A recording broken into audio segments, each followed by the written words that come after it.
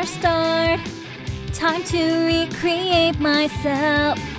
What will I find when I walk down this path? New friends, new goals, new challenges to be met. I will meet them, and I'm going to succeed. New year, first start, it's time for self-discovery. Episode 13. Unrefusable Conditions. Come in, Mr. Cruz. We've been waiting for you. A slithering sort of icy filth wiggled up and down Noah's back. He gave each of the three people a brief moment of inspection, starting with the headmistress, followed by Demi, and lastly, his attention fell on Miss Miyoshi. Miss Miyoshi sat beside the third empty chair in front of the headmistress's desk. A blank expression sat upon the demon teacher's face, which only heightened the anxious kinetic energy within Noah's stomach. Demi had not looked his way yet, and she frowned. She stared at the corner of the headmistress's desk, and her arms rested in her lap. The headmistress openly stared at him with the same sort of downward frown that she usually wore.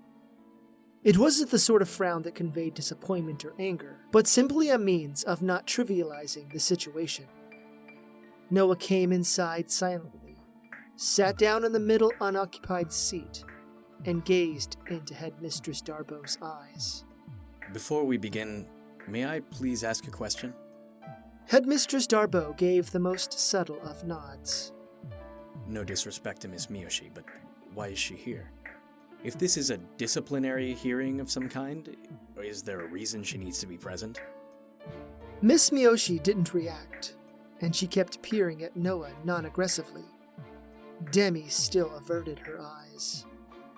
Mr. Cruz, is that what you wish to continue to be called? Why am I asking you that? The student body knows you as such, and to call you otherwise would be troublesome. Now, as I was saying, Mr. Cruz, Miss Miyoshi requested to be present, and I decided to allow her presence. I hope that is sufficient reason for you. If it is your wish, ma'am. Have you reached a decision on what you would like to happen? What I would like to happen? I would like for my school to be safe from outside threats. It seems that such a whim is not possible during this school year. Let me start off by saying thank you. You saved our students, our school, and our teachers from a gruesome fate. Secondly, I will admit I am most displeased that you kept your identity from me. Would you have hired me if you would have known I was an archangel war criminal on the run from both Heavenos and Helos? Probably not. You signed paperwork attesting that all of the applicant information you provided was true to the best of your knowledge. You breached the contract, and so thus I could terminate your employment right now. You could. I am a little curious why you're not.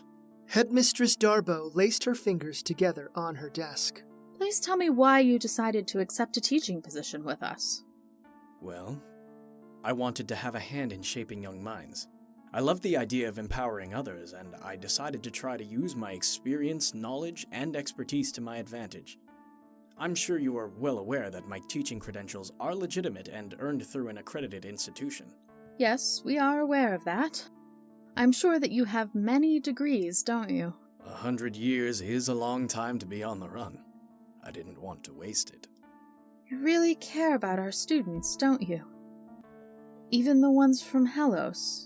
Ma'am, just because I fought in a war against Helosians doesn't mean I have any ill will toward them. Back then I was just doing what my commander told me. I regret the whole damned Bright War, and everything that happened in its wake and as a result. Demi spoke up and gave Noah teary eyes. I fought against you. Maybe not directly, but we were once battlefield enemies. I know. Both the headmistress and Miss Miyoshi remained quiet, but they watched as Demi turned around to face Noah. I went through decades of therapy because of that war. It took me so long to get over it. You, Marso, the Archangel Artificer, was one of the most hated enemies of the Helosian armies. She pointed at him, although she didn't touch him. I literally lost best friends in that war on the same battlefield where we both fought. Several tears trailed down Noah's cheeks, and they plopped down onto his lap. Headmistress Darbo's eyes opened a little wider, and she sat back in her chair. Miss Miyoshi licked her lips nervously, and she started fumbling with her fingers in her lap. Demi just stared at Noah. I know it means nothing, but I'm really sorry. Really, really sorry that I had to play a part of it. To be honest, I didn't want to join the military or the war effort. I didn't have a choice. You didn't? When an angel is discovered to have the gift of the words of creation, their lives are no longer their own. They're recruited and enrolled into a special academy where they're taught to harness their gifts. Typically, the lucky angel has to leave their family behind and go to a new, strange place. At least that's how it was for me. I actually enjoyed my time at the academy, until the Bright War broke out anyway. Once it did, all of the young artificer students were drafted by the Heavenos military, and we were forced to contribute to the war efforts. As a child, I never wanted to be a soldier or an artificer. What did you want to be when you were little? It's going to sound dumb, but I wanted to be a scholar and to be in charge of one of the great libraries in Heavenos. I'm sorry that you didn't get to be a librarian. To be honest, had you not been a part of the war, I'm convinced that Helos would have won. Still, there were monsters and villains on both sides of the conflict. I'm not guiltless. I've killed more angels than I would like to admit. Did you lose any loved ones or friends? Yeah, a lot of childhood friends, as well as my little sister. Demi placed a hand on Noah's. I'm really sorry. I'm really sorry too. Can you forgive me? I can one day. In the meantime, I still want to be your friend, okay? I hope that you can give me time. But on that same token, can you forgive me? You are forgiven, and I totally understand that you need time. I'm willing to wait as long as it takes. Thank you, Noah. Thank you, Noah. I have a question. You mentioned words of creation. Is that how you were able to create weapons and artifacts? Noah simply nodded. I see. Is that something that can be learned, or is it the capacity only available to those who are genetically disposed to the craft? I can't teach it to someone who doesn't have the innate ability. So I suppose it is genetic. What a pity.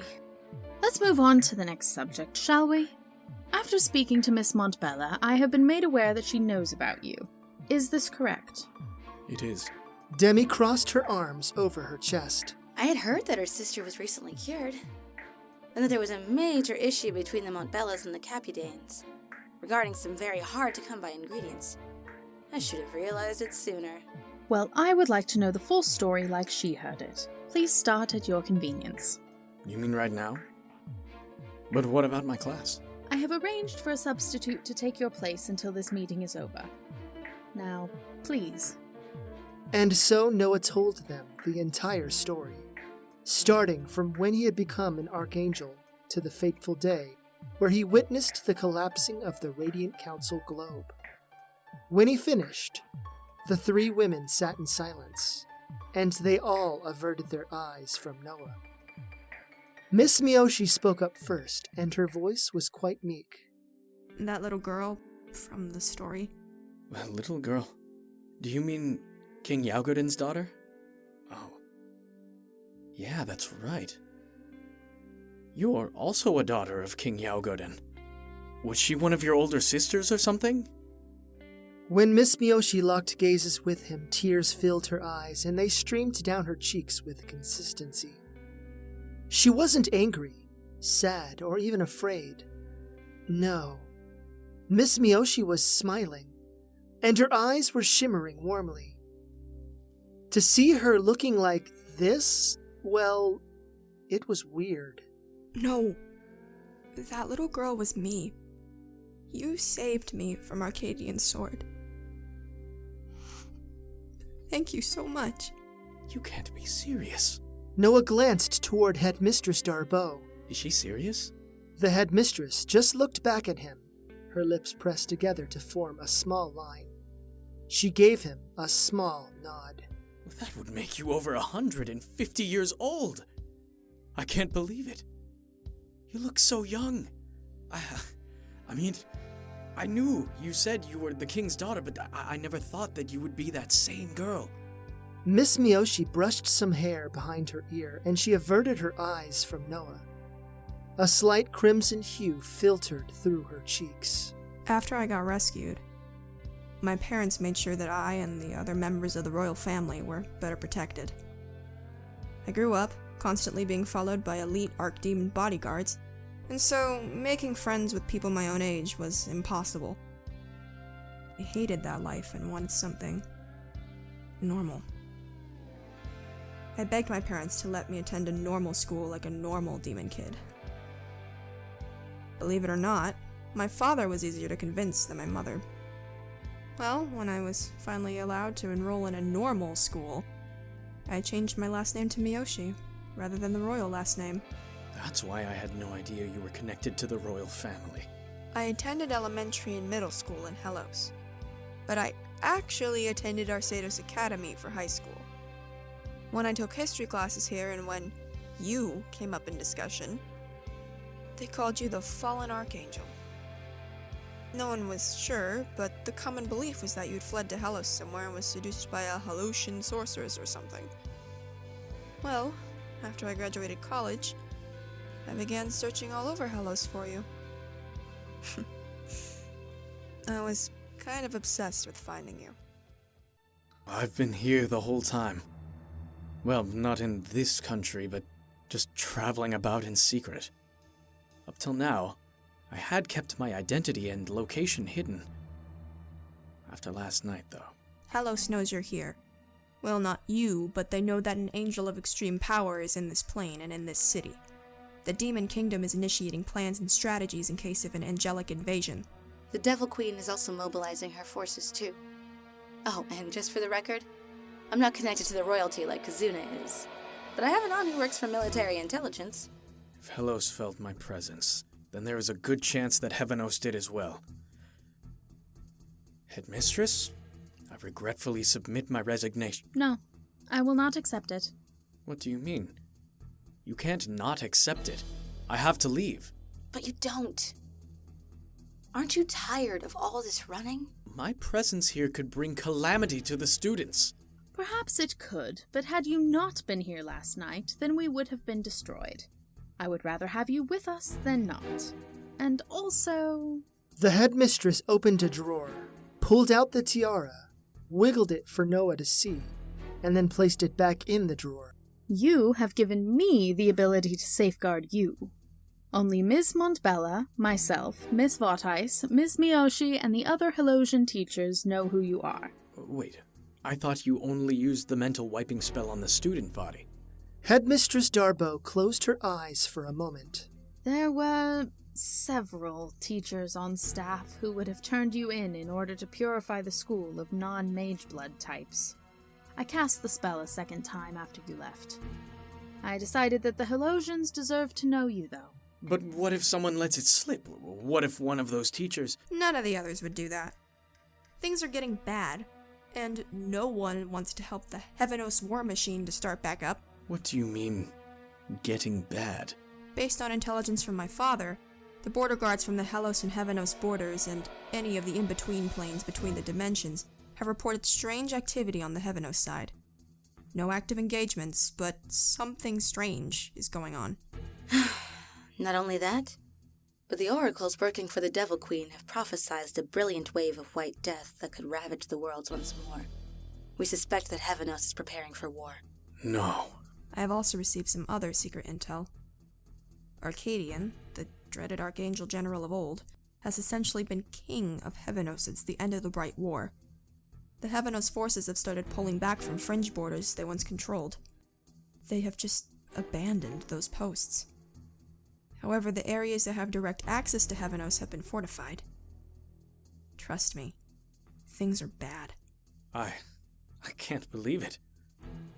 I had hoped never to see angels at war again. Headmistress Darbo leaned her head against her clasped hands. We can protect you, but in turn, we need something from you. From me? I'll gladly protect the school, but I don't want to fight against my people. And we're not asking you. What we need from you is something that you're kind of already doing. Noah studied them each in turn. You were all prepared to make a request of me before the meeting. Something only I could provide. I won't make you war machines and weapons. We don't want that either. My father has acquired some secret angelic intelligence from undisclosed sources, and we need your help. I don't want to contribute toward your war effort and translate angelic documents. Doing so would damn the young people of my race. Realize not doing it damns your people, and I am sorry. I truly am. I knew you were going to say that. That's why I have a counteroffer. Oh? Would you be willing to teach a night class for adults and teaching them the basics of angelic? You want me to teach my language? Oh yeah. It would help us immensely. And you wouldn't be directly contributing to any war efforts. You'd just be saving lives. Aside from assholes like Victor Donaldson, most of the Demon Kingdom doesn't want the war to resume. And no one in the Devil Kingdom wants that either. Who would take the class? Well, I, for one, as would my father and his closest ring of advisors, with the exception of Victor Donaldson. Your father? The king of the demons? The man I once stood toe-to-toe against? Yes. And I'm sure the Devil Queen would send an entourage to learn as well. I assure you that if you agree to this, the class will remain a closely guarded secret, and only those who we approve She gestured between herself and Noah. will be allowed to take the class. In addition, I will increase your salary by 28%. 28%? That's an extra 10 grand. Yes, it is. I will also be in attendance in the class. All of this will serve to better protect our students and the families of our students. Well, when you put it that way. So you'll teach a night class then? Yes, ma'am. Noah entered the classroom, and the conversation stopped. The substitute teacher, a young mage-blood man named Mr. Cornelius, had been leading the class on some intermediate demonic language exercises. Oh, you're back. If you want, I can finish the class. There's only 15 minutes or so left. That's okay. I'm happy to pick up where you are. Feel free to take a break. Mr. Cornelius nodded and started to collect his things. Noah moved to the front of his class, gave the students a quick glance, and he opened his mouth to speak. A young girl sat in the row closest to the window, second seat from the back. She was tall, had brown skin, long black hair that had been tied into a pair of small buns on the back of her head, and a pair of green eyes. Do we have a new student today? Yes, sir. She just transferred in today. Today? I'm surprised I haven't received the paperwork on it. But then again, I did have that meeting this morning. A warm smile creased on Noah's face, and he gave the new student a slight bow. Would you please stand up and introduce yourself? I'm sorry if you have already done this for the rest of the class. The girl stood up straight, and her movements were quite graceful and refined. She wore the typical uniform, and the only jewelry she had was a pair of silver earrings, a small pearl pendant around her neck, and a silver ring on one of her fingers. Good morning. My name is Diane Escantes. What is your name? Well, my name is Mr. Cruz, and I'm your homeroom teacher. I had a meeting with the headmistress this morning. Otherwise, I would have greeted you. Welcome to Arceados Academy. We're glad to have you. Many of the students said welcome, and Diane's cheeks flushed a little. She sat back down, and a small, uncertain smile appeared. She averted her eyes for a bit as Noah continued to discuss the exercise that Mr. Cornelius had started. Once class ended, Noah collected his things and moved to his next classroom. The rest of the day had gone on like many days that preceded it. None of the students treated him any differently, and even the teachers greeted him warmly. At the end of the day, Noah checked his schedule. To his surprise, there weren't any obligations for him that day. He left the teachers' offices, left through the front doors, and then started to head to the gate. Mr. Cruz, wait! Noah stopped and braced his whole body. A wild unease flickered in his spirit, and he slowly turned around. Miss Miyoshi moved up to him, and a small awkward smile was on her face. Her eyes radiated with a kind shimmer. Miss Miyoshi, is everything okay? She licked her lips for a moment, no doubt to moisten the unease of dryness. When it's just us, you can call me Kazuna. Would it be fine if I called you by your first name in return? I understand if that's too informal. No, I suppose that would be fine. Kazuna. She smiled wider. So, is everything okay? Kazuna started walking and gestured for Noah to follow. She moved to the gate and then in the direction that he would have taken. It's fine, as far as I know. I wanted a chance to talk to you one-on-one. May I walk you home? Sure. If you want to. I'll be honest, I figured you'd be more angry at me than Demi was.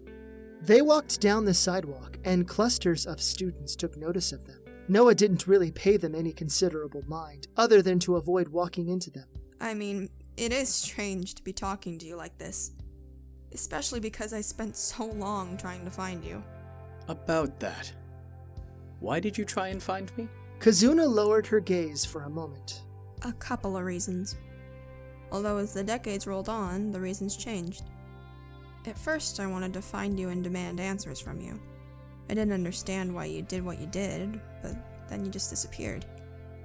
Other demons and devils said that you had turned traitor against your people, but none of my father's aides or advisors knew anything about you.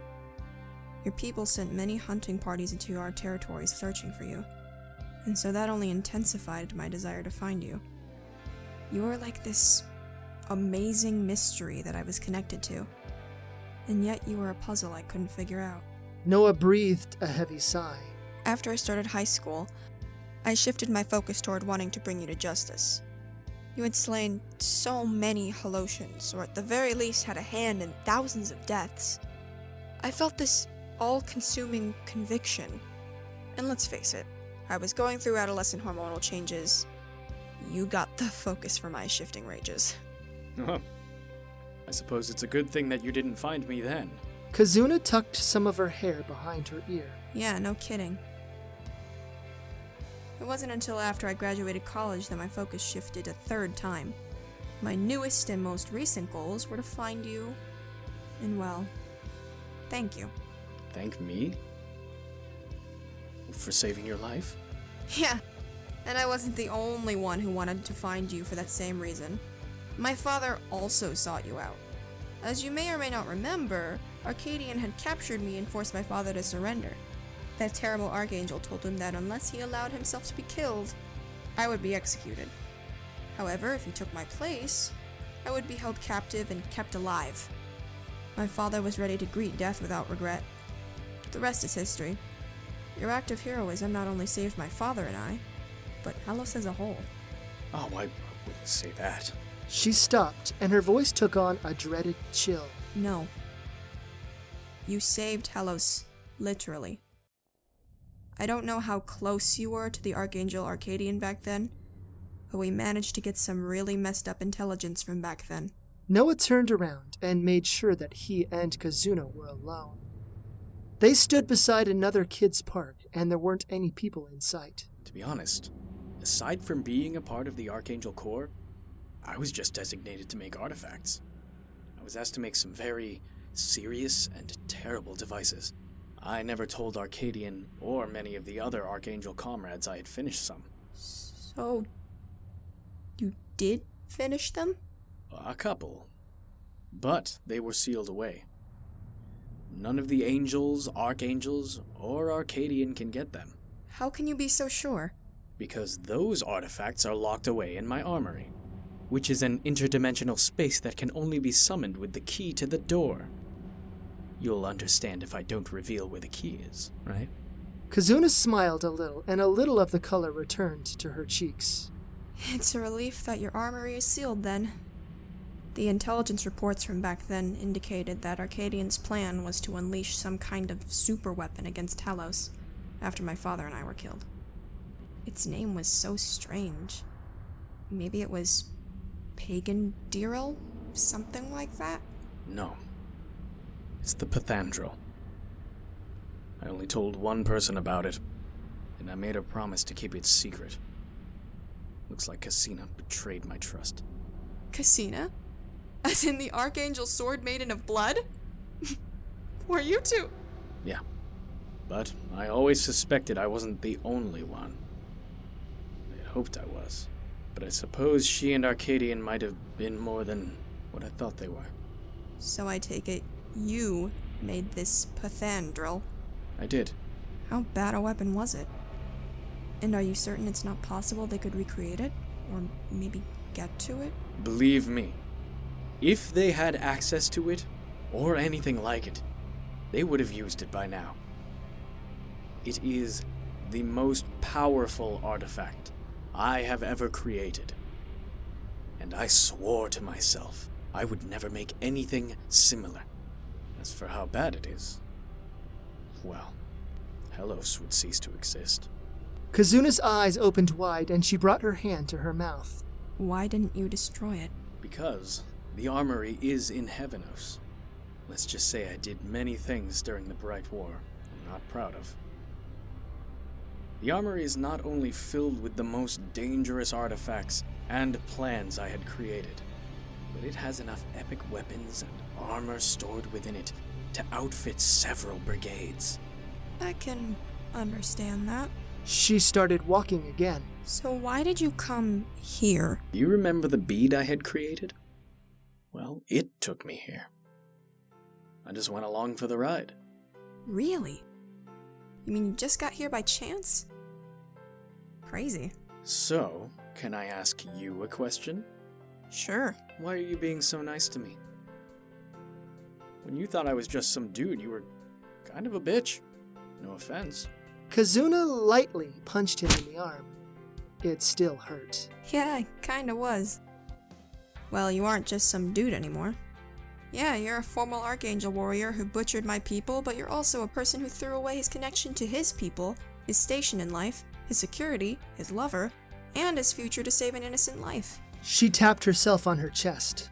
A Helosian life. A sly twinkle sparkled in her eyes. You're also the dumb bastard who armed a Helosian student with a mega powerful weapon so he could defend himself and the girl he was crushing on. Despite you being you stood up for my kids. Just those things alone, you've earned at least a little more kindness.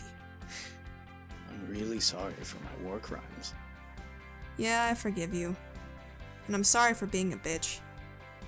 Can we become friends? Sure. I don't see why not. They arrived at Noah's apartment, but they stopped when they noticed Demi leaning against the staircase railing. Demi had a bag of what looked like takeout food. Demi's eyes first fell on Noah, and then she noticed Kazuna. Oh, I didn't know you were going to be here, Miss Miyoshi. Kazuna crossed her arms over her chest. I could say the same to you, Miss Votface. Demi's nervousness fell away, and she suddenly became a lot more serious, which only intensified Kazuna's own resolve. Before either of them could speak, a younger voice called out. Noah! Demi, Noah, and Kazuna turned to see a younger girl skipping up toward them. Doma grinned and giggled. I win! I got here first! Got here first? Who's the kid? A few moments later, Issa ran around the corner. Her cheeks were a little flushed, and she had to catch her breath. She had some bags with her, with the logo of a local fried chicken restaurant on it. Issa looked at Noah, then at Kazuna, and then at Demi. Doma yanked on Noah's sleeve. Is there some kind of party going on? Episode 14. Dinner Party. This is just nice. Isn't this just nice, Noah? We have a whole fuck ton of people tonight. Unexpectedly. The fox sat on his couch, right beside Doma, while the other guests tonight sat around the table. Demi and Issa sat on either end of the table on a couple of pillows, while Kazuna sat right beside Noah on the other couch. The air dragged down on them all, and despite the hot food and plates placed on the coffee table, no one had taken any or started eating. No one smiled aside from Samuel. Mischief danced in his eyes. Doma just kept turning her attention from one person to the next, and her bottom lip quivered. Demi, Issa, and Kazuna just kept staring off into space, with the same sort of expression. Tight mouths, slightly wrinkled brows, and maybe just a hint of disappointment. Noah sat still, with a mortified expression on his face. I'd like to express my gratitude at your collective generosity. He peeked at Issa. It's been such a long time since I've eaten fried chicken. It smells great. And to you, Demi? His smile grew a little more. I love stir fry. It was so kind of you. And Kazuna, was it? Thank you for bringing. He paused, and his face contorted mockingly. Oh, wait. You didn't bring anything with you, did you? Kazuna narrowed her eyes, and a dark rage flickered in her irises. That's okay. It's fine that you're eating anyway. I mean, after all, you've known our boy the longest, technically. Demi and Issa flashed Kazuna a brief glance before they sought out random objects elsewhere in the apartment. Samuel's smile expanded wider. Really? You've known him the longest? Were you two friends from a long time ago? Not really. He just saved me from someone absolutely terrible is all. Saved you? Doma tilted her head, and then delight exploded across her face like fireworks. Wait! Are you the little girl? The one he saved at the Angel Castle? For a moment, Kazuna just stared at the young middle schooler, and then she turned a weighed glance on Noah. Holy hellos! You told her about what you are before me, too? Demi brought up her knees to her chest. Funny you sounding so possessive, considering that you didn't even know who he was until last night. Oh shit, that's right. But then again, didn't you both find out at the same time? Which reminds me, why did you get to be the one who sat next to Noah for dinner? Dude, stop it. This isn't funny. Fuck you! No! Samuel's tail whipped about frantically. This is way better than reality TV. Please stop being mean. I don't like it when you're mean. Samuel's ears flattened, and he let out a heavy sigh. Okay. Whatever, I'm not being possessive. Why are you acting so huffy? You fought against him. To be honest, I forgot you were so old. I am not being huffy. And the fox brings up a good point. Why are you sitting beside him? You've been mean to him for most of the year. I wasn't being mean to him specifically. I'm that way with everyone who isn't a demon. You know how it is for our kind. Those damn purists are the fucking worst. She paused and gestured toward Issa. No offense. And what's that supposed to mean? I'm not a purist just because I'm a mage blood. I'm the most accepting person ever. In fact, I didn't freak out like you two when I found out about Noah. In fact, I found out first. That's because Noah is compassionate, and you needed special ingredients for your sister. Had your sister not been cursed, then Noah wouldn't have even told you who he was. Hey, so how about that angelic class I'm going to teach? That's going to be fun, right? Everyone stopped and glanced at him. Samuel arched an eyebrow at him. You're teaching a class on the language. Doesn't that conflict with your stance on not getting involved? Well, unfortunately, I don't have a choice in the matter. After unleashing my power like I did, Evanos is going to start hunting us more intensely. To be honest, I'm tired of running. I understand if you want to part ways. It'll probably get worse before it gets better. What kind of cold-hearted motherfucker do you think I am? We ride or die. Simple as that. Still, I'm a little confused. You're teaching a class to students. Oh, no. Only adults. Aw, but I want to take the class. Sorry, kiddo. The stipulation that he placed on the class was that only adults and select teachers could take it. If he's going to start offering angelic lessons for kids, then you best believe I'm going to cram that class so full of Hellotians there won't be room for anyone else. I understand. Well then, can I take it? I'm an adult, and I'm interested. Kazuna opened her mouth to rebuttal, but Demi said, I don't see why not. Since you know about Noah and you're interested. Demi flashed Kazuna a sparkle of the eye. Issa gestured silently to Doma and then winked, which caused the little girl to grin. So why are you offering the class? Noah pointed toward the food. Hey, let's talk while we eat. I'm starved. No one spoke while the food was passed out and selected, but as soon as people had full plates before them, Doma asked a question. Well, I suppose since you know about it, it's okay for me to say some things. Just keep it secret, okay, Squirt? Doma nodded eagerly. I mentioned this during our meeting with Headmistress Darbo, but we've gathered some intelligence on the state of Heavenos and its action over the last year. It's quite alarming, and we are also intercepting angelic communications. The downside is that none of us speak angelic. Have you told your father about me yet? Kazuna winced and then nodded. Great. Just great. Yeah, he had mixed emotions when he found out. Anger, confusion, but concern mostly. Concern? Like, for your safety and the safety of the demon students? Yeah, but more than that. For the state of this realm itself. You magebloods may not see it that way, but this realm and dimension, or whatever you want to call it, is sort of a colony for my kind. We want to protect it and maintain access to its resources and such.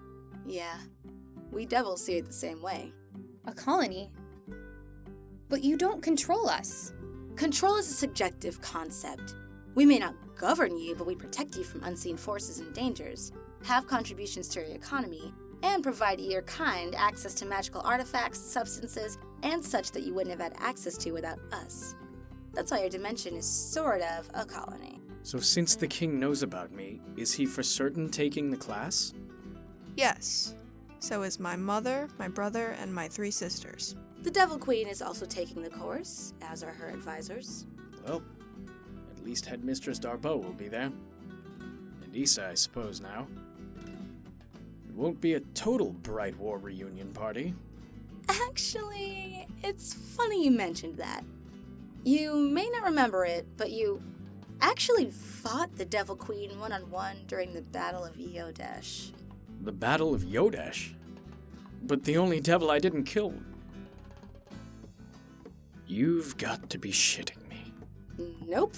Just so you know, she is really excited to see you again. Doma waved her hand for a moment. Excuse me, Ms. Vatheis? I have a question. Yeah, sure, what's up?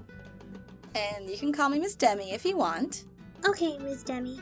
I've heard about what it's like to fight in the Bright War from Mr. Noah's perspective, but can you please tell us a story about something you remember? I mean, if it's not too painful or triggering. Something I remember? Demi tapped her lip with her forefinger. How about I tell you about the Battle of Yodesh? I fought in the battle, and even got to see the fight between Marzo and the current queen. Yay, thank you! Yeah, this does sound pretty interesting. I've often heard about demon stories, but I've not heard a lot about devil experiences. Okay, so where should I begin exactly? Yodesh. Of all places where battles had to be fought, Yodesh should not have been one of them. Once upon a time, the world of Yodesh had been lush, flourishing, and beautiful.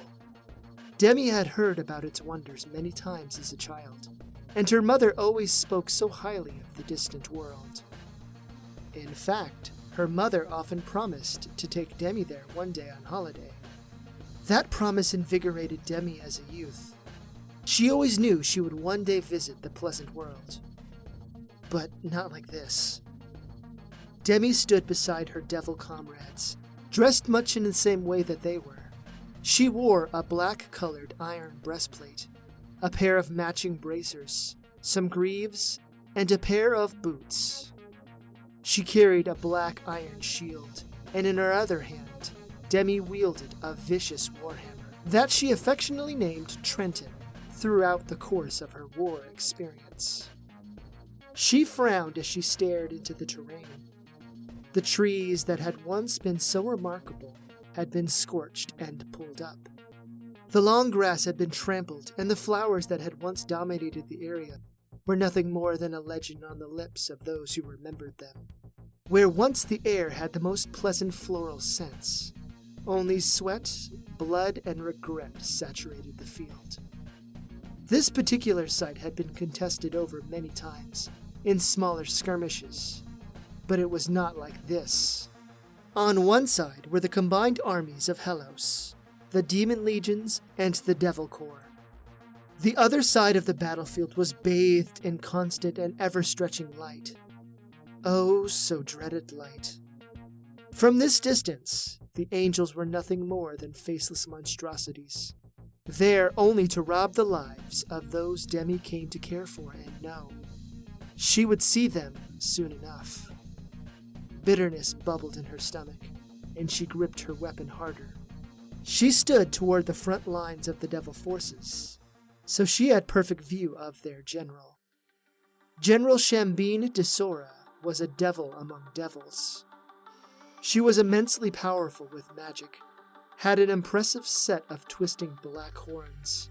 She came from incredible pedigree, and to boot, she was the most delightful person to talk to as well. Well, in normal circumstances anyway.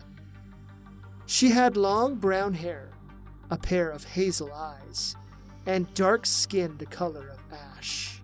My brothers and sisters, we stand on the broken remains of what once used to be paradise. Once it was a spectacular treasure that was valued by all. But they, she gestured toward the opposing army, sought to take all of its bounties for themselves. They came here with their armies, their talk of purification, and their greed. They ruined this world and ravaged the lives of those who lived here. Are we just going to stand by and let them swallow Yodesh whole? Demi joined her voice among her peers. No! Then steel your spirits, for if we can win the day, Yodesh can be rebuilt. The Devil General drew her weapon, a scythe that carried the name Soul Bleeder, from the air and raised it above her head. Roar for me, devils! Roar for me!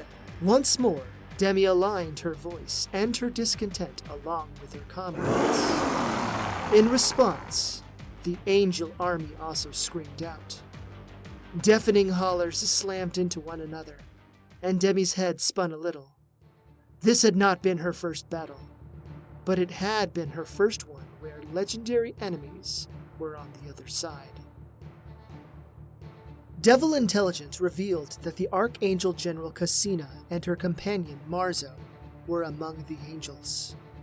Cassina was deadly in her own right, for every devil had heard of the masterful grace and the skill of the terrible Archangel warrior. However, Marzo's name sent violent and sickening shivers down Demi's spine. While Marzo lacked the experience and the skill of the previous Archangel, Marzo brought about other complications with him. The knowledge of the effects of his weapons, armor, and artifacts were not lost to devil kind. Like many other devils around her, Demi activated her latent magical abilities. Her muscles quivered, her fear dripped away to the back of her mind, her skin lightly crystallized in a layer of thick tissue, and her warhammer shimmered with a faint blue light.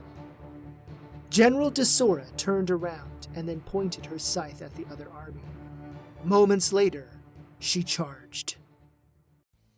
Demi's legs moved on their own, and a great pulse of fear and dread flickered in her stomach. She pressed it down, but its presence was not something she could overlook.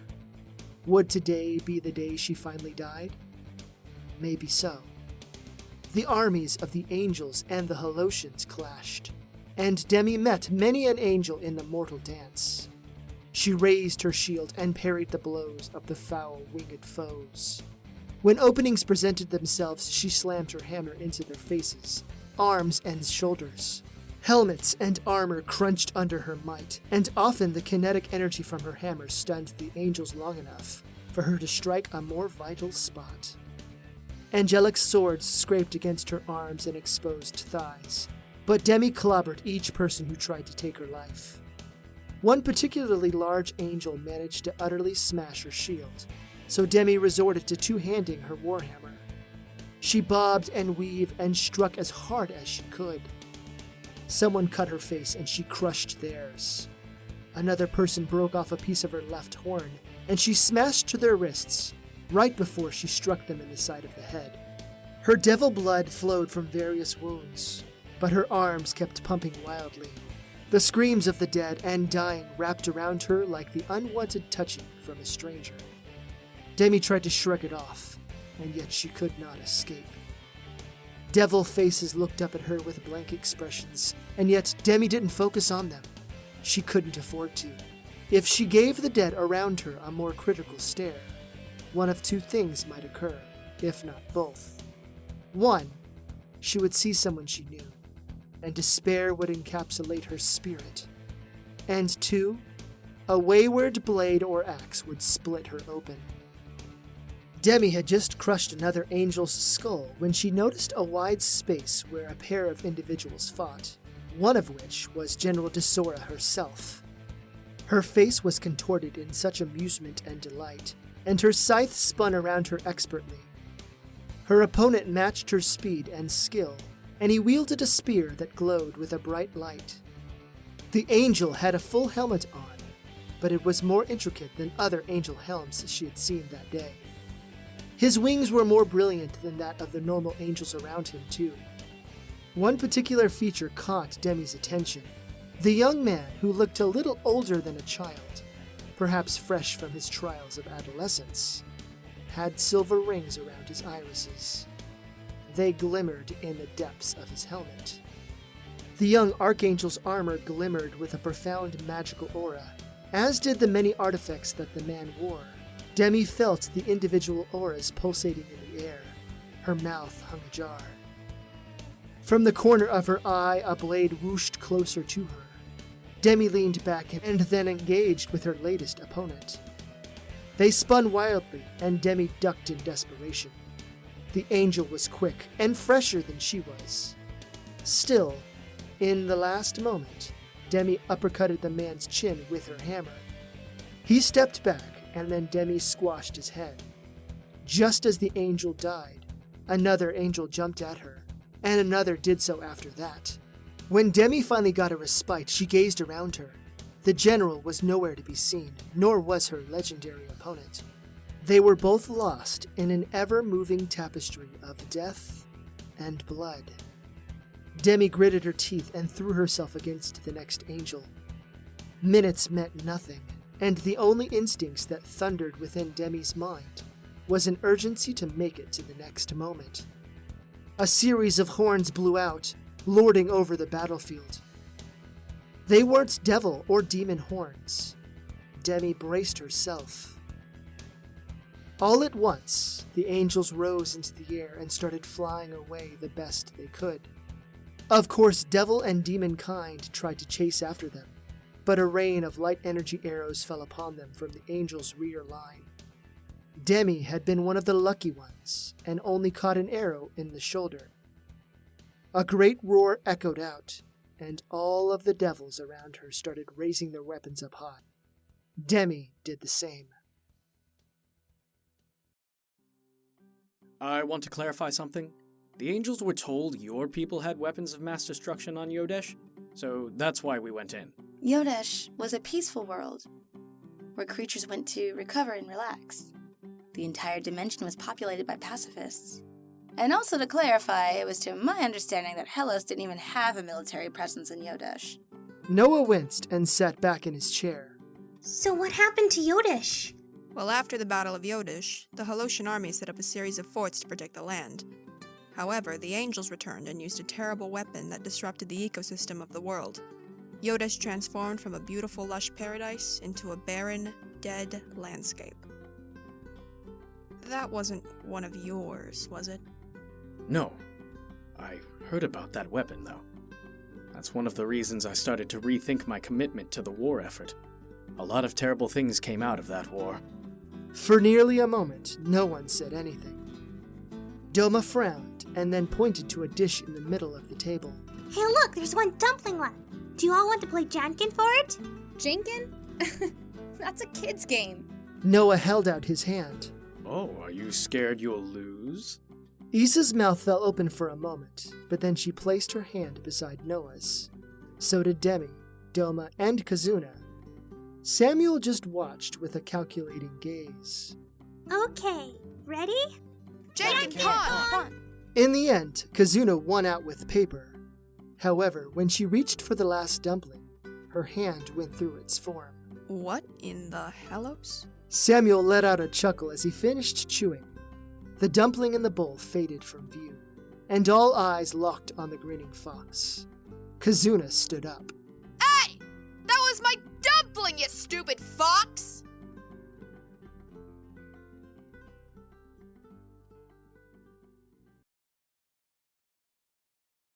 Episode 15. Obligatory beach episode. Okay, listen up, everyone. Noah smiled as he looked toward the back section of the bus where all of the students were seated. His homeroom class sat intermixed with Kazuna's. The students talked to their neighbors, they laughed, they listened to their music, and anything and everything else but turned their attention to Kazuna, who stood up at the front. The excitement in the air was so strong, it was nearly toxic. Rather than wear the school uniforms, the students wore their casual clothing. Among the students, Diane sat on one of the aisle seats. Whereas her peers spoke to their friends, Diane just sat there, with her hands resting in her lap, and her eyes dancing around to each of the groups. Uncertainty swept in her eyes. I said listen up! The students' eyes turned up front, and they became rigid, as if they were preparing to listen to a lecture. Noah grinned a little wider. That's better. Now, since you're all first years, this is going to be a new and exciting experience. Don't screw this up, or your next year's trip will be to a mall. I swear to Hellos I can make that happen. No one said anything, and so Kazuna continued. Now, as per the tradition of our great school, we take first years to Kahoma Beach for fun in the sun and in the surf. Someone, a young man from Noah's class, let out a cheer, but stopped mid-yell when Kazuna looked his way. It's okay to show your joy over something like that. I said we're going to Kahoma Beach! This time, the entire bus cheered loudly, and the smiles returned to the students' faces. When Kazuna raised her hand up, they quieted down, but the joy still remained. Mr. Cruz and I are going to be your chaperones, but other teachers from first-year classes, as well as some other volunteers, are going to be at the beach as well. We want you to have fun, but you also need to follow our directions if something does arise. Do you got that? Yes, ma'am! There are usually several great meal trucks to order food from, and there are also several little restaurants near the beach. You are not allowed to leave the beach area. Break the rules, and you'll have to deal with me. Yes, ma'am! And one last thing. Any student caught doing anything inappropriate, either with your magic or otherwise, will be dealt with severely. Kahoma Beach is a public beach, so there will be normal humans there. Do not do anything that would tarnish the reputation of the school. Other than that, have a great day! Kazuna gave the students one last raised hand, and then gave them a wink. The swelling need for their attention faded, and the students returned to conversing with one another. Kazuna sat down beside Noah, but peered ahead for a moment, perhaps to check their route. I suppose this is your first time going to Kahoma Beach too, huh? Yeah, I've never been to Kahoma Beach before, but I have been to a ton of other beaches. This trip sounds really fun. A dark twinkle flickered in Kazuna's eyes. Oh, it is. Remind me to tell you about what's going to happen later when the students are out of earshot. What's going to happen? What do you mean?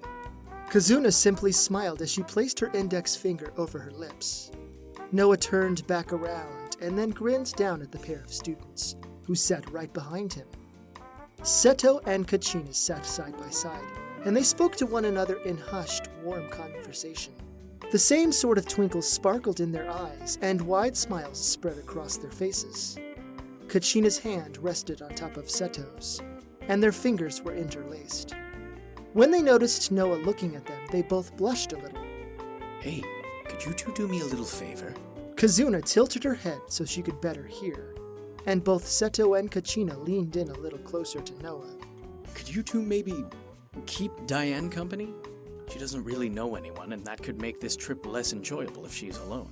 Kachina nodded and gave him a thumbs up with her free hand. Sure.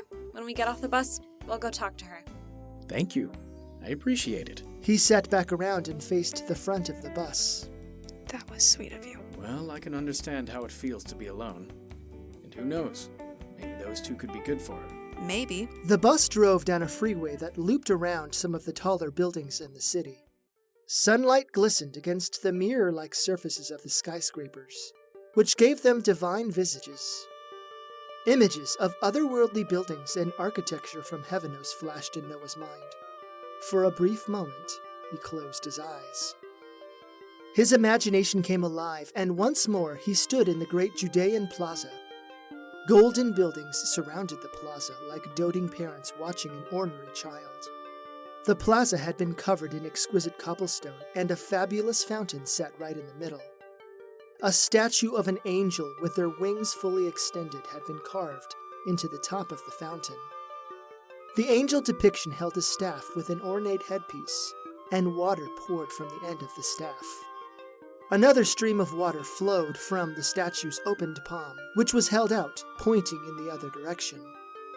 When the water cascaded down, it magically swirled around in looping arcs. The fountain itself had been a marvel of one of the greatest artificers Heavenos had ever seen. And in truth, it had been a major influence in Marzo's desire to continue on the path of the artificer. Something nudged him, and so Noah opened his eyes. Kazuna grinned at him. Did you fall asleep? I was just lost in thought. I was thinking about home. Home? Were you thinking about bad things? No, actually. I was just remembering this really cool site in the smaller city I grew up in.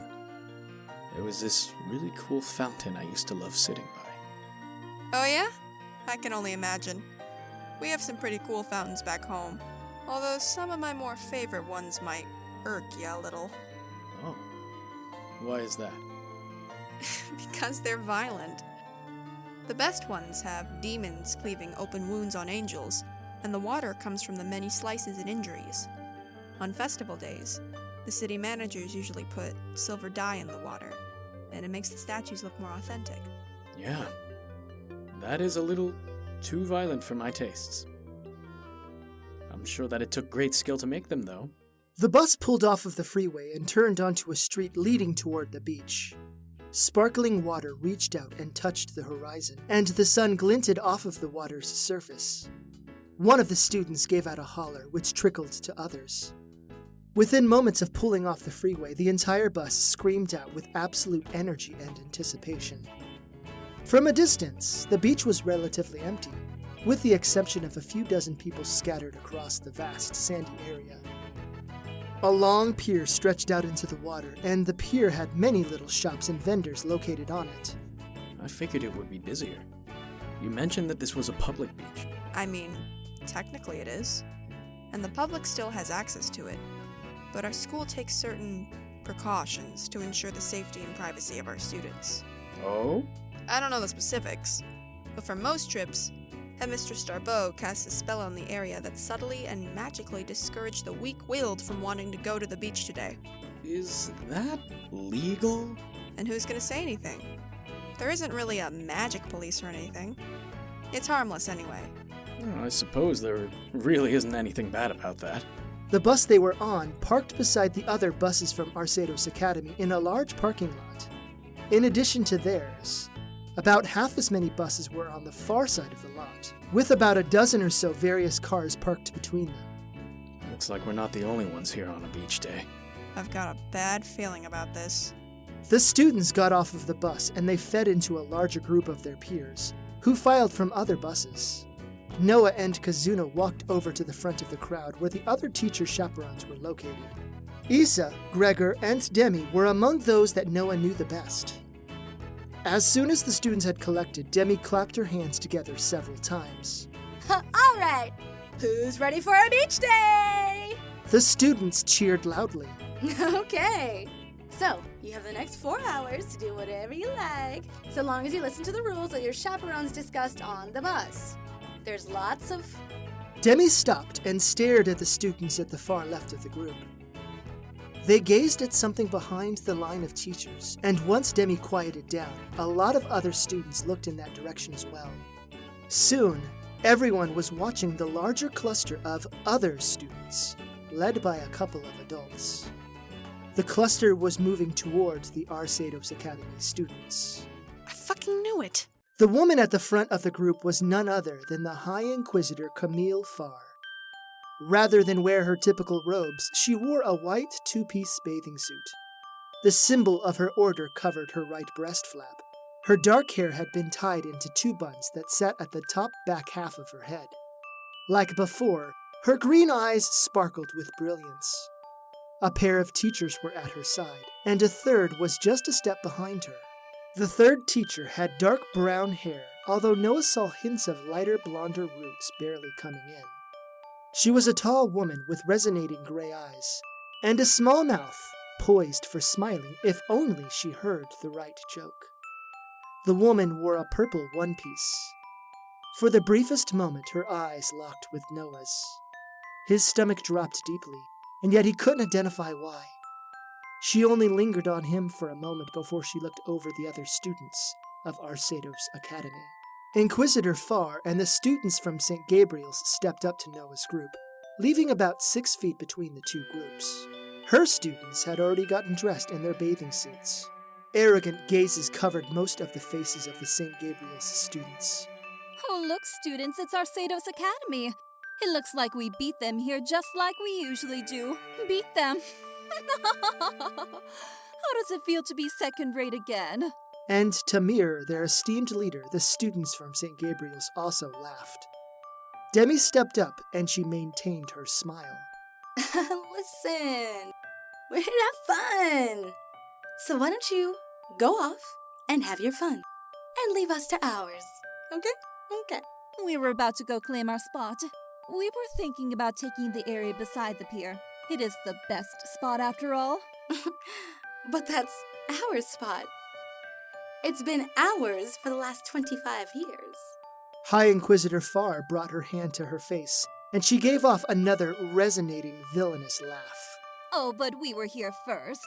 It looks like your school is going to have to take the only open spot left, which is on the far side of the beach. Demi clenched her jaw and she crossed her arms over her chest. She opened her mouth to speak, but Kazuna stepped forward. Listen here, you pretentious little twat. How about we compete for it? Compete? That sounds absolutely delicious. What did you have in mind? We can't do Essence Ball here. No, we can't. But we can do beach volleyball. She stepped forward and pointed at the Inquisitor. Let's have a massive beach volleyball tournament between our students. The winning team gets the spot by the pier. So are we choosing one team to represent us or multiple teams? Obviously multiple teams. More of a chance to put you stiff robe-wearing bitches in your place. High Inquisitor Farr chuckled and then pointed at Kazuna. No, it is you foul creatures that will be put in your place. Get dressed, form your teams, and meet us in the middle of the beach. We'll take care of the randoms. They can watch us beat you. She started to walk away, and the students of St. Gabriel's all gave the students of Arceados Academy dark looks. When they were gone, Kazuna turned around and raised both of her hands up high. Are we gonna let those dogmatic, arrogant little pricks and she-pricks take our spot? No! That's what I thought! Go get dressed and then form teams of 6. Let's bring those motherfuckers down! The students cheered, and then they started running toward the outdoor changing rooms. Issa shook her head and turned to Kazuna. A beach volleyball tournament? I think it's a great idea. Maybe it could be a yearly tradition. The upper class students could give the incoming first years a mission to uphold the honor of our school. We should probably get into our bathing suits too, if we're going to be in the water. Noah followed the others to the changing rooms, and he walked into the men's side of the facility. When he walked in, many of the boys were already in the process of changing their outfits. Noah averted his eyes and chose an unoccupied stall in the back of the room. His bathing suit was a pair of red shorts with yellow island flowers spread all over it. Rather than go shirtless, Noah kept on an A-shirt. He overheard some of the boys talking. Man, did you see some of those St. Gabriel's girls? Damn! I'd love to get cozy with some of them, if you know what I mean. Are you kidding me? She would exercise your demon ass. I mean, I'm down for some rough play prior. Yeah, that's what I mean. Other boys in the dressing room laughed out loud and they slapped hands together. Noah simply rolled his eyes and secured his belongings. Another student conversation caught his attention, though. So, Seto, what's up with you and Kachina? Yeah, I've never had gin pushy before, but I bet... There was a loud thud, followed by a slam against the lockers. Noah whirled around to see what the commotion was. Seto had pinned a boy twice his size against the locker, and a wild sense of wrath flourished in his eyes. When the boy tried to push back, Seto pushed all the harder and kept him in place. Shut the fuck up. Don't talk about Kachina like that again or I'll knock all of your teeth out! Noah cleared his throat and suddenly the other students noticed him.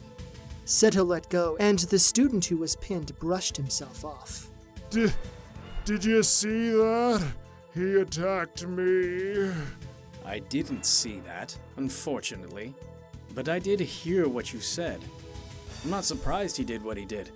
If I take action, it will be against both of you. But I didn't do anything wrong. Oh, really?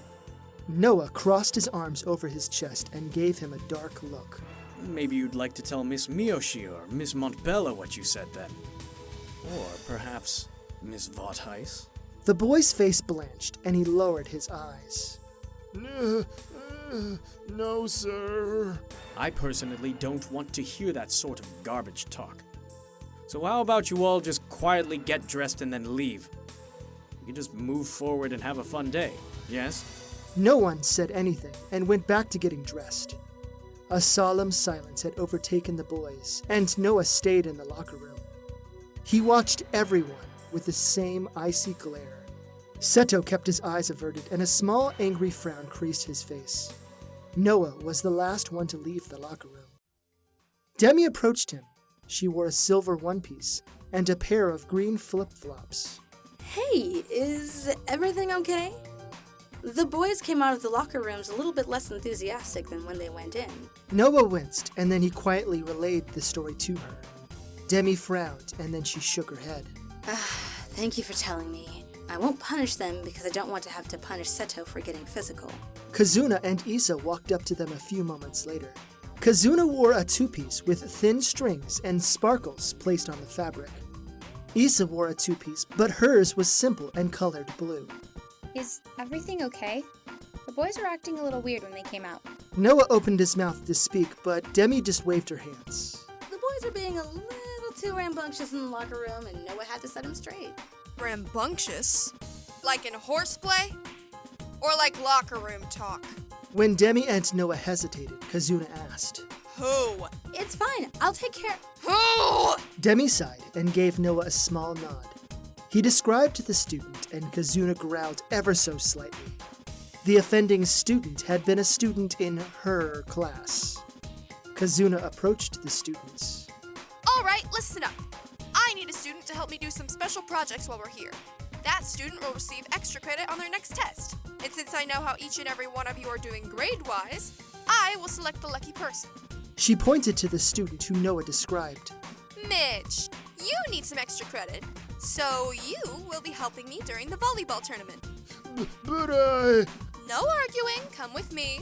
Kazuna walked off toward the buses, and Mitch was forced to follow. As Mitch passed Noah, he gave Noah a dark glare. The students started to collect into teams of 6. Seto, Kachina, and Diane were all on one team. By this point, Seto's smile had returned, but when he came out before, he had a disgruntled frown. Kachina immediately prodded into him, although Noah couldn't hear if he told her or not. When the students from Arceados Academy got to the prepared playing field, a series of 3 individual courts had been set up. The normal people who had been in the spot before lined the far edges of the playing field, and they watched Arceados Academy's approach with absolute eagerness. High Inquisitor Farr walked over to them. Okay, we have 10 teams. How many does your school have? 9. We have 9. Looks like we have an advantage. How fortunate. Okay, let's write down numbers on scraps of paper and then decide who's facing who. Demi agreed, and they managed to decide the various matches that would decide the most coveted spot on the beach. Noah watched the various students take the field, but noticed that the strange teacher watched him closely. He looked away, but when he looked back a minute later, she still stared at him with intrigue. Something about her tugged at him, and the recollection twisted his guts in knots. Issa stepped in front of Noah, and she glared at the teacher. It was only then that the teacher smiled and then looked elsewhere. What the hell was her problem? I noticed she was making you uncomfortable. Some people are rude. I don't know. She looks sort of familiar, but I can't place it. I don't recognize her. I don't think she was among the teachers who attended the Essence Ball game. Maybe it's just my mind tricking me into thinking I know her. After all, I've traveled all over this world, and I've met so many people in the last century. Someone blew a whistle, and the games started. Kazuna came back, and Noah glanced her way. Where's the student? He's cleaning the interiors of the buses as a thank you to our drivers. I'll release him once the games are done. Damn. The games were pretty eventful, and the students appeared to have a grand time. Seto, Kachina, and Diane's team did pretty well. With each game won, Diane grew more animated, and both Seto and Kachina kept congratulating her on her excellent saves and scores. It came down to the last 6 teams, and things didn't look good. St. Gabriel's had 4 of the teams, while Arceados Academy only had 2. You can do it, Arceados! Don't give up! Kick their holy asses! Crush them! Show them our dominance! The strange teacher stepped forward and called out, Let's fight for the victory of St. Gabriel's, shall we? Noah's blood ran a little colder, and something icky swirled within him. His eyes met with the teacher's. She smiled devilishly, and then turned away. Noah scanned her body, and sure enough, he found what he was looking for. The teacher wore a silver ring on her right hand, much like Noah's. Noah watched the students play, and from the peripheral vision he saw that the teacher no longer watched him. He didn't directly look at her, but he still observed her as discreetly as he could. The final game, and an Arceados Academy victory, came down to resting on the shoulders of Seto, Kachina, and Diane's team. But unfortunately, they lost. Hours had passed, and the sun was starting to set over the distant pier. Oranges, yellows, and purples covered the sky above the pier, the ocean, and the sand. Most of the students were still on the pier, no doubt having fun. Other teachers were the chaperones on the pier, so Noah got a chance to sit on the beach. He watched the sun melt the world into brilliant art. Issa, Demi, and Kazuna sat down beside him. Today was a good day. Even though we lost, I'm happy to see that the students had a great time. Yeah. Even though we didn't get the spot near the pier, at least we get this amazing view. Kazuna nudged Noah. What's up? You've been quiet ever since the end of the games. Did our loss really affect you that much? No, it's not that. I recognize who the teacher is. Oh? Why do I get the feeling that I'm gonna hate your answer? Noah lowered his gaze and stared into the ocean. I'm pretty sure that it's Christina. I don't think that's possible. Why do you say that? For a brief moment, Kazuna and Demi looked at one another, and it was the kind of look that individuals exchanged when they both knew a secret. Rather than Kazuna, it was Demi who answered. After the rescue of Kazuna and King Yalgodin, there were several really intense battles that destroyed entire worlds.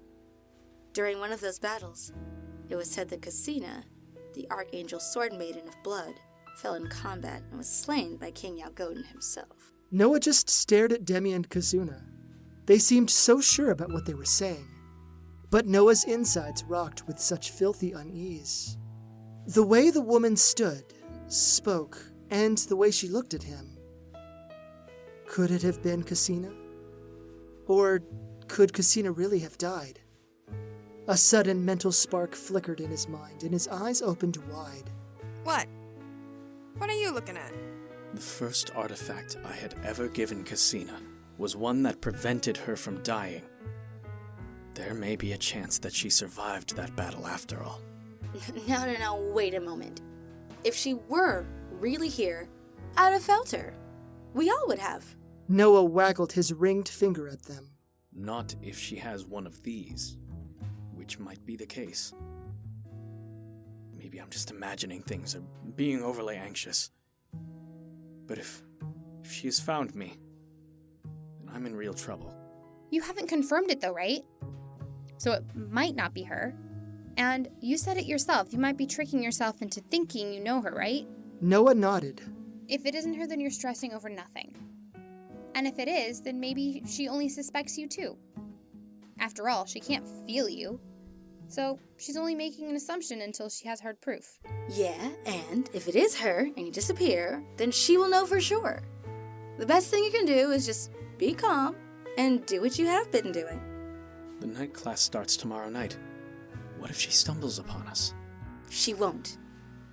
Headmistress Darbo has already taken precautions, and she'll come up with more once I tell her about this new teacher development. Don't worry about that stuff for now. Right. For now, let's just focus on the sunset and let our stress melt away.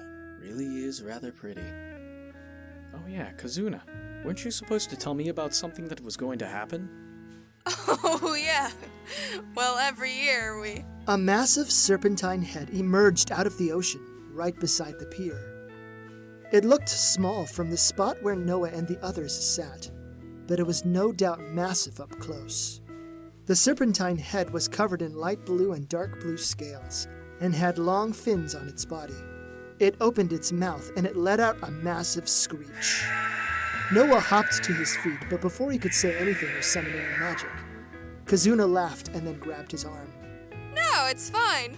That's what I was trying to tell you. It's an Arceados Academy tradition for the teachers to scare the living shit out of the first years by summoning a massive sea monster for them to fight. It's so funny to see who runs away and who fights. But what if students get hurt? Or normal people on the pier? Hey, don't worry, it's just a harmless prank.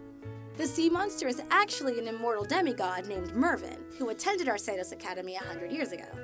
None of the students can actually hurt him permanently, and Mervyn loves doing it. Oh, so... we just sit here and watch? Yeah. I remember when I was here on our field trip to the beach. The sea monster scared my friend Tracy Marcinko so bad, she crapped her swimsuit bottoms. It was so funny. Ugh, and so gross. The light from the setting sun glinted off of Mervyn's scales, and it was actually quite breathtaking to see. Despite the beauty of the sunset, Noah's spirit still swirled around violently. An invisible shackle clenched around his neck, and now he was stuck. He couldn't run, which meant he had only one option left.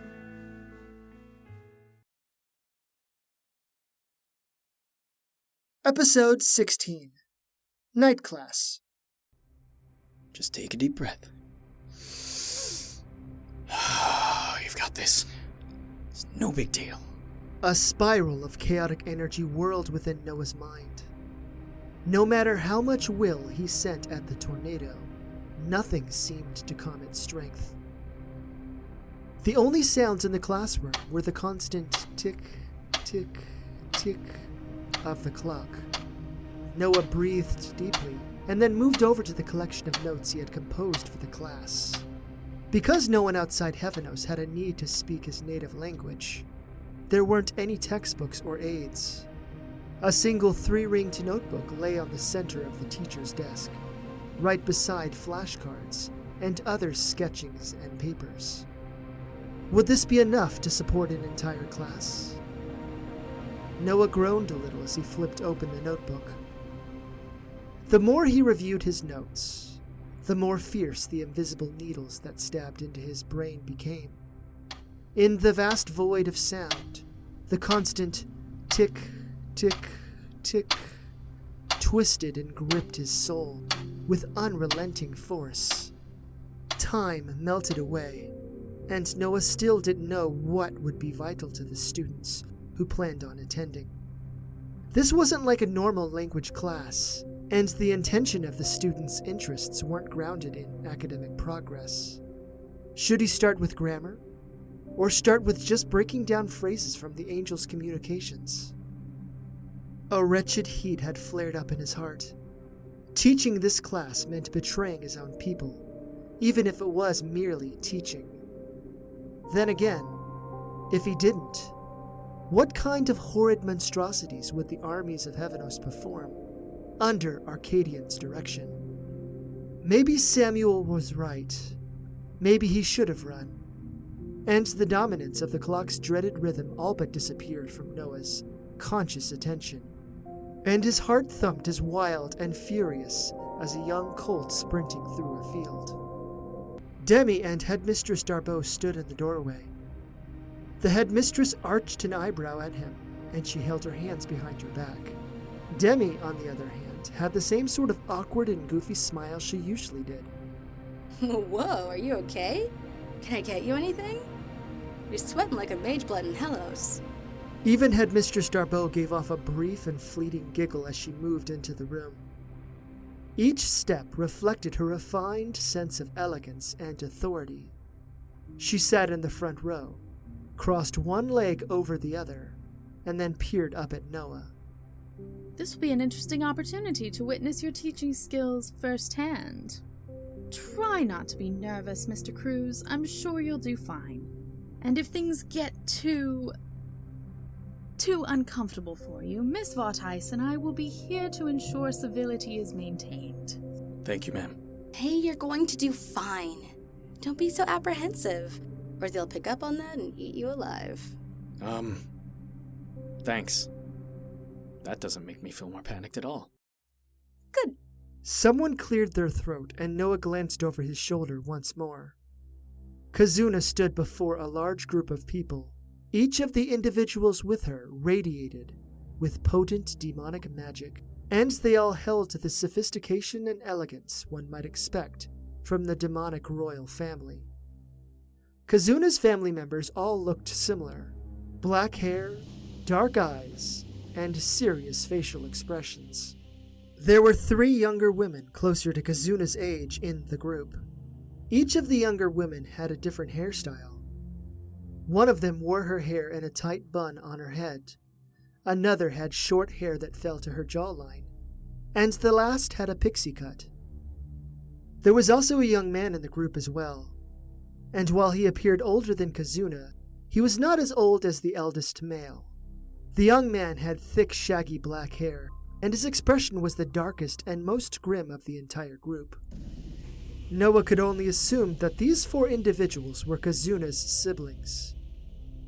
2 of the sisters wore elegant dresses, while the sister with the short hair falling to her jawline wore exquisite leather slacks. Her brother wore a fine pair of slacks, a long buttoned-up shirt, and a fancy overcoat.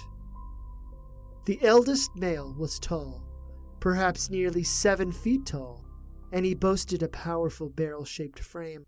He had well-defined arms, a broad chest, and some of the most piercing eyes Noah had ever seen. Immense power radiated from the man, and so it was no mistaking it. This was King Yagodin. King Yagodin had long black hair that was tied into a long braid that went down his back. The tip of the braid went to the floor and lightly trailed inches above it. He also had well-trimmed eyebrows, a fine goatee, and his nose had a small silver hoop in it. King Yagodin wore a fine black suit, a magenta-colored shirt, a black vest, some dark coal-colored loafers, and a brilliant pink tie that blended well with the shirt. A curvy, voluptuous woman gently held his arm. She had long hair tied into a ponytail, a pair of bright yellow irises, and a coy grin under her pointed nose. She wore a pantsuit that matched the colors of King Yagodin.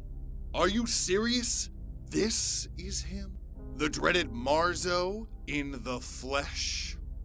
I told you, shut the fuck up! Are you trying to ruin this, you needle-dicked, ashy-elbowed dumpster pimp? One of the other young women brought her hands to her mouth. I told ya, little Kazuni has a real crush. Shut up! I do not. Seriously, why the fuck did you all even come anyway? Kazuno rolled her eyes and then gestured to each of the young women. Noah, these are my older siblings. These are my sisters, Gaylene, Amada, and Oe. She pointed to the young man beside her. And this wet bag of dicks is my brother Cleves. Kazuna then stepped away from them and gestured toward the eldest pair. And my parents, Queen Yagodin and Queen Shaniva. Queen Shaniva let go of King Yagodin's arm and she stepped up to Noah. Every inch of Noah's skin slithered violently, and he beamed an awkward grin at her. The Demon Queen's mouth formed a tight frown under her nearly perfect nose.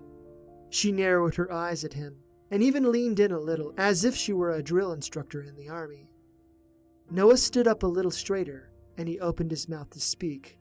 However, the Queen raised an index finger at him. The words died on Noah's tongue. She started walking around him, and she even examined him at different angles.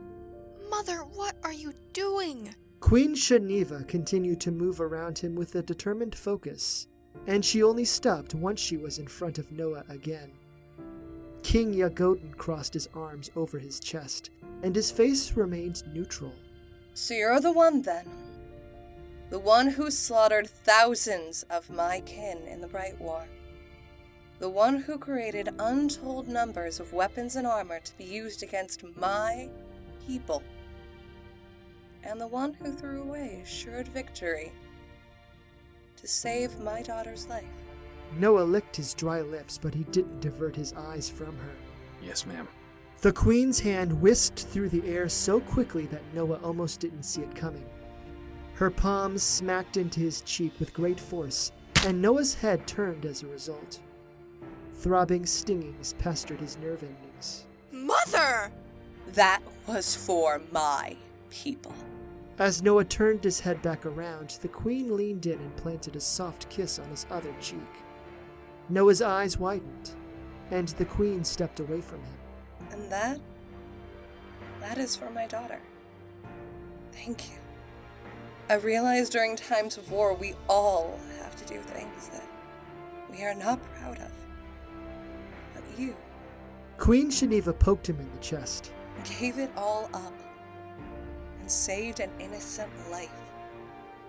By no means do I excuse you, but I acknowledge that had you not saved my daughter and husband... King Yagodin moved up beside his beloved wife. As he moved, Noah's insides clenched. Was the king going to slap and kiss him too? You have my thanks as well, Marzo of Heavenos. My wife speaks for the both of us and for all of the Demon Kingdom. You also have my thanks for this. King Yagodin gestured to the classroom. It must be quite difficult to be teaching your once mortal enemies the language of your people, yes? It is indeed difficult, Your Majesty. Understand this, Marzo. We are not here to learn how to obliterate your people. We simply want to protect our lands from angelic devastation. Speak for yourself. The demons may not want to obliterate you, but we do. Kazuna's siblings moved out of the doorway and made way for the new woman and her entourage.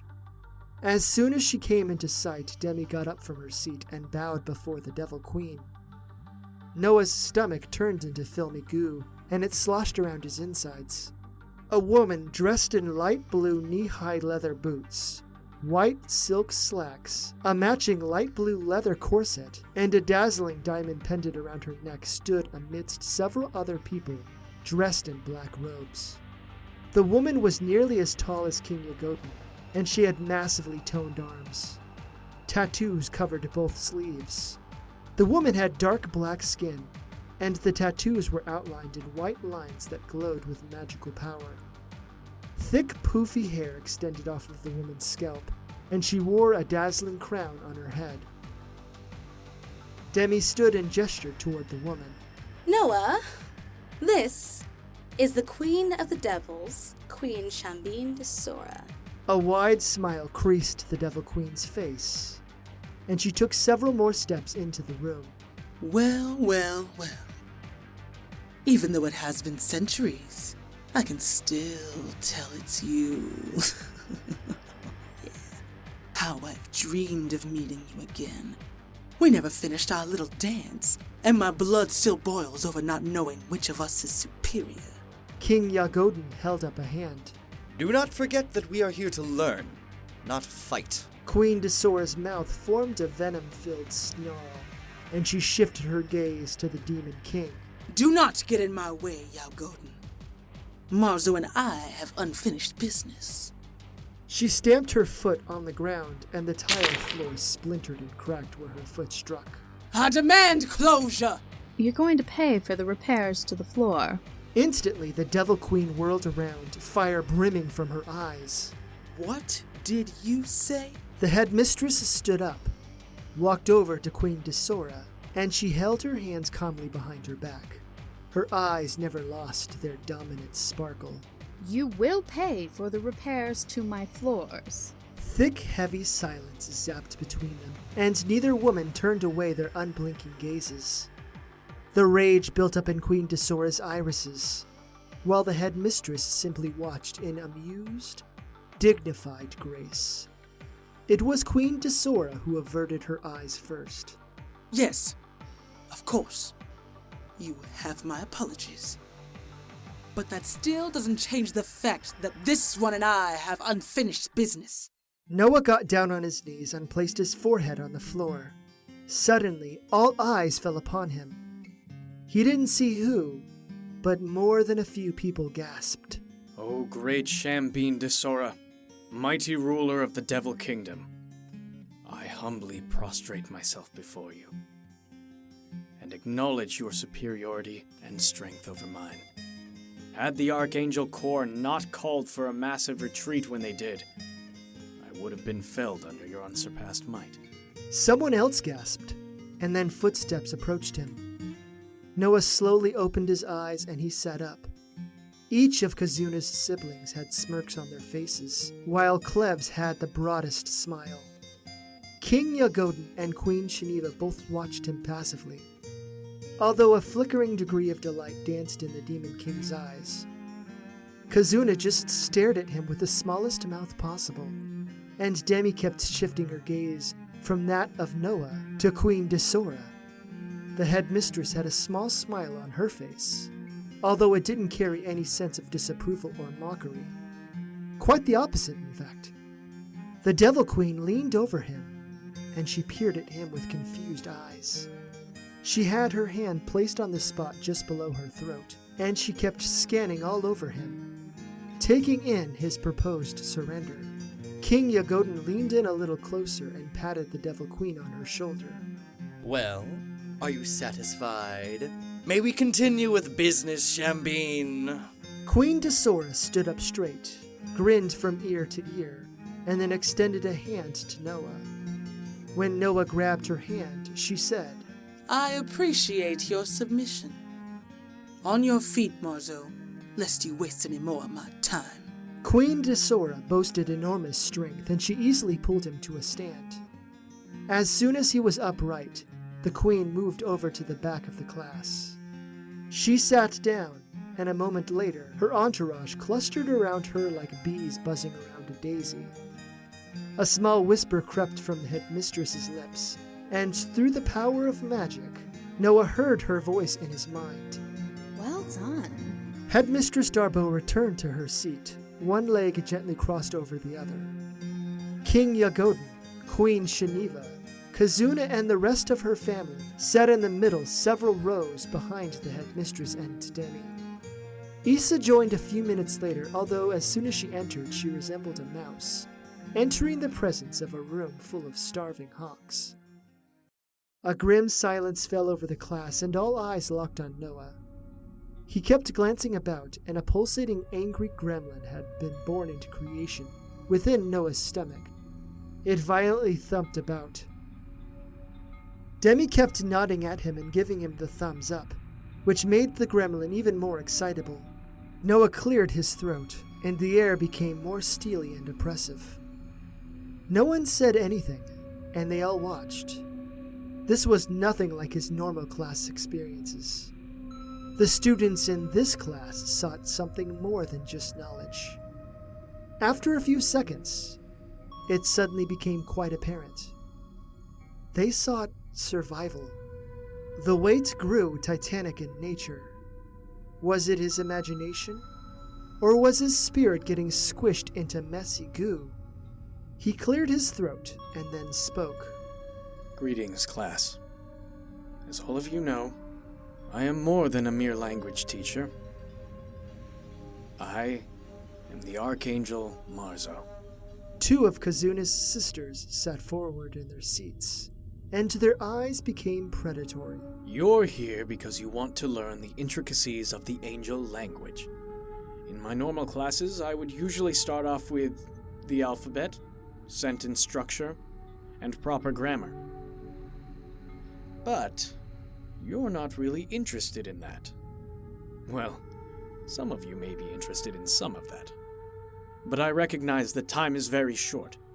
Even now, my people are making plans that could undermine the safety and livelihood of those living in Helos. Kazuna's eyes radiated with terrified sparkles. Queen Desora and Queen Shaniva averted their eyes in different directions, and King Yagodin clenched his fists. So, I have an idea that just came to me. He walked over to the desk and grabbed his book for notes. For a moment, he placed an index finger on it. These are going to be useless to you because you need something now. Once more, an unspoken hunger drifted on the air. Noah took in a deep breath, and then he started speaking in his native tongue. Kazuna's siblings, even Klebs, watched with utter amazement. Their snide and snotty contempt fell away. Queen Shaniva brought her hand to her mouth, and her irises wavered, as if locked in a silent dance. Both the Devil Queen and the Demon King watched passively, and yet Noah could almost sense the anticipation of their spirits. Issa, Demi, Kazuna, and the headmistress all watched with passivity as well. The words floated on the air, and they began to take shape into several distinct items. When the light faded, 3 pairs of goggles sat on the desk at the front of the class.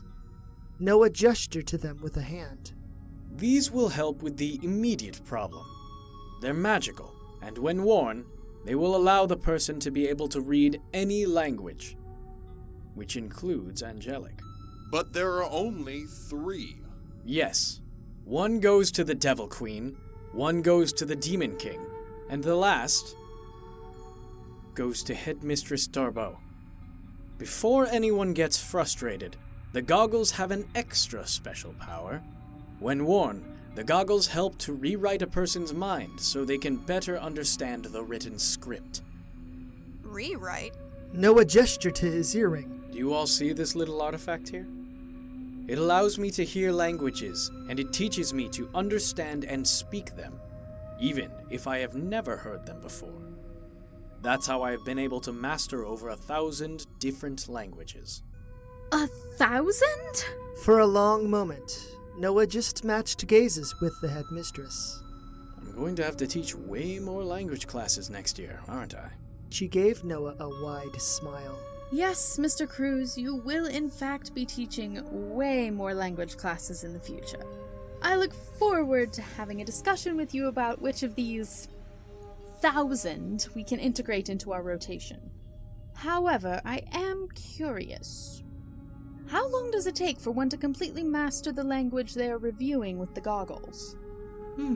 Great question. Other people in the class also nodded affirmatively. Well, this is a guess, but I suppose one would have to use the goggles for about 12 hours or so before they can start reading a language without the goggles. However, to fully master the language, you'd have to use them for a full 24 hours of collected time. So, if we had multiple intelligence operatives using the goggles for 4-hour sessions, then we could effectively produce 6 angelic reading agents a week. Then we could start the process over. I assume you're unwilling to make us more goggles. Acid slowly flooded his insides, and every inch of his internal organs brimmed with heat and tension. I'm sorry, ma'am. That's all I'm comfortable with doing related to teaching my language. However, I had another idea. If you wanted, I could teach you all about angelic battle strategy, tactics, and how we would go about waging war against your people. Is that something you'd be interested? Yes! Both the Devil Queen and the Demon King stood up and gazed at Noah with absolute determination. Everyone else in the class, even though they remained seated, also had the same degrees of intrigue as their leaders. In fact, even had Mistress Darbo and Issa appeared fascinated by the proposed subject matter. Noah nodded. His spirit buckled in on itself, and yet small spots of warmth flickered all over his skin. Okay. Noah walked over to the desk, took out a dry erase marker, and then started writing on the board. Let's begin, shall we?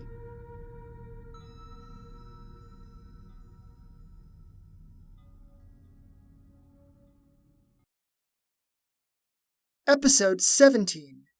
Intrigue Thickens. The warm sunlight gently caressed Noah's face, and the embrace was so lovely that he closed his eyes. Noah stood beneath one of the trees outside of the buildings, and several clusters of students were eating lunch within his sight. For a brief moment, his mind blanked, and he only existed in that moment, basking in the sun. There was no Noah Cruz. There was no Marzo the Archangel. There wasn't even really a man. Only pleasure and peace, even as Noah floated amidst the pureness of the sunlight. Grim flickers danced on the edges of the warmth's radius. They poked at Noah, and he couldn't resist slipping out of his momentary reprieve. Somewhere, perhaps even in the city of Laughin, someone made dark and terrible plots. Those plots would close in on him soon, especially since he had stopped running.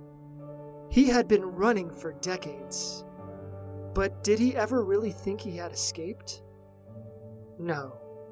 Not even once did he ever give himself that false notion. Noah could never escape the weight of his treachery, the brutal legacy of his people, or the faces of those he had a hand in killing. Mr. Cruz? Noah opened his eyes and then jumped back ever so slightly. Diane stood in front of him, within 6 feet, and she clasped her hands behind her back.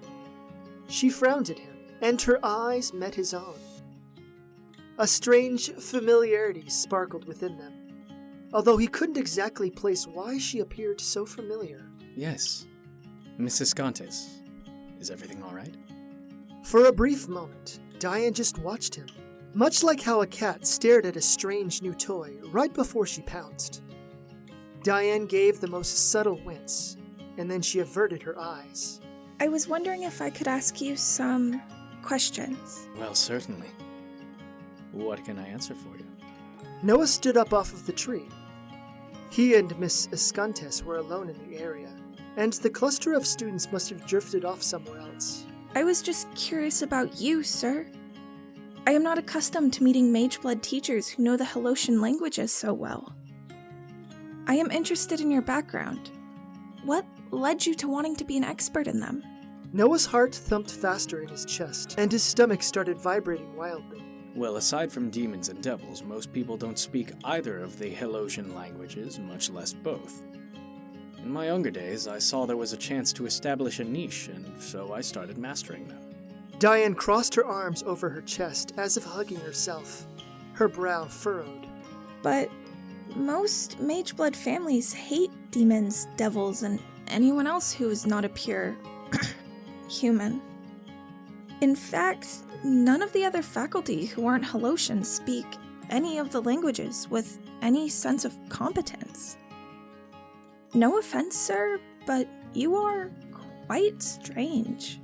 I've always been a unique individual, so no offense is taken. I'm just passionate about languages is all. I'm kind of a nerd. A brief silence saturated the air, and Diane started thumbing a silver ring that was on her right hand. The ring was a simple band without any sort of additional carving or ornamentation. When Diane noticed that Noah had noticed it, she placed her hands behind her back. I don't know why you'd want to study either of the Helosian languages. They're mongrel languages for a mongrel people. Now, Mrs. Scontis, that sort of talk is uncalled for. You may be a purist, but you have no right to disrespect other people because they're different than you. Purist? Mr. Cruz, I'm not trying to be offensive to you. I just think that the Helosians are terrible people. They're all murderers and evil monsters. It's all their fault that... Diane stopped herself as her eyes went wide for a moment. Their fault that what? Diane winced and twisted before him. When she didn't say anything, Noah leaned back against the tree, and he reviewed the young woman before him. She stood with her shoulders slumped slightly, and her hands were at her side again. Diane didn't look directly at Noah, and she kept averting her eyes, which radiated with uncertainty. So, all Helosians are bad? Does that include Seto? Diane's eyes widened, and she peered up at Noah. No, Seto is different. Different? How so? He is a Helosian. He's a demon. Diane wilted a little more. Seto is my friend. Noah crossed his arms over his chest. But you just said that Helosians are mongrels. A mongrel people. Well, yeah, I said that, but Seto isn't. The Helosians who came before him, though, they're the bad ones. They're the ones who destroyed my family. Noah stared wide-eyed at the young woman, and within seconds, Diane started to cry a little. She stepped back away from him, wiped her face on her sleeve, and then gave him a deep bow. Please forgive me, Mr. Cruz. I shouldn't have said anything. Can you please forget this? Can you please not tell Seto or Kachina I said any of this? They really like you, and I could... Noah held up a hand. I promise I won't say anything. But there is something I want you to think about. Diane took another step back, but she brought her arms close to her chest. Yes? You said the Helosians who came before destroyed your family. Diane winced and averted her eyes. I'm sorry that you had to go through something like that. I'm not going to force you to talk about it. But I want to let you know that you can come and talk to me about it if you ever do. There will be no judgments, no punishments, or anything like that, okay? Beyond that, though, I want you to understand that not all Helosians are evil, cruel, or murderous. Seto is a great example of how amazing demons can be. Just like every race of people, there can be good ones and bad ones. I've known from personal experience that holding on to hate for a certain kind of race or races, just because they've wronged you, will only hold you back from healing. For a long moment, Diane just locked gazes with Noah. You're right, Mr. Cruz. Thank you for listening to me. You have an interesting perspective on things. The lunch bell rang, and Diane turned around to leave. Noah simply watched her. A great billowing had appeared in his chest, and every single nerve ending flared with caution. His mind also buzzed, and yet Noah couldn't quite identify why. He was incredibly shifted in his inner sense of balance. For the rest of the day, Noah went about with his usual routine. He gave the best instruction he could. No one gave him any issues. And for the most part, it was actually a pretty good day. Nevertheless, A lump had formed in the back of his mind. It pulsated continuously, and the more attention that Noah gave the lump, the larger it grew. After school, Noah was notified he was unneeded for any additional activities, and so he was free to venture home. It was a beautiful day. The sky was clear, the temperature was divine, and there weren't a lot of people walking on the streets yet. He tried to keep his mind clear of any of the unsettling nuances of the recent events, and yet whenever he let his mind relax, the same dark concerns that troubled him earlier returned. Within the cluster of thoughts, images of the young Miss Escantes appeared in the forefront of his imagination. What could have happened to that poor child that caused her to hate the Helosians so zealously? And what did she mean about how they destroyed her family? The implications were ominous and vague. Noah rounded a corner, but something caught his eye. A certain dark-haired Arceados Academy student had been walking in the same direction as him.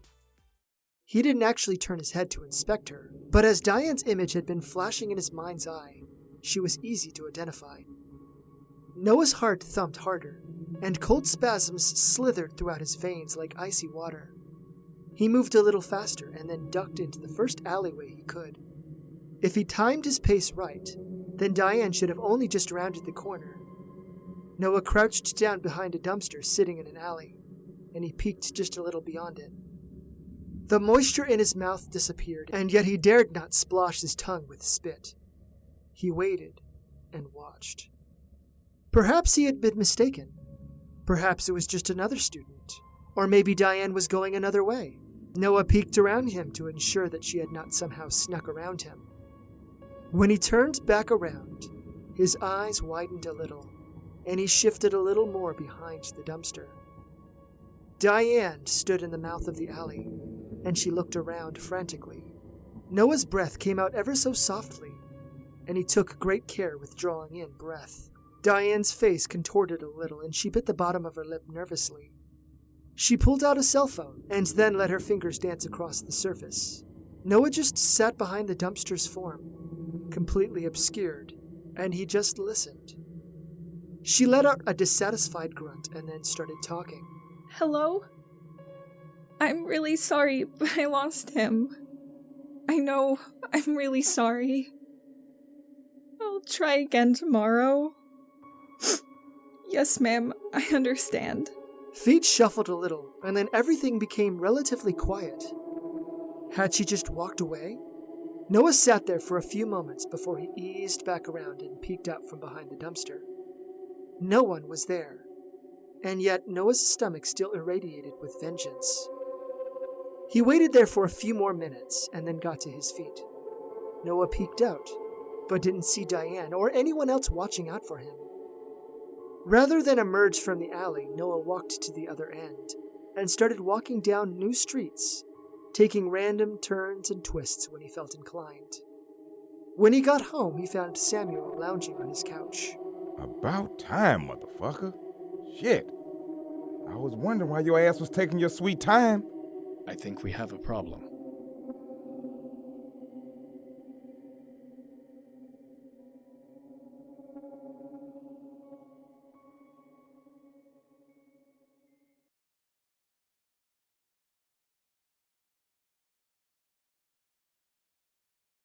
Episode 18. Stand or Flee. It was strange walking around town during the day during normal school hours. But then again, this wasn't a typical sort of week. In accordance to Arceados Academy's tradition, the students were given a week off so they could prepare for their semester final exams. This also allowed for the teachers to work on their exams as well. Noah held his briefcase in his right hand and a large sack full of various kinds of fresh vegetables and meats in his left. Rather than wear a suit, Kazuna had told him to come casual. He wore a pair of comfortable slacks, a faded rock concert t-shirt, and a pair of worn but reliable loafers. He walked down one of the streets in the nicer part of Laughlin. While he didn't live in a bad part of the city, this section was different. The sidewalks were much larger, with enough room for 4 or 5 people to walk side by side. Trees were planted every 10 feet from one another, which gave the whole street on both sides a lush appeal. Numerous little mom-and-pop shops lined the street, which also enhanced the unique nature of this area. None of the sidewalks were cracked. There was no discarded litter, and everything looked quite pristine. Kazuna had mentioned that she lived above a really swanky noodle bar on the corner of Saveo Avenue and Belmont Way, which were 2 busy and well-maintained streets in Laughlin. There weren't too many people on the street at the moment, and so Noah was allowed to walk at a relaxed pace, without having to make way or speed up for others. Every now and then, Noah glanced over his shoulder. His skin crawled ever so slightly, despite it being a relatively beautiful day. Over the last week, Diane had tried several times to follow Noah. Naturally, the young woman always failed to find out where he lived, and Noah always observed her at the very moment she gave up. Each time she failed, she appeared to get more and more depressed. Why in the hellos was she so intent on following him?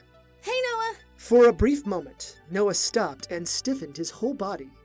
He recognized the voice, though, and turned around to see Demi walking toward him. Rather than wear business attire, Demi wore a pair of gray sweatpants, a comfortable long-sleeved sweater, and a pair of flip-flops. She also had several folders filled with papers clutched to her chest. Hey, what are you up to? Did I scare you? Oh, little. So, what are you up to? I'm headed to Miss Miyoshi's for the group test creation. You're headed there too, right? Oh, I didn't know you were going to be there. I didn't even know you taught classes. Yeah, I was heading there right now. Yeah, I usually only teach advanced placement classes. You know, for college prep. She gestured for Noah to walk with her, and they continued toward Kazuna's apartment. Really advanced devil magics and combat techniques. I still have to give a final for this semester. That's pretty cool. Noah glanced over his shoulder once more before he started walking. What's going on? You're a little jumpier than normal, and to be honest, you've been a little more on edge lately. I understand things are happening, but did something happen? Well, if it's all the same, I'll tell you once we're at Kazuna's apartment. I'm having a student issue. One that might have terrible implications. Oh! You mean about your horrible back knee? What? Demi just nudged him with her shoulder. Kidding. But you know what I mean. Is it related to that? Noah gave the barest nod. I see. Well, it's to my understanding that Miss Montebello will be there too. I'm sure we can figure out something. Oh, I hope so. Because between you and me... Noah stopped and let his eyes go unfocused. A great wavering pushed against his insides, and imaginary cracks formed on his ribcage and sternum. If my suspicions are true, then I might have to take drastic action. Drastic actions as in flee, or reveal yourself? I honestly don't know what to do. I've been talking about it with Samuel a lot. I'll explain more once we get to Kazuna's. Demi and Noah walked side by side and eventually came to the corner of Saveo Avenue and Belmont Way. A massive illuminated sign flashed brightly, composed of red and yellow looping lights that formed the outline of a bowl full of noodles and a pair of chopsticks. The sign for the noodle bar read, Granny's Yum Yum Kitchen. The door to the apartments was located at the back of the building. Demi sent Kazuna a text, letting her know that both Noah and Demi had arrived. Moments later, the back door opened, and Kazuna greeted them. Kazuna wore a pair of black yoga pants, a tie-dye sleeveless shirt, and her hair was tied in a ponytail. There you two are. I was wondering where you were. Come in. Kazuna led them up to the top floor to a fairly spacious apartment. It was much larger than Noah's place.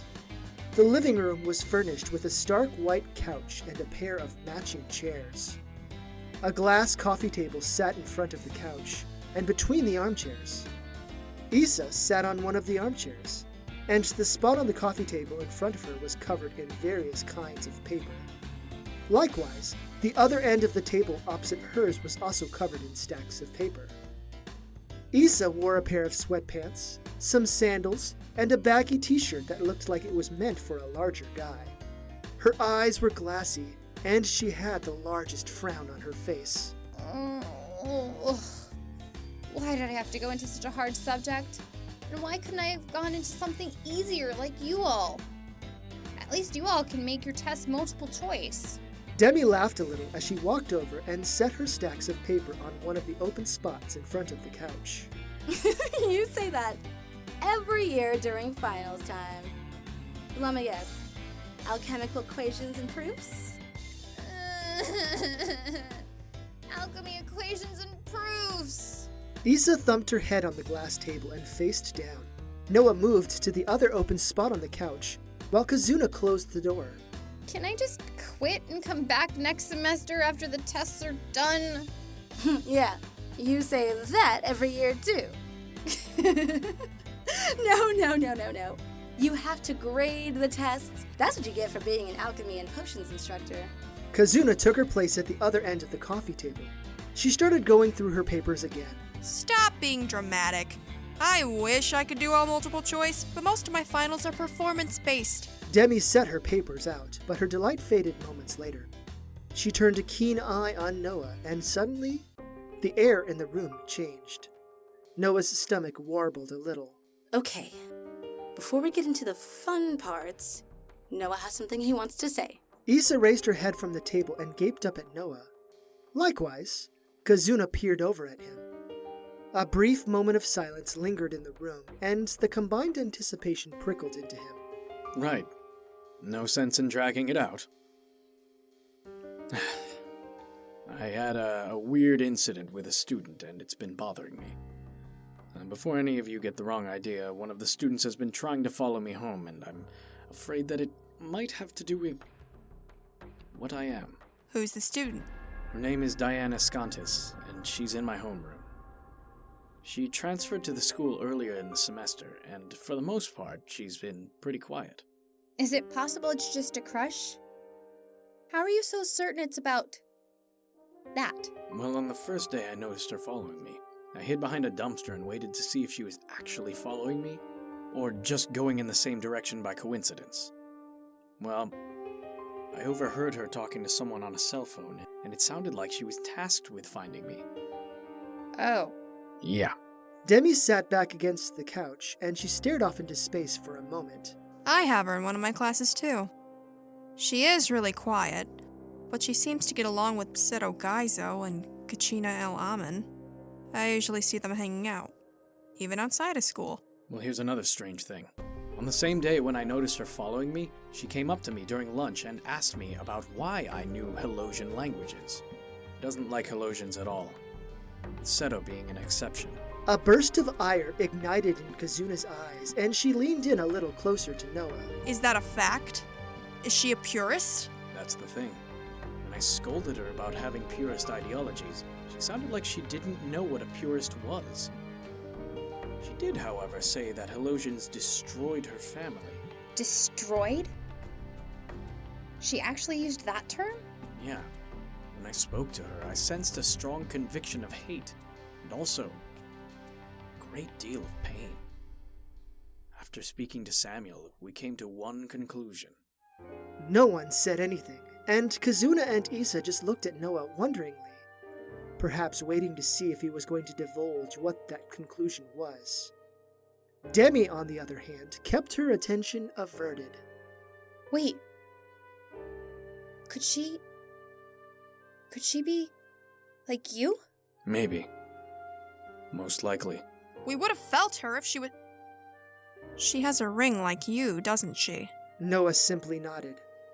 Kazuna smacked the flat of the glass table with her opened palm, and she glared at Noah. How many of those fucking rings did you make? Halos Cruz, you're ridiculous. Noah held up his hands and gave Kazuna a goofy kind of smile. I didn't make them.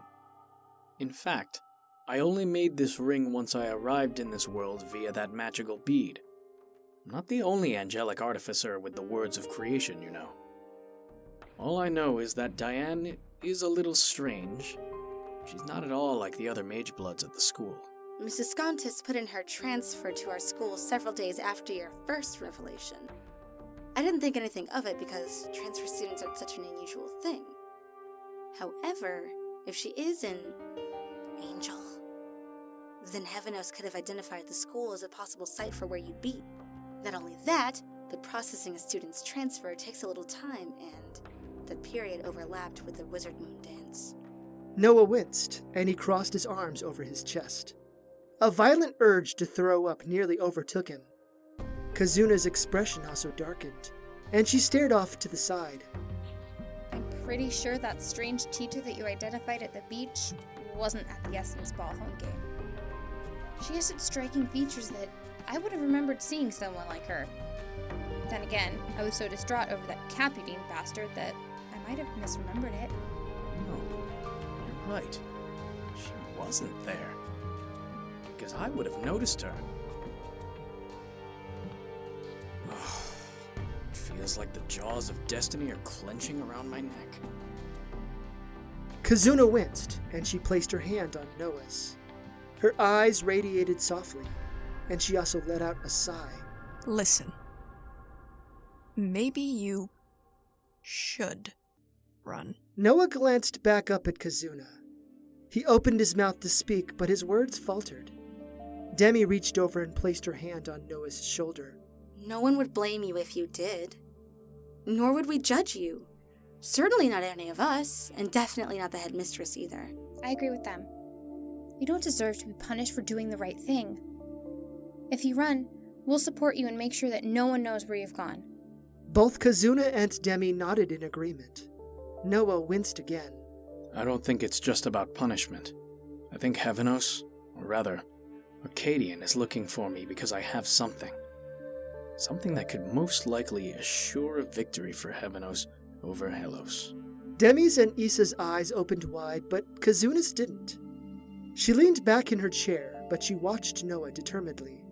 Noah reached into his shirt and pulled out the key that hung around his neck. What's that? This is a very special key. One that unlocks the door to my top secret vault. Fucking Helos! Arcadian is trying to get his hands on the Pathandriel, isn't he? What's the Pathandriel? Noah averted his eyes, and tears welled in the bottom of his irises. Demi gave his shoulder an affectionate squeeze. We're not going to get mad at you. Those were dark times for us all. It's an artifact you made, isn't it?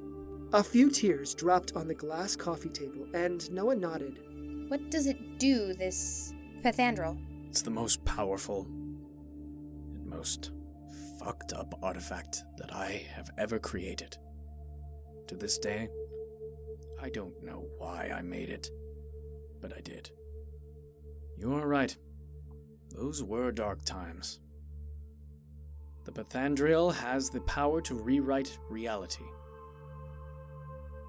Arcadian would harness its power to erase Helos completely. No one said anything, and the three women just gazed at Noah with troubled stares. After a moment, Issa placed her hand on top of Kazuna's, which was already on Noah's. Within a second, Demi's rested on Issa's. I'm sure I speak for the rest of us when I say we support whatever decision you make. Noah reviewed each of them in turn, and then he averted his eyes. I can't run.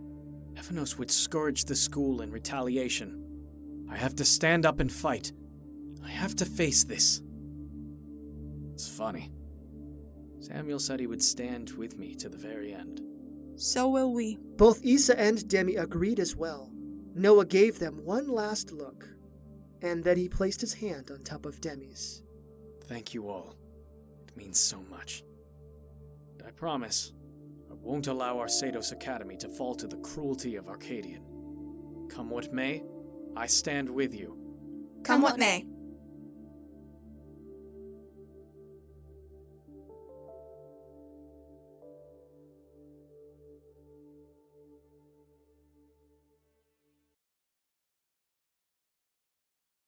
Episode 19. A Fox's Day. Hey, I'm headed off. I should be back later this evening. Samuel let out a prolonged yawn as he looked lazily at Noah. Have fun making a bunch of tests. You know, you could always become a teacher too. I'm sure the students could benefit from your expertise. You are older than I am. Yeah, fuck that. With the way that these little bastards talk nowadays, I'd be bitch slapping someone before the end of the first class.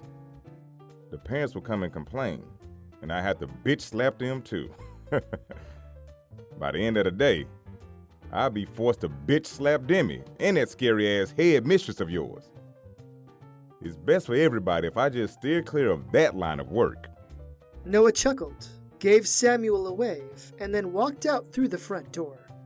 Samuel watched the door, and his ears perked up ever so slightly. It was only when Samuel heard Noah hit the bottom stair that he leapt from the couch, over the coffee table, and into the open space of the apartment. He rolled his shoulders back, flicked his tail several times, and then let out a sigh. That motherfucker sure got them in a mess this time.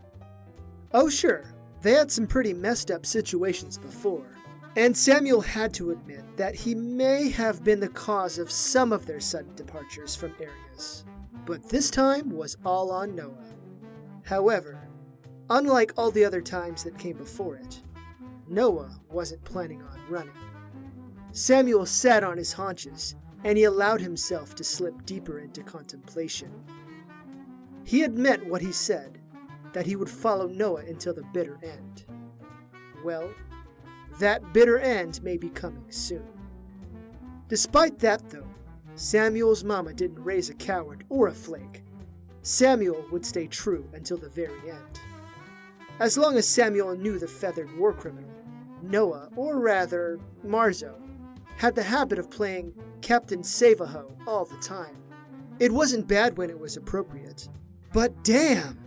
Could he allow a fox to settle down for a few decades before upsetting the power balances of an area in order to save another poor soul? Then again, this time was different. Noah's past had finally caught up with him, pinned him to the wall, and it planned on whooping his ass if he wasn't careful. How funny. Noah was facing his past and his responsibility. Samuel's spirit shivered for a moment, and then he let out a heavy laugh. For many moments, Samuel just kept laughing, and while tears welled in his eyes, a troubling current of unease festered in him. Perhaps it was time for him to stop running, too. Samuel's body glowed with a bright and funky-ass purple light. His paws, limbs, and head started to mold into new shapes, while his fur, ears, and tail melted into his body. Samuel stood up on his back legs and then stretched his arms high above him. When the shimmering stopped, Samuel looked down at his body. His chocolate-colored skin had replaced his fur. Massive biceps and thigh muscles accentuated his badass form. He glanced in a mirror and took note of how well-groomed his handlebar mustache was, and how awesome his swirling brown eyes were. It had been a long time since he had taken this form. Samuel moved over to the bedroom and looked in his closet. While he didn't care about being naked, human society certainly did. After a few moments, Samuel stepped out of his room, wearing a pair of black slacks, some polished black loafers, a blue and white paisley buttoned-up shirt, and a fabulous dark red suit coat. Hell yeah, he looked awesome.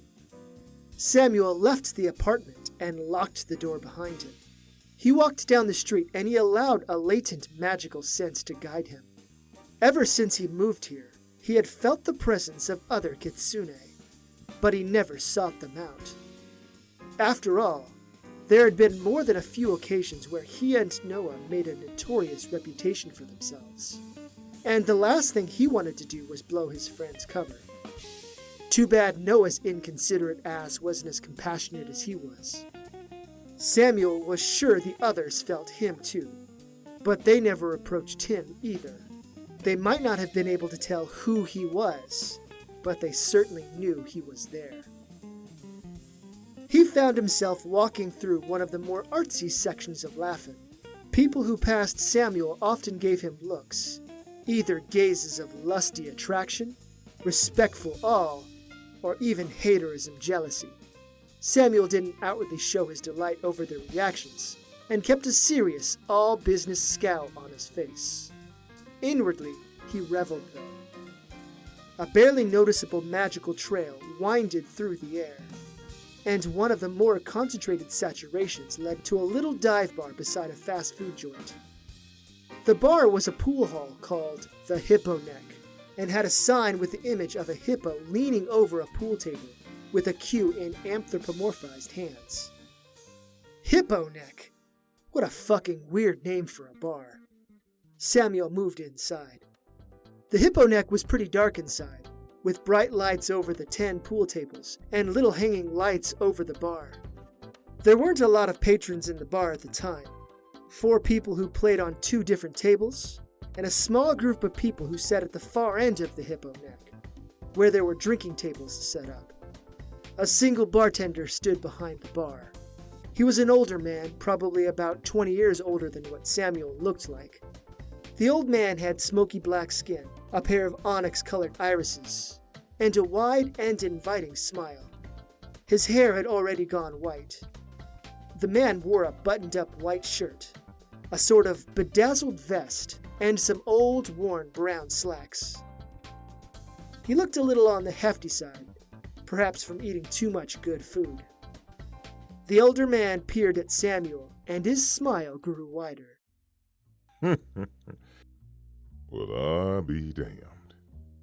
It's about time your ass showed up. Samuel stayed near the door, and he glanced toward where the other patrons were playing pool. They were on tables toward the middle of the bar. Each of the other people aside from himself and the bartender were human. A smug smirk creased Samuel's face. He approached the bar. I wasn't aware I was expected. You might have me confused for somebody else. No, I don't. I know exactly who you are. Your mama asked me to keep an eye on you. Samuel's delight faded from his face, and the old man laughed all the harder. The bartender grabbed a bottle from behind the bar, poured some of the contents into a pair of glasses, and then set one of them before Samuel. At first, Samuel just stared at the glass, but he decided to drink once the bartender threw it back and gulped it down in one motion. As soon as the liquid hit Samuel's tongue, he knew. A great warmth filtered down his chest, and his whole mouth felt airy and buzzing. That's some good shit. Yeah, I've been holding the bottle back for the day when you get off your lazy ass and finally seek me out. She told me you'd come today. She? Your mama. She told me you'd be coming today. And finally ready to step up and stop being a little child. Samuel gazed into the depths of his empty cup. The bartender filled it again, and together he and Samuel took another shot. So she knows where I am? Boy, she never lost you. She had a dozen of us following you and your unique little friend ever since you left that day. We can't have a repeat of what happened before, you know. A dozen? Damn. You've been following me this whole time? So where the fuck were you guys during that time in the desert? Or during the War of the Dragons? Where do you think we were? Out of the fucking way. You two are crazier and more reckless than a bat in heat. And you better believe we told your mama all the details.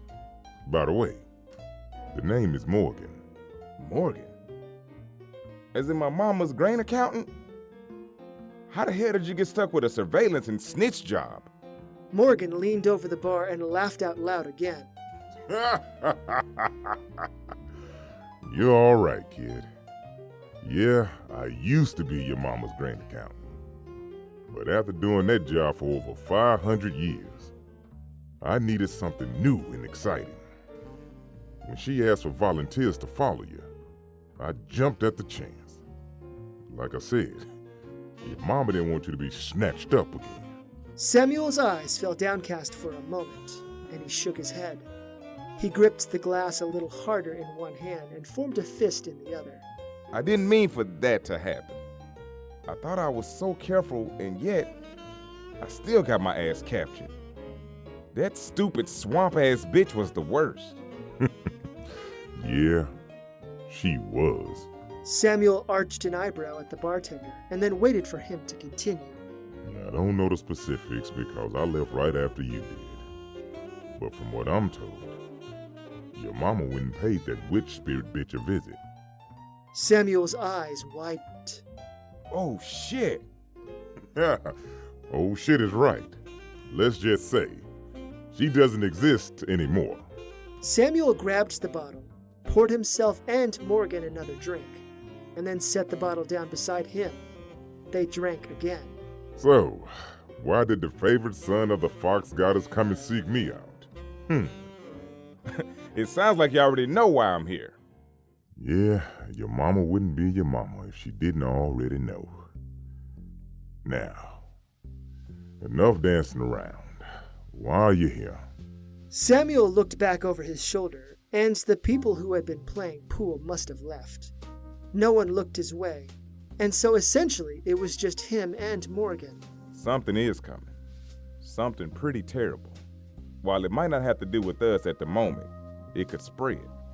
Morgan stopped smiling, and he gave Samuel a harder look. The kindness in the older man's eyes still remained, but they became steelier at the same time. You're referring to the legions of Vernot, yes? Your mama has foreseen things. Terrible things indeed. In all the Hubertus, the angels may unleash a devastating travesty that has never been seen before. In this world, or all worlds. Something has to be done. The Kitsune can't stand by while others rush to fight this enemy. And are you so sure that others will fight? The Halosians won't back down from those winged motherfuckers. Morgan stood up straighter and crossed his arms over his chest. His face contorted to form a frown, and that sign of displeasure seemed jarring to Samuel, even though he had only met the man recently. I've spoken to your mama recently, which is why I'm so well informed. She told me many of the potential visions she had about what could come. In all of those visions, a great number die. In all but a few of them, they all die. What I meant was, are you so certain that others not tied to the ancient grievances of the Bright War will fight? If they don't, then those angel motherfuckers will come for us next. Yes, they will. That much has been seen in all of your mama's visions. Morgan leaned in closer to Samuel. My boy, the hour is much later than you think. You won't be able to unite all of the peoples of this world to fight in time to meet what is in inevitability. In fact, you won't be able to get the entirety of the Kitsune race to stand behind you either. There simply isn't time. Samuel stared into the wood of the bar, and a bitter rage flushed within him. It wasn't directed at Morgan, but at that indisputable truth of his words. Noah knew the time was almost upon them, and so did Samuel. He could almost taste the bile of a grim fate in the back of his throat. Your friend is going to do something reckless, but if he succeeds, he can save everywhere from this fate. However, should he fail, then everyone dies. He won't, because I'm going to be there with him. Your mama saw that too. In 80% of her visions, you die. And you only live when your friend fails. When the words finally sank in, Samuel averted his eyes for a moment. A great deal of festering unease danced in his stomach, and his bones almost seemed to hum with fear. So this was really going to be it? His mama's power of insight was quite powerful, although she wasn't 100% absolute all the time. That was evident by the multiple potential futures. Samuel chuckled for a moment, and then locked gazes with the older Kitsune. Fuck that shit. I don't give a fuck what fate has in store. I make my own motherfucking destiny. Here's what's gonna happen. Not only are we gonna beat those dumbass angels, but I'm gonna live and rub my nuts in Destiny's face. At first, Morgan just looked at Samuel with a set of wide eyes and a mouth ajar. Then the old man laughed. Hard. It was such an infectious laugh that Samuel also started chuckling a little too. After many moments, Morgan regained his composure. Boy, you are funny as hellos. Well, I have 3 pieces of good news for you. Firstly, should you fail and the angels do destroy hellos and expand here, your mama has vowed to fight them with all of her might. Well, at least the world isn't totally defenseless then. My mama's no joke. Your mama is one bad... Hey, watch your mouth. I'm talking about the fox goddess. I can dig it. Now, what's the second piece of good advice? I told you before. Your mama sent 12 of us to keep an eye on you. If you're serious about going up against Heavenos, then you'll have 12 more foxes to back you up. Samuel grinned from ear to ear. Does that include you too, you geezer? Your old ass gonna slow us down. Don't get it twisted, young blood. I was doing grown folk shit long before you were even a kid. I still got a little juice in the old tank for one more battle. Besides, are you really gonna be a chooser? Well, if you think you still got it, then I'll be honored to fight alongside you, you old ass motherfucker. What's this third piece of good advice? Morgan grinned widely and then bent down behind the bar. He pulled out a long wooden box and placed it on the flat of the bar. Ha! Your mama said you're not grounded anymore. He gave the top of the box an affectionate pat. At first, Samuel kept switching his attention from the old man to the box. What the hellos was he And then it hit him. Samuel's eyes opened wide and he gazed at the box all the harder. That's right. Morgan opened the box and revealed what lay inside. At first, Samuel just looked at it, but then he reached inside and gripped its hilt. Samuel pulled out the sheathed short sword, resting in its shined, smoky black scabbard. Little etchings of butterflies covered the scabbard. The sword guard of the short sword was carved into the shape of a fox chasing its own tail. Black leather wrapped around its hilt, and the pommel of the sword had a polished silver fox face. Slowly, Samuel drew the sword, his sword, from the scabbard. The sweet sound of the metal sliding out sent shivers down Samuel's skin.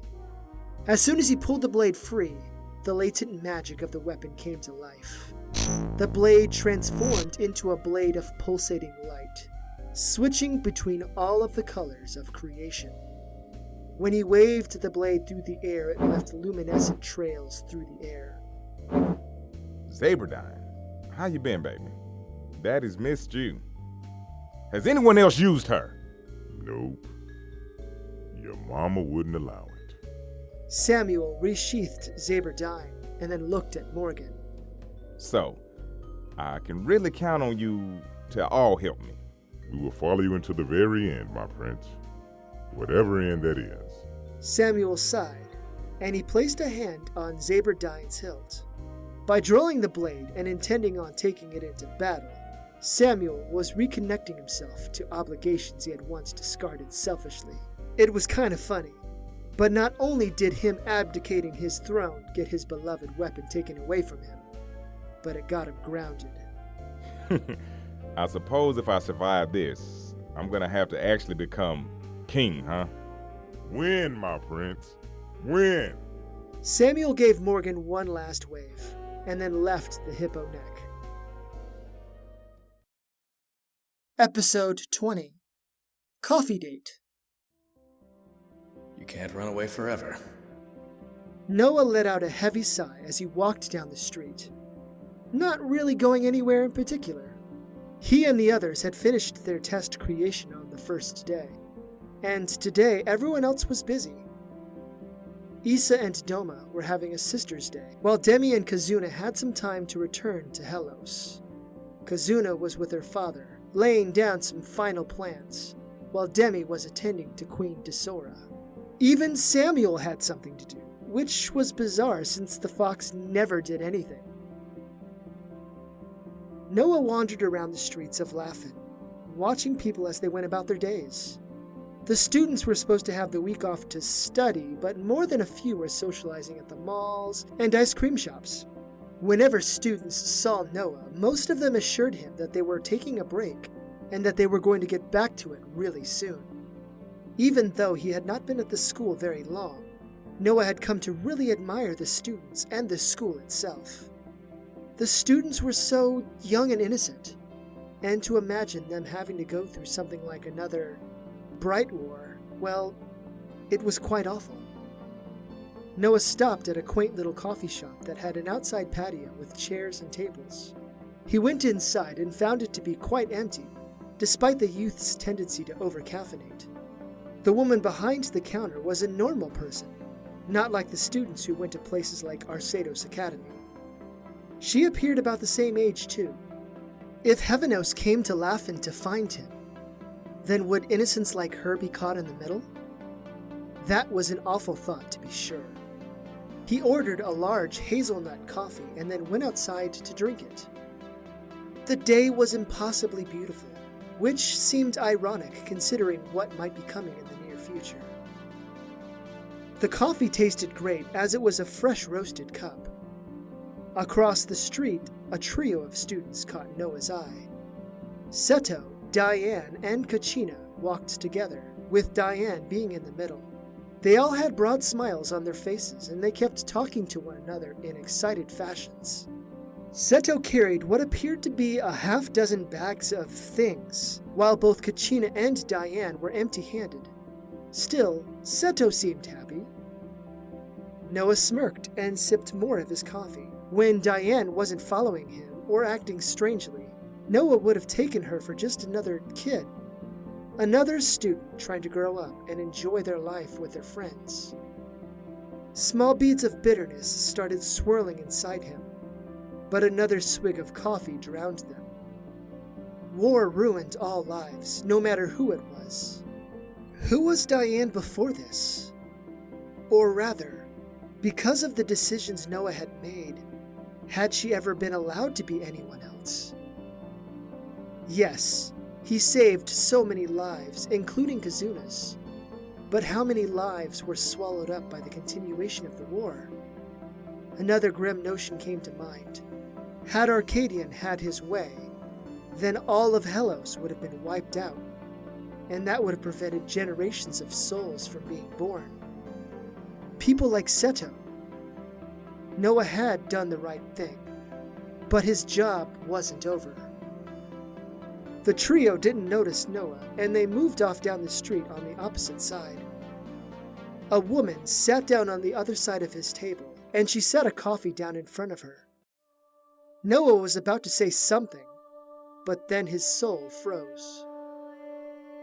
Christina sat, not 3 feet from him, with a smug smirk on her face.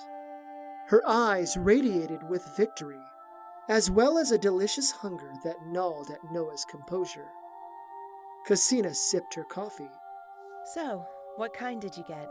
Noah just stared at her for a moment, his eyes glaring, and his hands forming fists beside his coffee.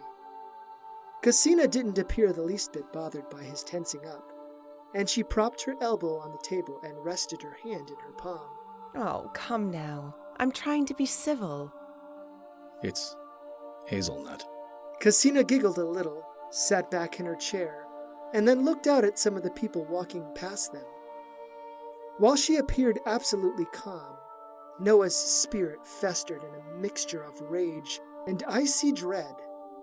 Were others about to descend upon him? Were they tracking him?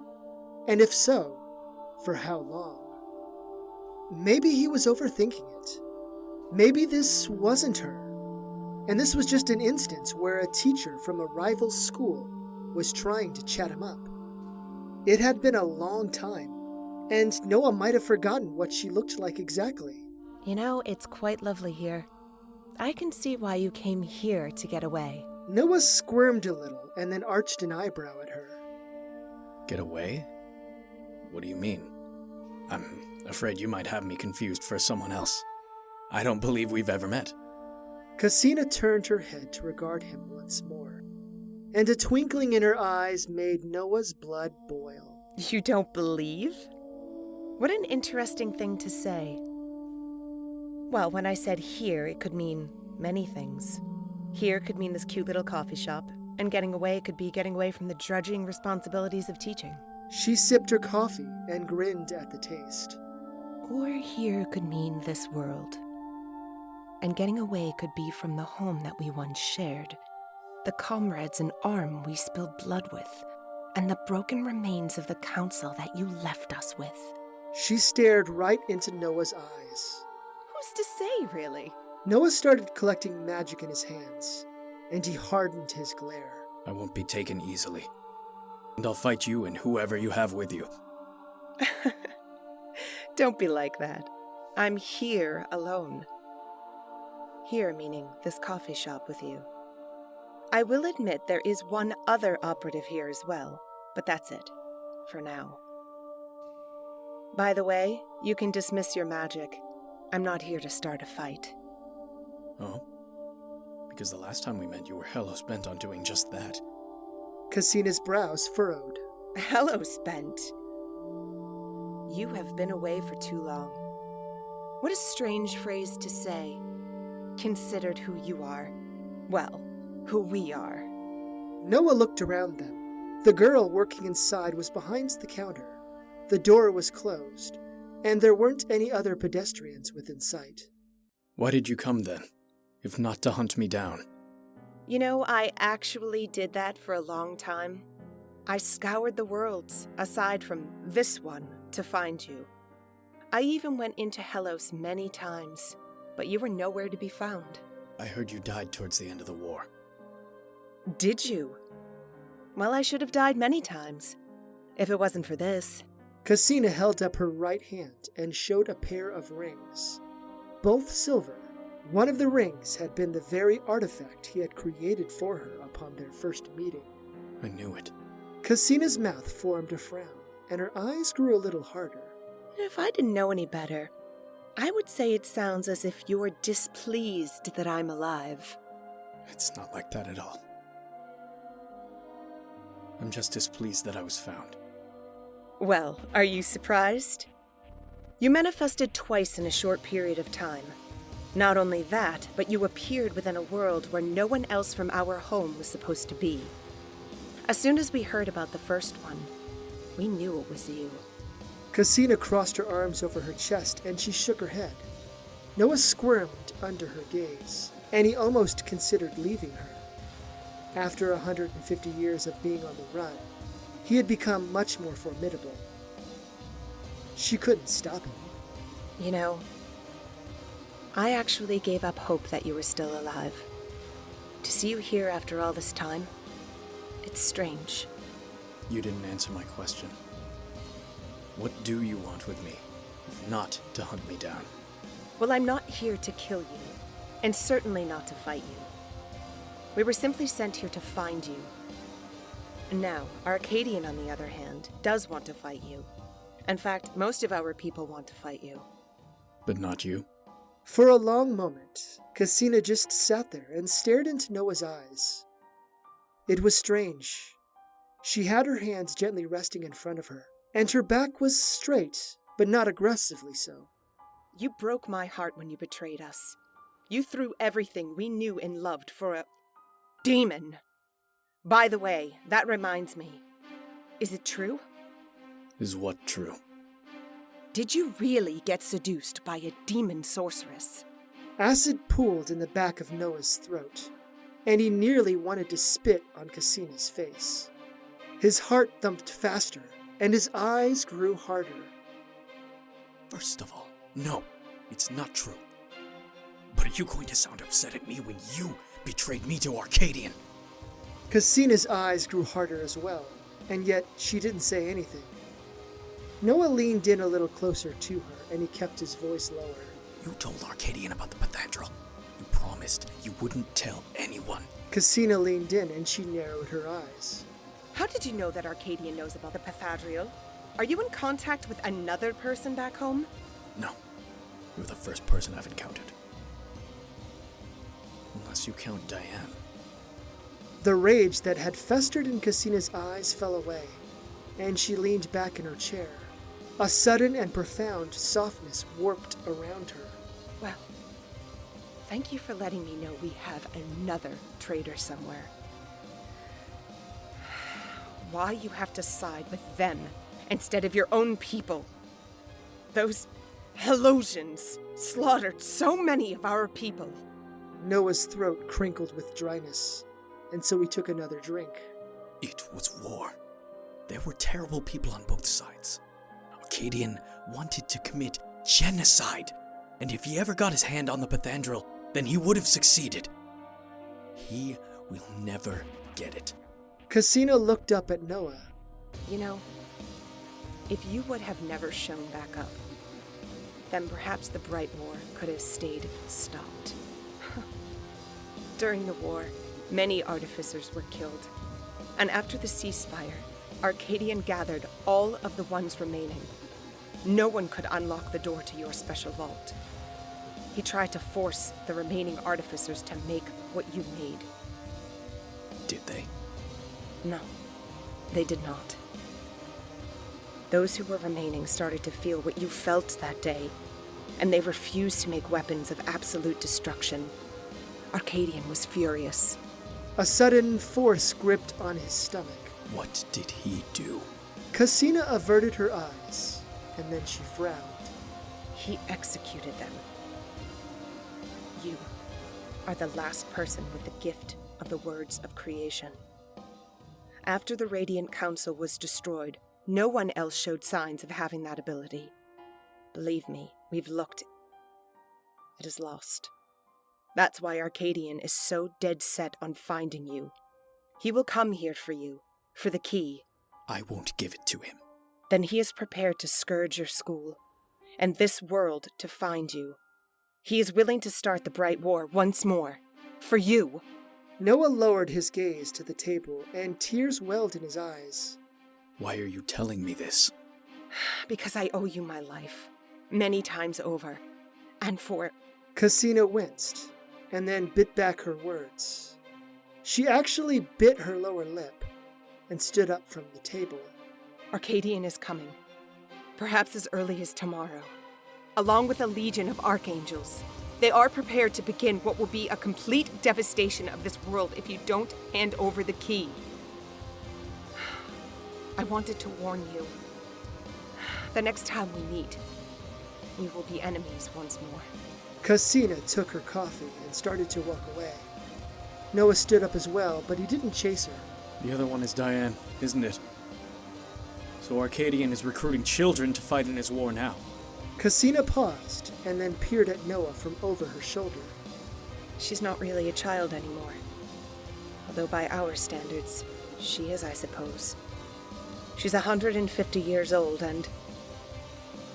she's my daughter. Goodbye for now, Marzo. Noah just watched her go, and he pulled out his cell phone. He found the right contact and then pressed call. Yes? Hello? Mr. Cruz? Is something the matter? Yeah, we have a major problem.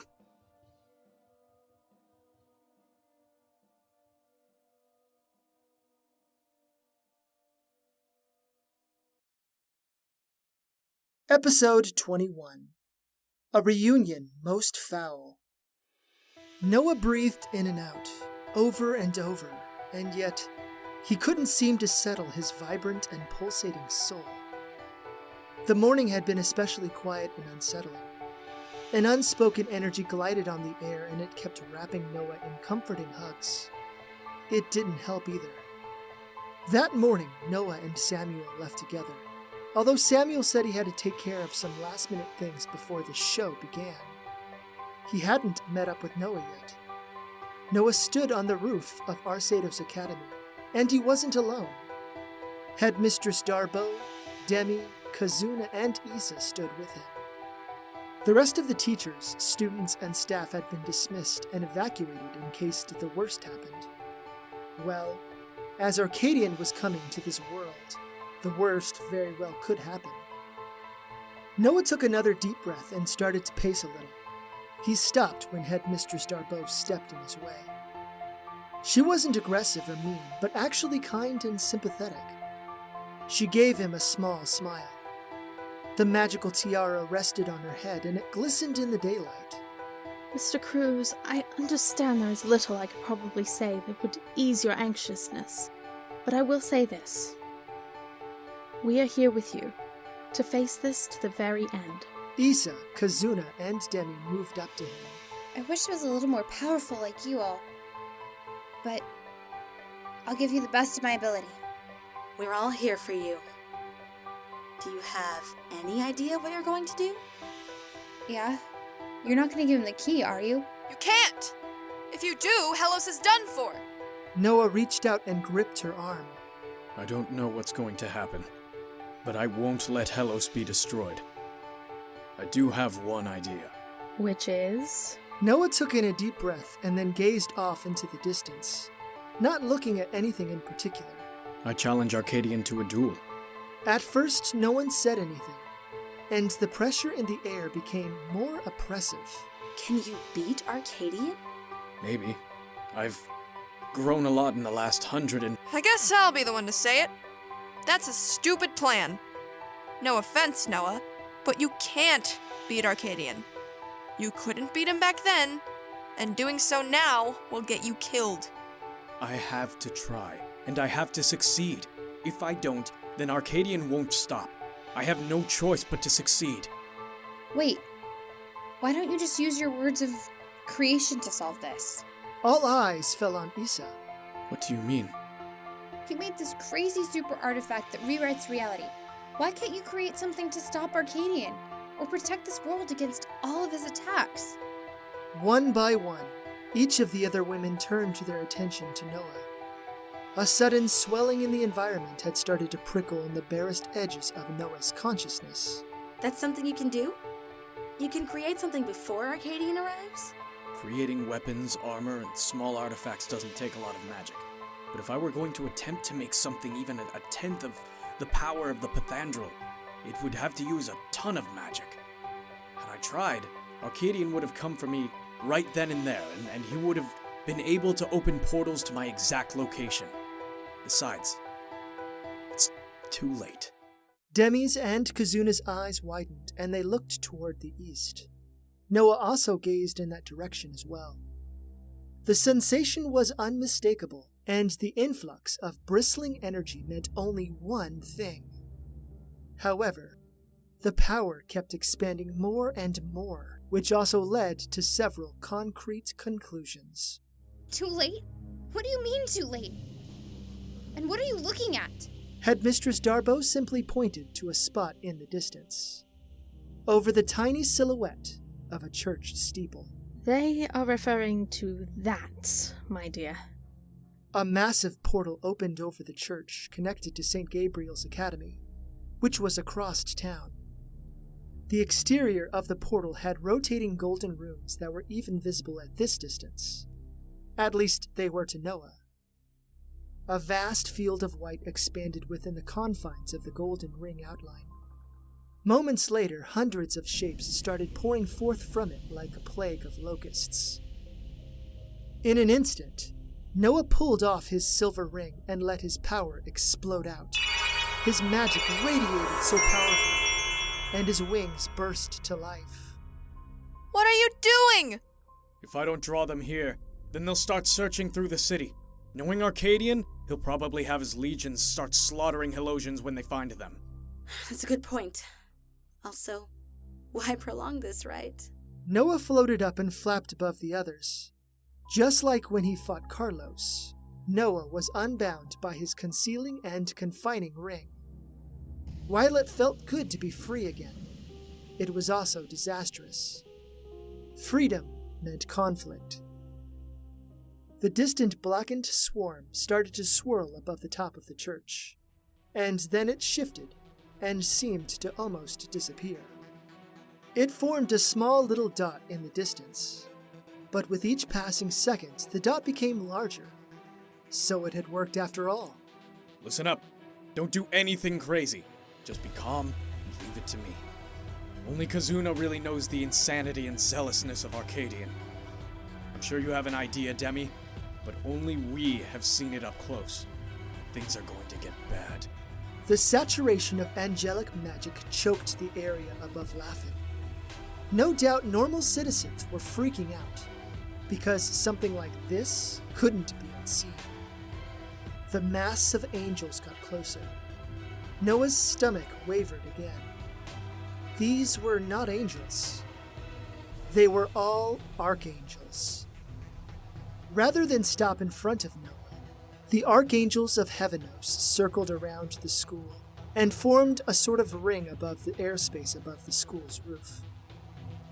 There had to have been over 200 or so. Several familiar faces gazed back at Noah with utter hatred and contempt. 3 of the archangels flew closer to Noah, and they kept their distance. Noah was about 15 feet above the roof, although he wished he would have flown a little higher. One of the archangels was Christina, dressed in the same battle armor she had worn so long ago. A sour expression had covered her face. Her sword hung at her belt, nestled in its scabbard. When she looked at Noah, her eyes radiated with conflicting spheres of anger and regret. The 3rd angel was just that, an angel. Diane's wings were smaller than that of the archangels around her, and she didn't shimmer as intensely either. Like her mother, Diane also gaped at Noah with both brooding frustration and objective unease. However, if he wasn't mistaken, Noah almost thought he saw the barest evidence of pain. Diane was also dressed in silver battle armor, although she wore light chainmail, a pair of greaves, gauntlets, and a pair of dark brown leather pants. Diane wielded a spear. Lastly, Noah gazed at Arcadian, who looked just as fierce as when they had last met.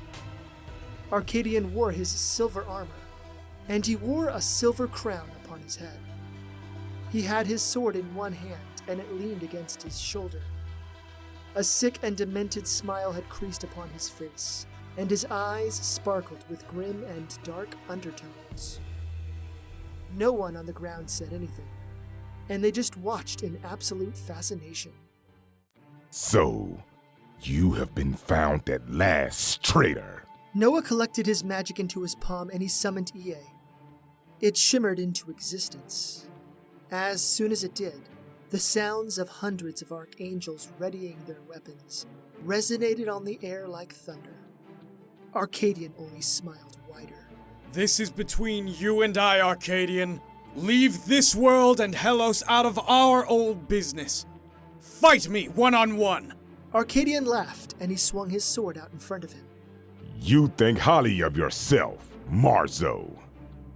Do you really think I actually care about you? No. You are only alive because you have one thing I need to complete my quest against those filthy mongrel people. Fighting you would be a waste. So, I will have to decline your request.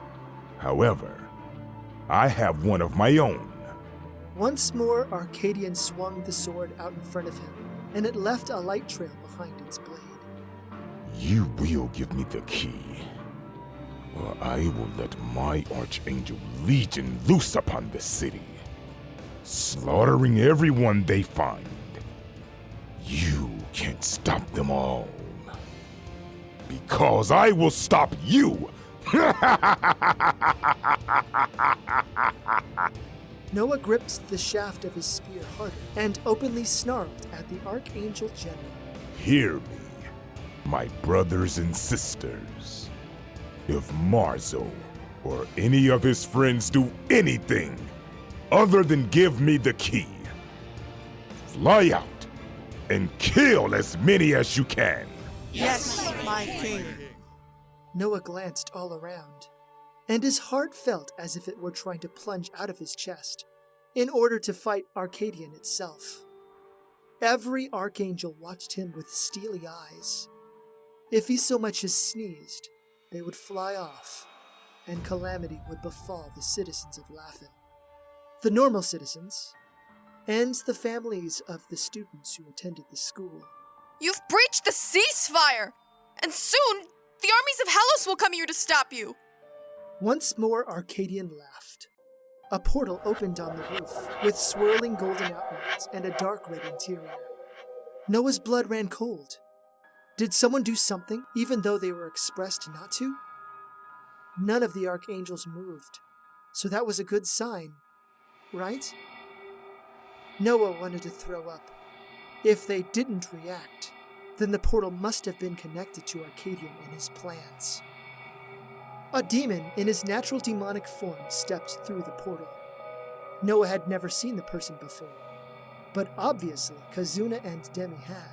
The man had a thin body with thin, narrow arms, jagged points extending off of his elbows, a pair of upward curving horns, and small spikes on his forehead.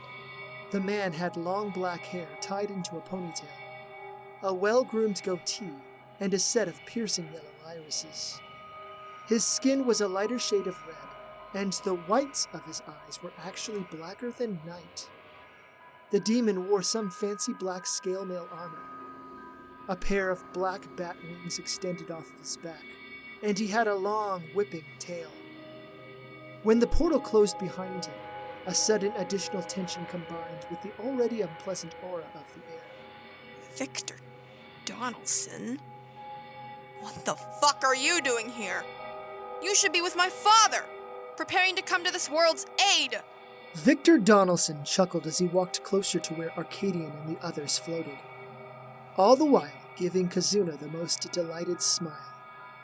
My Hellos' sweet grace, no. Victor glanced up at the Archangel General. The civil war has begun, King Arcadian.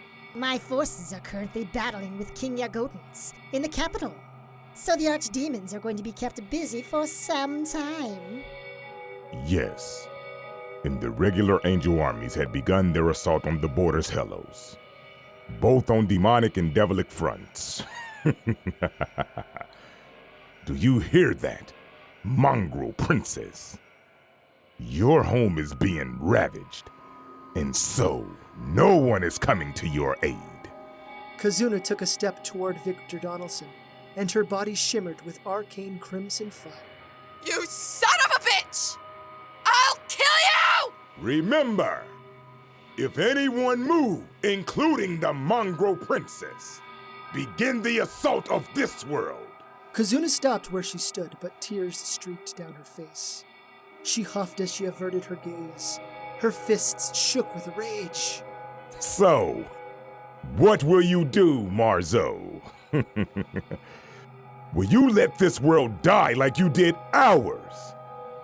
Or will you give me what I want? Even if I give you what you want, you're still going to destroy this world anyway. The smile fell away from Arcadian's face, and he beamed a hard look at Noah. I am many things, but I would never betray a fellow angel, unlike you. If you give me the key, I will spare you, and leave this world untouched by what I intend to do. However, Hellos will be destroyed, either with your submission or without it. The only difference is whether or not this world gets destroyed as well. Noah glanced down to where the others stood.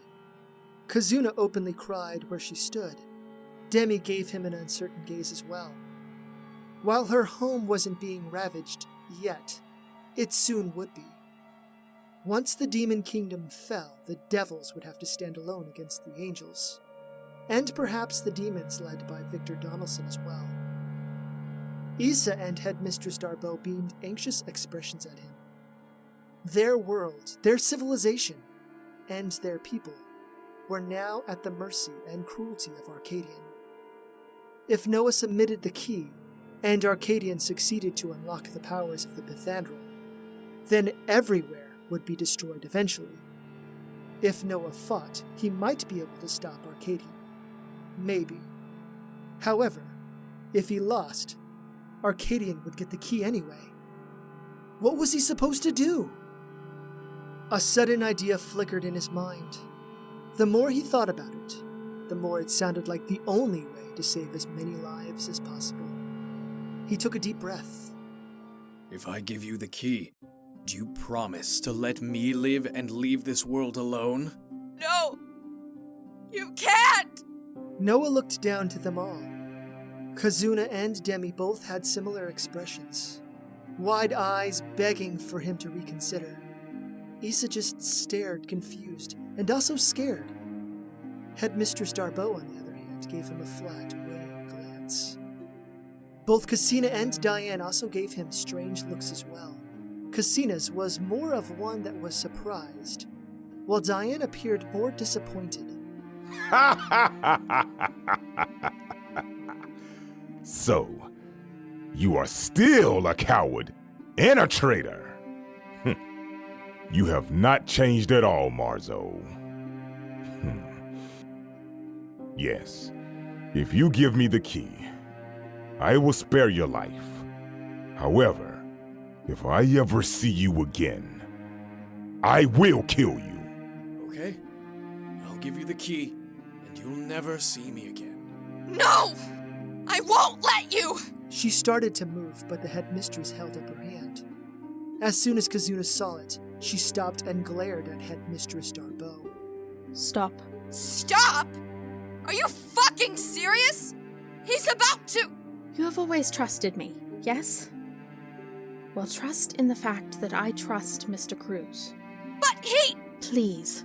Arcadian gave Noah a dark look. If you are planning to trick me, I will slaughter everyone in this world, starting with the children. Do not test me, Marzo. I will have Helos destroyed. No tricks. Once I give you the key, I plan on running again.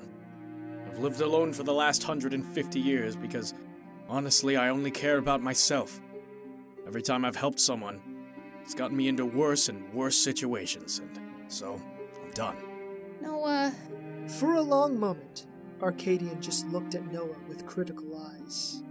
A sick grin covered his face, and he nodded. Give me the key, and we shall leave this world. Noah reached around his neck and pulled out the key. As soon as it was out, Kazuna, Issa, and Demi all let out sighs or whimpers. Noah's heart clenched and twisted. He slowly pulled it out from around his neck and held it out. Arcadian took on a starving, wolfish appearance, and he glared lustily at the key. For a long moment, Noah just held it there, looking at it. This was the burden that Noah had carried for over a century and a half. This was his greatest secret and his greatest sin. This is what all that running had been for, and now the time for running had ended. Noah flew over and held out the key for Arcadian to take. The Archangel General snatched it with swiftness, and Noah flapped away from him, returning to the spot where he once flew. Kazuna openly bawled, and even Demi teared up a little. Was it his imagination? Or did Issa have a sort of relieved expression? Still, intermixed with that relief was a growing, grim sense of sympathy. The headmistress still beamed a neutral frown at him. At last! Helos will be obliterated! Arcadian glanced down at Victor Donaldson. You said you could open a direct portal to the capital, yes? Yes. And then you will help me become king of the demons? The demons will swear allegiance to you in return for avoiding complete devastation, right?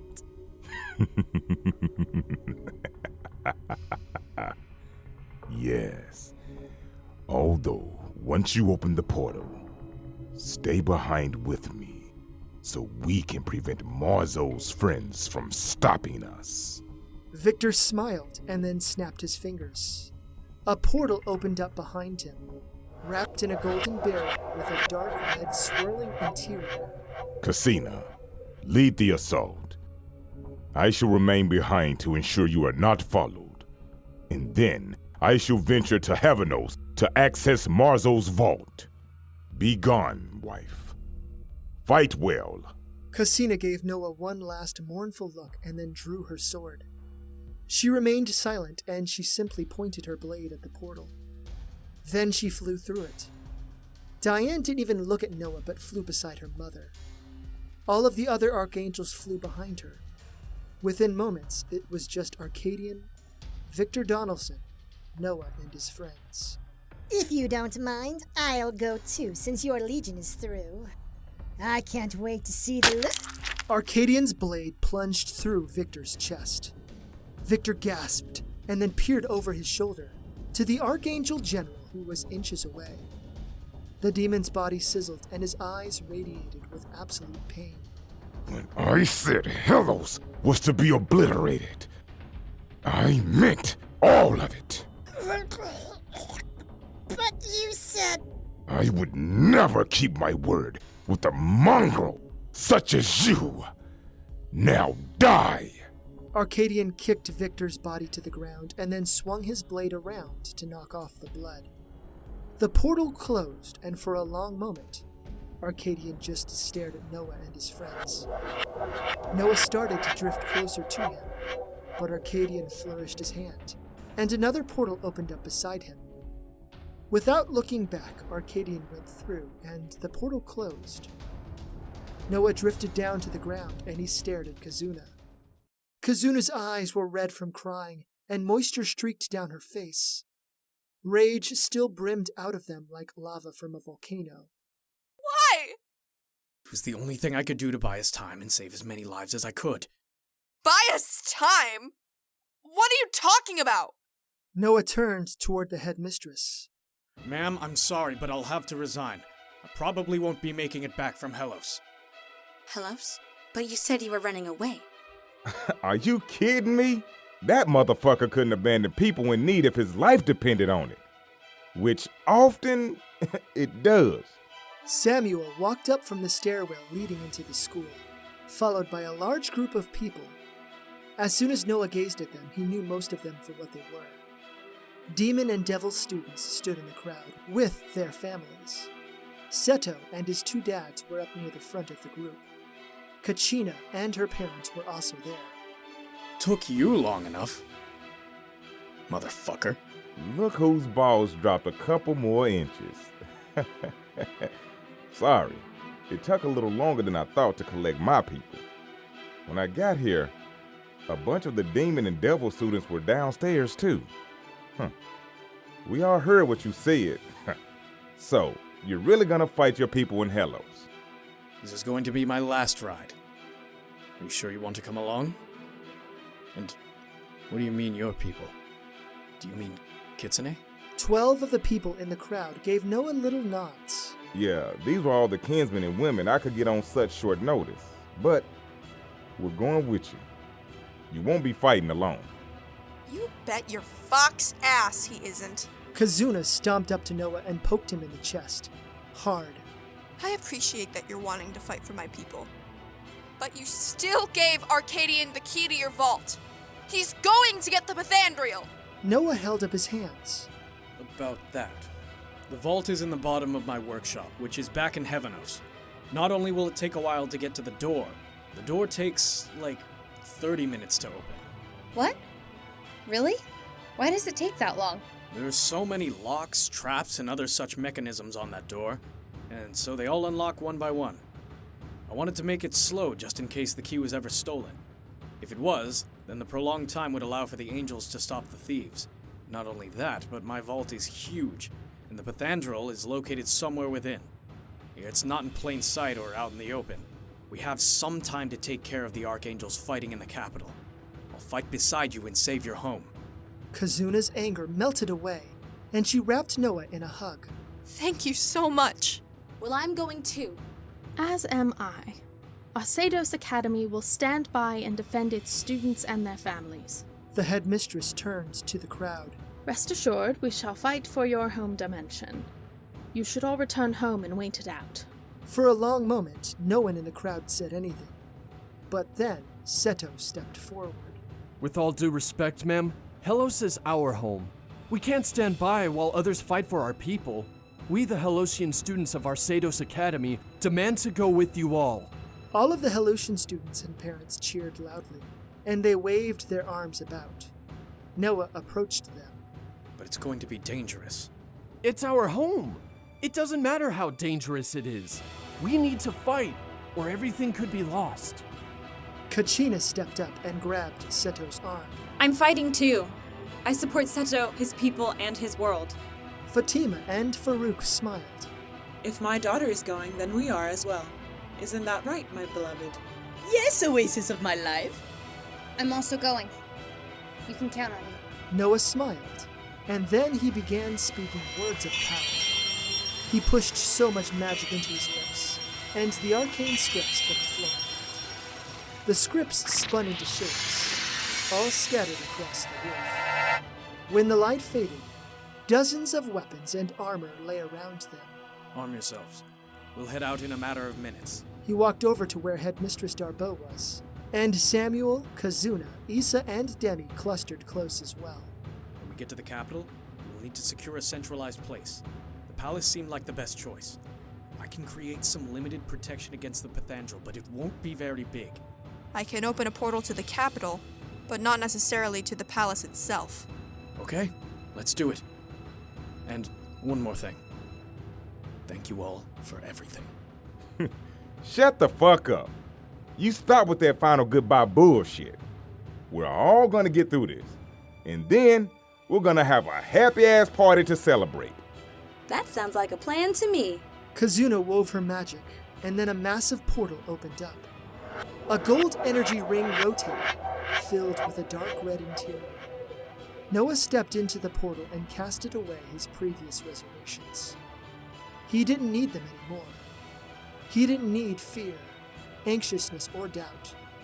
Noah had everything he did need, though, in the hearts and minds of those who stepped through the portal with him.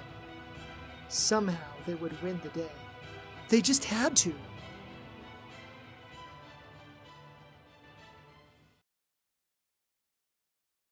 Episode 22. Rush to the Palace.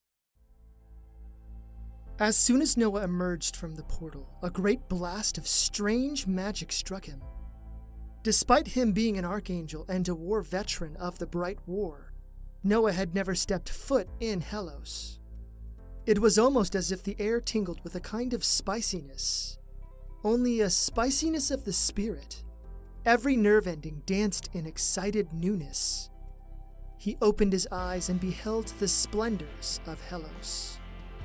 A taupe-colored sky stretched above the capital city of the Demon Kingdom, with caramel-colored clouds floating in various places. Whereas Heavenos was a gaseous world with no actual surface, Helos seemed so alien to him. Tan-colored buildings were all around him, most of which were 3 to 4 stories tall. Tan-colored cobblestone streets ran through the city. A great many screams resonated throughout the city, infused with terror, fury, and desperation. Now was not the time for being in awe. The Helosians were in dire need. We have to make it to the palace, but we also need to help my people. Kazuna's body started shimmering and changing, reverting to her normal form. Her skin took on a garnet-colored shade, and a pair of thick and muscular demon wings stretched from her back. She became taller as her legs and arms widened and lengthened, and she stood about a foot taller than Noah did. An aura of magical energy flickered off of her. Demi's body also changed. Her reddish-black horns emerged from her forehead. She also grew much larger and bulkier in form, and several sharp fangs peeked out past her lips. Demi was 2 feet taller than Noah was. When he turned around, he noticed the other demons and devils had returned to their forms. Noah focused on Seto. Seto was perhaps 2 feet taller than Noah as well, with a broad chest, large arms and thighs, and clawed hands. His skin had taken on a mint green tint. Seto held the sword at his side and reverberated with intense splendor. Why in the Hellos did all these Hellotians have to be so damn tall? Kachina giggled into her hand, and she ran the other over Seto's stomach. I really like your coloring. Kachina! Honestly, we're in public, and now is not the time, I'm sure. Both Seto and Kachina averted their gazes, and their cheeks turned crimson. Seto's parents just smiled. Also, both of them, even the short dad, Jake, was taller than Noah. Pat was 2 feet taller than him, with vibrant purple skin and spiky ridges that were on his arms and shoulders. Jake was a foot taller, with yellow scales, a third eye above his other 2, a pair of pointed ears, and the man had 4 arms. Noah just sighed. My princess, if you promise to keep an eye on our brave little fighter, Jake and I will lead the rest of the student body through the neighborhoods, fighting where we can. Kazuna simply gave him a nod and then turned her attention toward the palace in the distance. Jake and Pat walked up to Kachina, a wide smile on their faces. Please, keep an eye on Seto. You're the best thing to happen to him. And we're happy that you decided to stay with someone like him. What is that supposed to mean? Hellos, Dad. You're embarrassing me. Don't worry, Mr. Jake and Pat. I'll protect him. Fatima and Farouk moved up behind their daughter. We'll also keep an eye on Seto as well.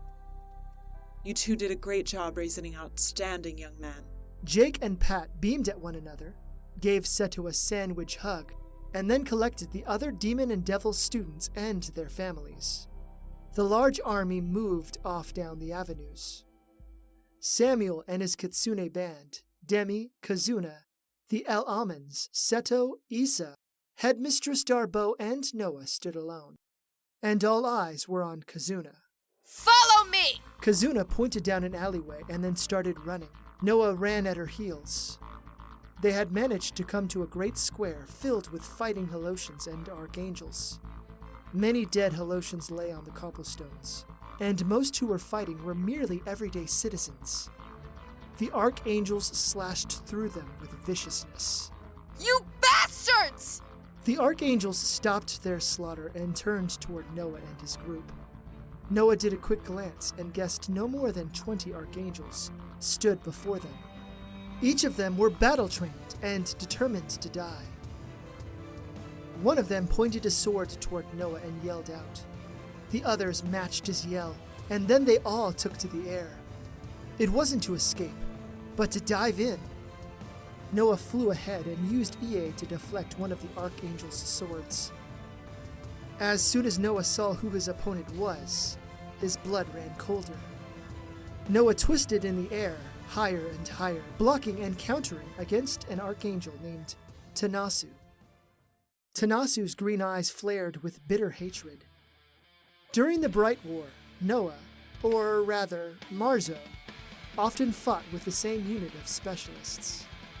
Kazuna was one of them, and for most of the war was his superior officer. Tanasu was in the same unit, and both he and Marzo spilled blood, dripped sweat, and celebrated victory together. You fucking traitor. Noah bobbed, weaved, and twirled his spear around him in wide circles. His shaft kept knocking Tanasu's blade out of the way at the last moment, but his longtime friend was not deterred. Tanasu just kept swinging and rushing forward, driving Noah back. From the corner of his eye, Noah saw the others. Kazuna blasted magical fire and energy at several archangels who tried to flee her arcade attacks. Samuel wielded a rainbow blade that, in all honesty, was quite distracting to Noah. In fact, Tanasu managed to slice his cheek because Noah was momentarily distracted by the blade on first glance. Seto and Kachina worked in unison and, once more, Noah got a little cut on his arm due to his inattention. Was that Kachina's dad? A massive individual, perhaps about 25 feet tall, with spice-colored skin, a bright beard of actual fire, A dazzling white turban on his head, and a wide body stood in the square. Fatima sat on the giant's shoulders. She had blue-green skin, and her body almost looked wispy, as if it were made from the breeze. Farouk inhaled and then blew out fire at some of the other archangels in the sky. Fatima also exhaled, and when she blew out, a great gust of wind zipped past her lips, and it combined with Farouk's breath of fire. A great flaming tornado whirled about and collected up some of the archangels. Based on their screams, they did not last long. Kachina had actually changed too, although not as drastic as her Afriti father. She had taffy-colored skin, which looked neat when contrasted with her hijab. Pay attention to me, you bastard. You owe me that much. It's all your fault. They died because of you. Noah whirled to the side and thrust his spear several times. Tanasu parried the spear tip and waited for his moment to counter. When he did, he almost sliced off Noah's head. I'm sorry. I had to stop Arcadian. Sorry? Sorry? Oh, fuck you. You need to say sorry to Gambrine, to Colleen, to Dorsta, and Zine, and Svella. The Bright War could have ended on that day, but it continued, all because of you. Everyone else from our unit is dead, because of you. Tanasu's strikes became faster and faster, nearly cutting Noah open with each attempt. Rather than counterattack, Noah just kept twirling his body and spear around. Why did you choose them over us? Why did you choose that little demon bitch over your own people? As Noah flipped over and flew behind his opponent, he noticed that Kazuna was now looking at them. Noah thrusted his spear over and over, and used the end of his spear to smack Tanasu. It hit him a couple of times in the armored gauntlets, and in the chest, but to no avail. At the very least, it allowed Noah to get some distance. A tremendous tongue of flame shot up and engulfed Tanasu momentarily. Kazuna's eyes radiated with such fury, and then she turned her attention elsewhere. Tanasu flew out of the fire, dazed and frustrated over the sudden burst of heat. Noah's spearhead dug into the center of the Archangel's chest, and dug deeply as the blade was long. Noah stared into Tanasu's eyes. I'm sorry, my friend. I had to save Kazuna. I had to stop our people from doing what Arcadian is trying to make you all do now. Tanasu spat at Noah, and his loogie hit Noah in the cheek. You ruined our people. You ruined Heavenos. There hasn't been a new Archangel since you destroyed the Radiant Council. You are the worst thing to ever happen to Heavenos. Noah planted his foot on Tanasu's stomach and then kicked the Archangel free of EA. No, I am not. Join the others, old friend. Rest in peace. Tanasu plummeted to the ground below. Noah just watched the others. Samuel danced between two fierce angels as three of his brethren lay dead alongside the archangels. Whenever Samuel swung his rainbow sword, the eyes of the archangels fluttered, and they glazed over. They did their best to keep up with the blade, but the rainbow sword got lost in the winding light trails that stayed in the air. Samuel cleaved one of the angels' heads off, and then stabbed the other in the chest. Issa and Headmistress Darbo casted Arcanite spells at the archangels.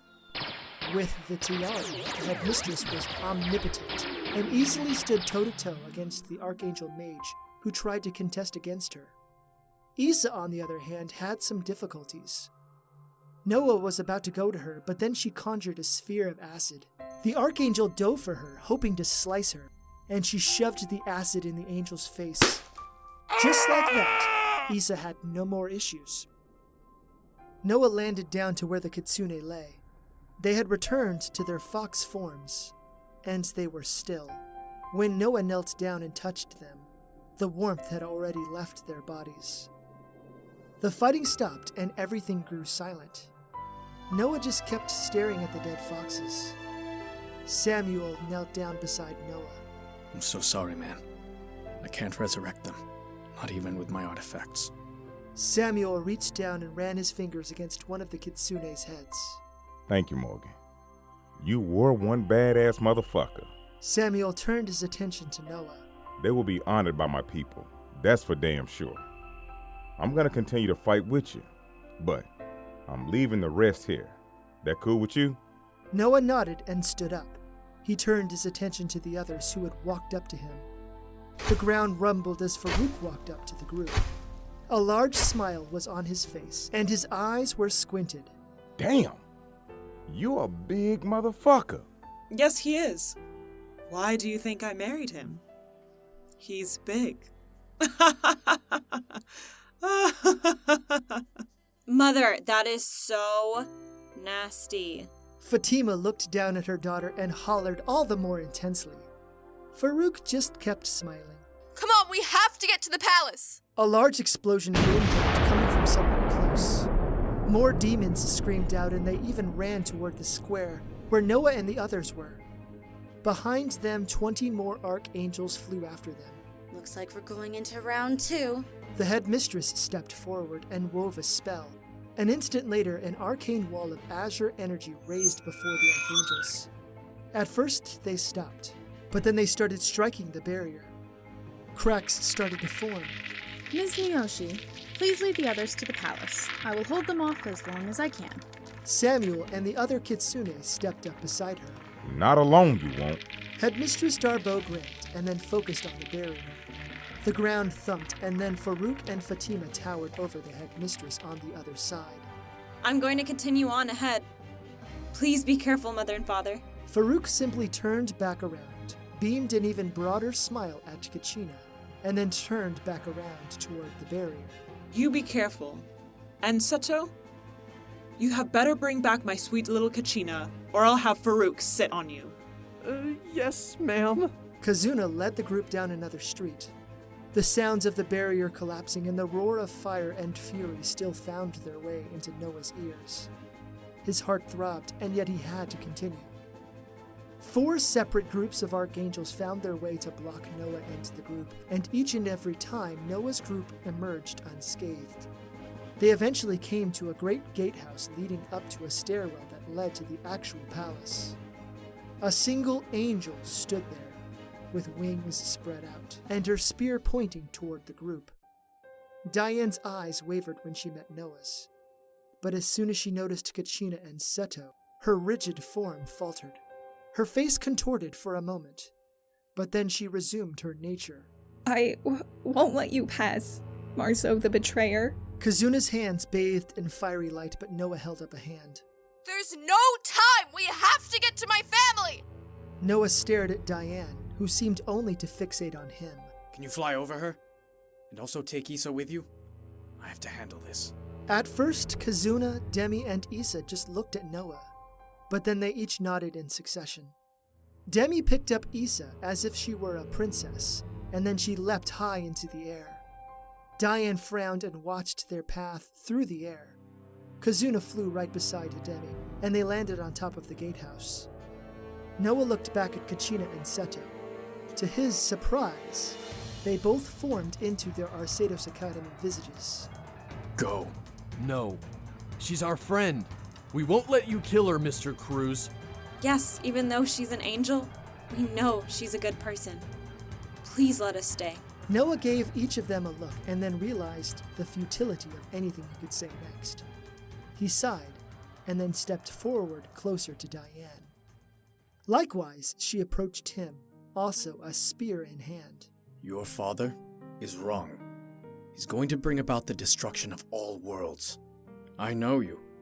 You're a good person. For a brief moment, Diane's eyes widened. She glanced at Noah for a long moment, and then she spoke with unbridled anger in her voice. Hearing someone so young, with so much hate gripped at Noah's heart. My father has already brought about the destruction of my people. He is a terrible man, and I will never forgive him for what he did. Diane lunged in and thrust it out with her spear many times. Kachina gasped, and Seto watched in obvious horror as their friend attacked Noah. Noah simply dodged, deflected, and parried, but he never countered. If you hate your father, then why do you follow his orders? Why are you acting as an accomplice to genocide? Diane spun around, flapped over Noah's head, and almost stabbed him in the face. Noah's blood ran icy, and he started defending more tenaciously. The Helosians are the ones who destroyed my family. It's their fault that the Bright War started. My mother said so. If they hadn't done it, then I would not have been robbed. Noah parried her spear tip again and again. Tears welled in Diane's eyes, and she struck out fiercely and recklessly. Robbed of a childhood? Of normality? What? What is it that you've lost? I thought Heavenos and Helos had a ceasefire. Diane tried to stab Noah in the stomach, but Noah parried at the last moment. He spun his shaft and struck one of her wrists. For just a moment, Diane's grip on her weapon slackened, and so Noah spun around. The shaft of his spear hit the back of her legs, and the angel hit the ground. Noah grabbed her spear, ripped it from her grip, and then tossed it away. He stood over her, and she stared up defiantly at him. What did you lose that made you hate so much? You? You abandoned me! Noah's eyes widened, and then suddenly he was on the ground. Diane had flipped her legs around so hard that he toppled over. By the time he pushed himself up, Diane had regained her spear, and its tip was at Noah's throat. She didn't stab him, but she gaped at him with crying eyes. No! Don't! You're not a murderer! You're a good person! Don't lose yourself to darkness.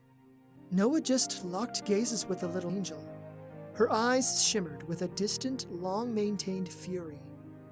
Her jaw muscles were clenched, and the spear tip at Noah's throat wobbled. What do you mean I abandoned you? By Helos. He could be thick sometimes. Arcadian isn't your father, is he? He is my stepfather. My real father is a traitor, a coward, and a demon lover. Noah started to push himself up more. Stop! I'll stab you. I'll kill you. I really will. Nevertheless, Noah stood up to a stand. Diane raised the spear tip so that it was always at his throat. It wobbled all the more. I didn't know. Had I known, I would... You didn't care about me ever. You just abandoned your people when they needed you most, and you never looked back. You're a coward. Yes, I am. But I never stopped caring about the angels. I never stopped regretting that I had to do what I did. More tears streamed down Diane's face, and she pressed the tip of her spear against Noah's skin. It poked into him ever so slightly, but not enough to break skin. Yet. Despite that, Noah smiled at her. I didn't know, but I do now. And I love you. Shut up! Don't say that! I hate you. I hate you so much. You abandoned me, and you ruined Heavenos. You can hate me all you want. You can even kill me if it makes you feel better. But I will never stop loving you. Diane's eyes widened. Kachina's hand rested on Diane's where she held the spear. A moment later, Seto was on the other side, and he wrapped an arm around her shoulder. Diane looked to Kachina, and then to Seto. We love you too, because you are our friend. Let go of the hate. We're going to be here to help you through it too, okay? The spear tip dropped to the ground, and then it fell from Diane's grasp altogether. Diane fell to the ground, on her knees, and she openly wept into her hands. Kachina and Seto kneeled down beside her and hugged her, and a moment later, Diane placed her face into Kachina's chest. Hard sobs still resounded out. Kachina looked up at Noah. Go on ahead. I'll stay with her and we'll make sure she's safe. Thank you. Noah's eyes watered, but he nodded. He had no time to linger about, even if it was for something like this. The final battle, perhaps his final battle, was just up those stairs. Without looking back, Noah ran toward the palace.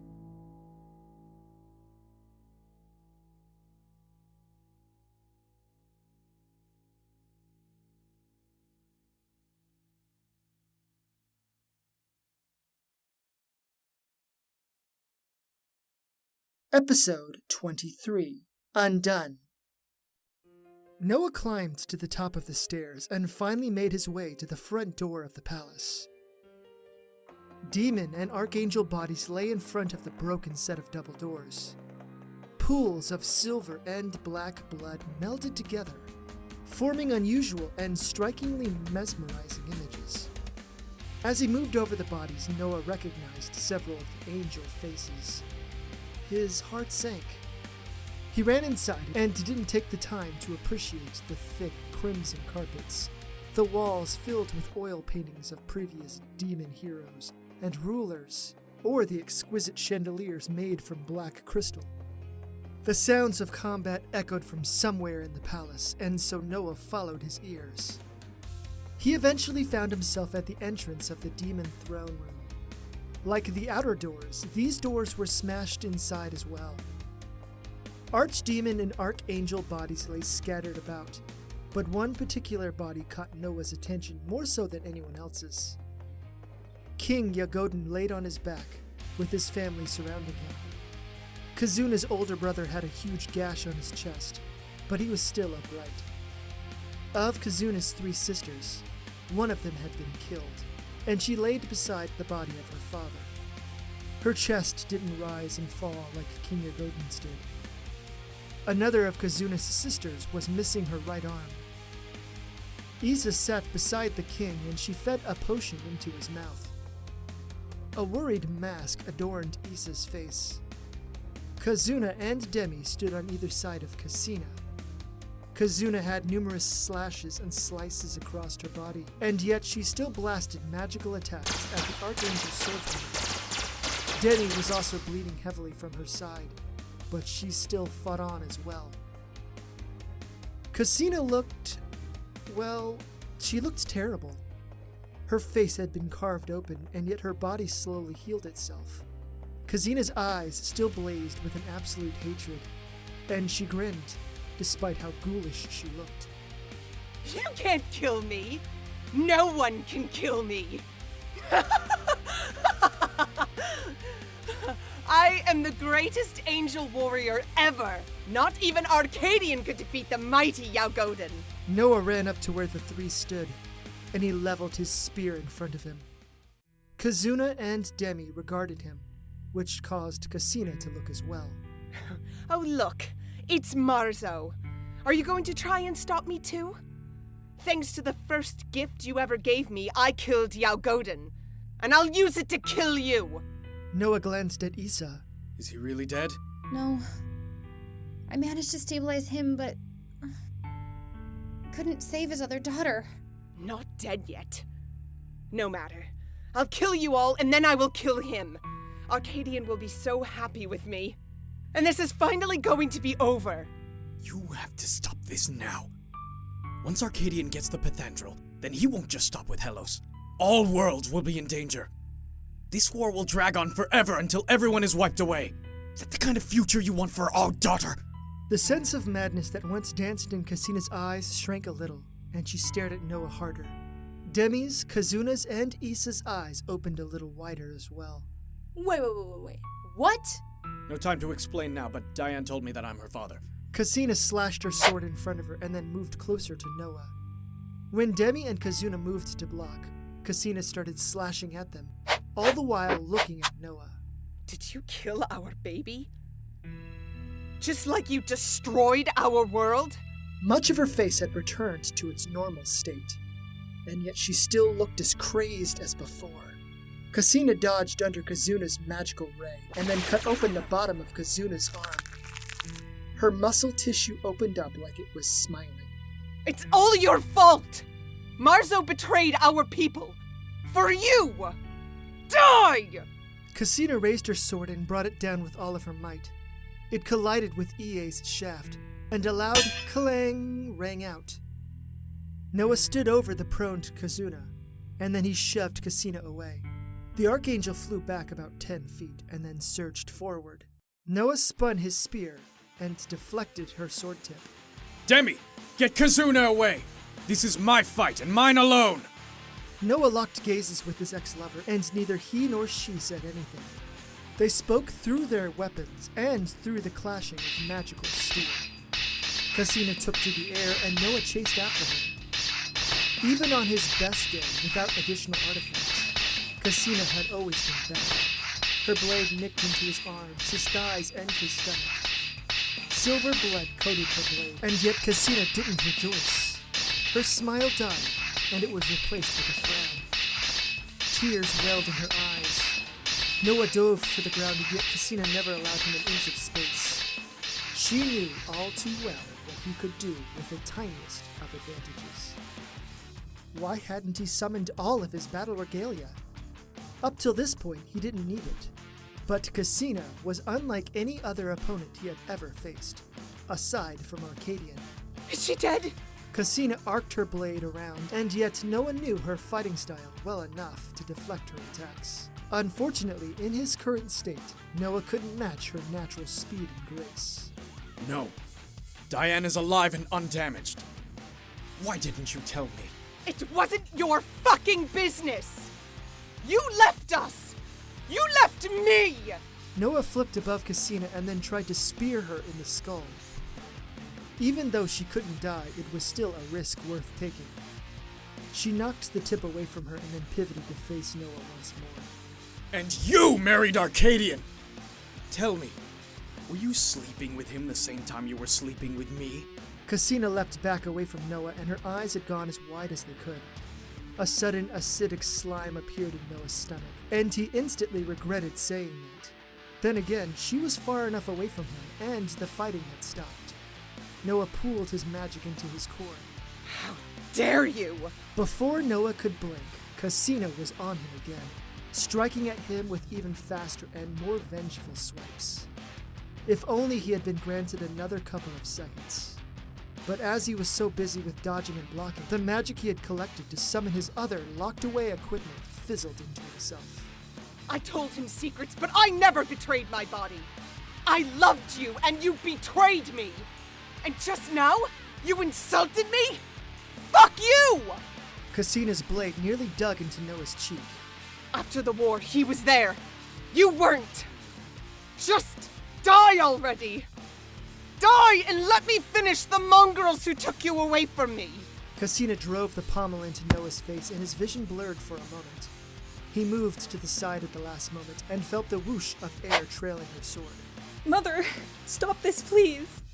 Noah leapt back about 8 feet and looked toward the doorway to the throne. Diane, Kachina, and Seto all stood together. Diane's face had contorted with immense concern, and her cheeks were still wet from the tears she had cried earlier. Diane, what are you doing? That's a demon beside you. He is your enemy. I am stopping this once and for all. Just as soon... Fuck. Noah's hand glowed with silver energy, and then he slammed his open palm on the ground. Christina tried to fly away, and yet her face was contorted in a state of embarrassed rage and frustration. A dozen chains and shackles launched from the ground and latched onto her arms, her legs, her waist, and her throat. She tried to cut the chains away, but the blade only collided with the unbreakable metal of Noah's most utilized artifact. An instant later, Christina slammed on the ground as the chains tightened. Diane blocked her from Noah and held out her arms and wings wide. Please don't kill her. Noah moved up to Diane and gave her a small smile. I promise I won't kill her, but I am taking her prisoner and destroying her ring and her sword. Please, stand aside. For a few seconds, Diane stood defiantly, and then she lowered her arms and wings. Noah moved past her and pointed a palm at Christina's sword. Damn you and your chains! Artifact destruct. A greenish light ray burst from Noah's palm, and it slammed into the sword. The sword crumbled into dust within seconds. Noah placed a hand over the ring on Christina's hand. Are you fully healed? Christina spit in his face. Noah sighed and then destroyed the ring. He waved his hand about, and the shackles that bound Christina's arms slowly and comfortably moved her arms behind her back. Noah spoke words of power and then placed a set of silver handcuffs on Christina's wrists. As soon as she was secured, Noah dismissed the shackles. Is it finally over? No, it's not. The worst is yet to come. All eyes fell on Noah, but he didn't explain further. Noah spoke in his native tongue. Please make me a sphere that creates a wide aura of protection. Please protect it from the dreaded power of the Panthandra. Let nothing within the diameter of the sphere be affected by any sort of alteration or nullification. Please protect those inside. The words flew past his lips, and then formed a circular object. It glowed brightly, and then the light faded. A milky white sphere hung in the air, and a small bubble of magical energy started to emerge from it.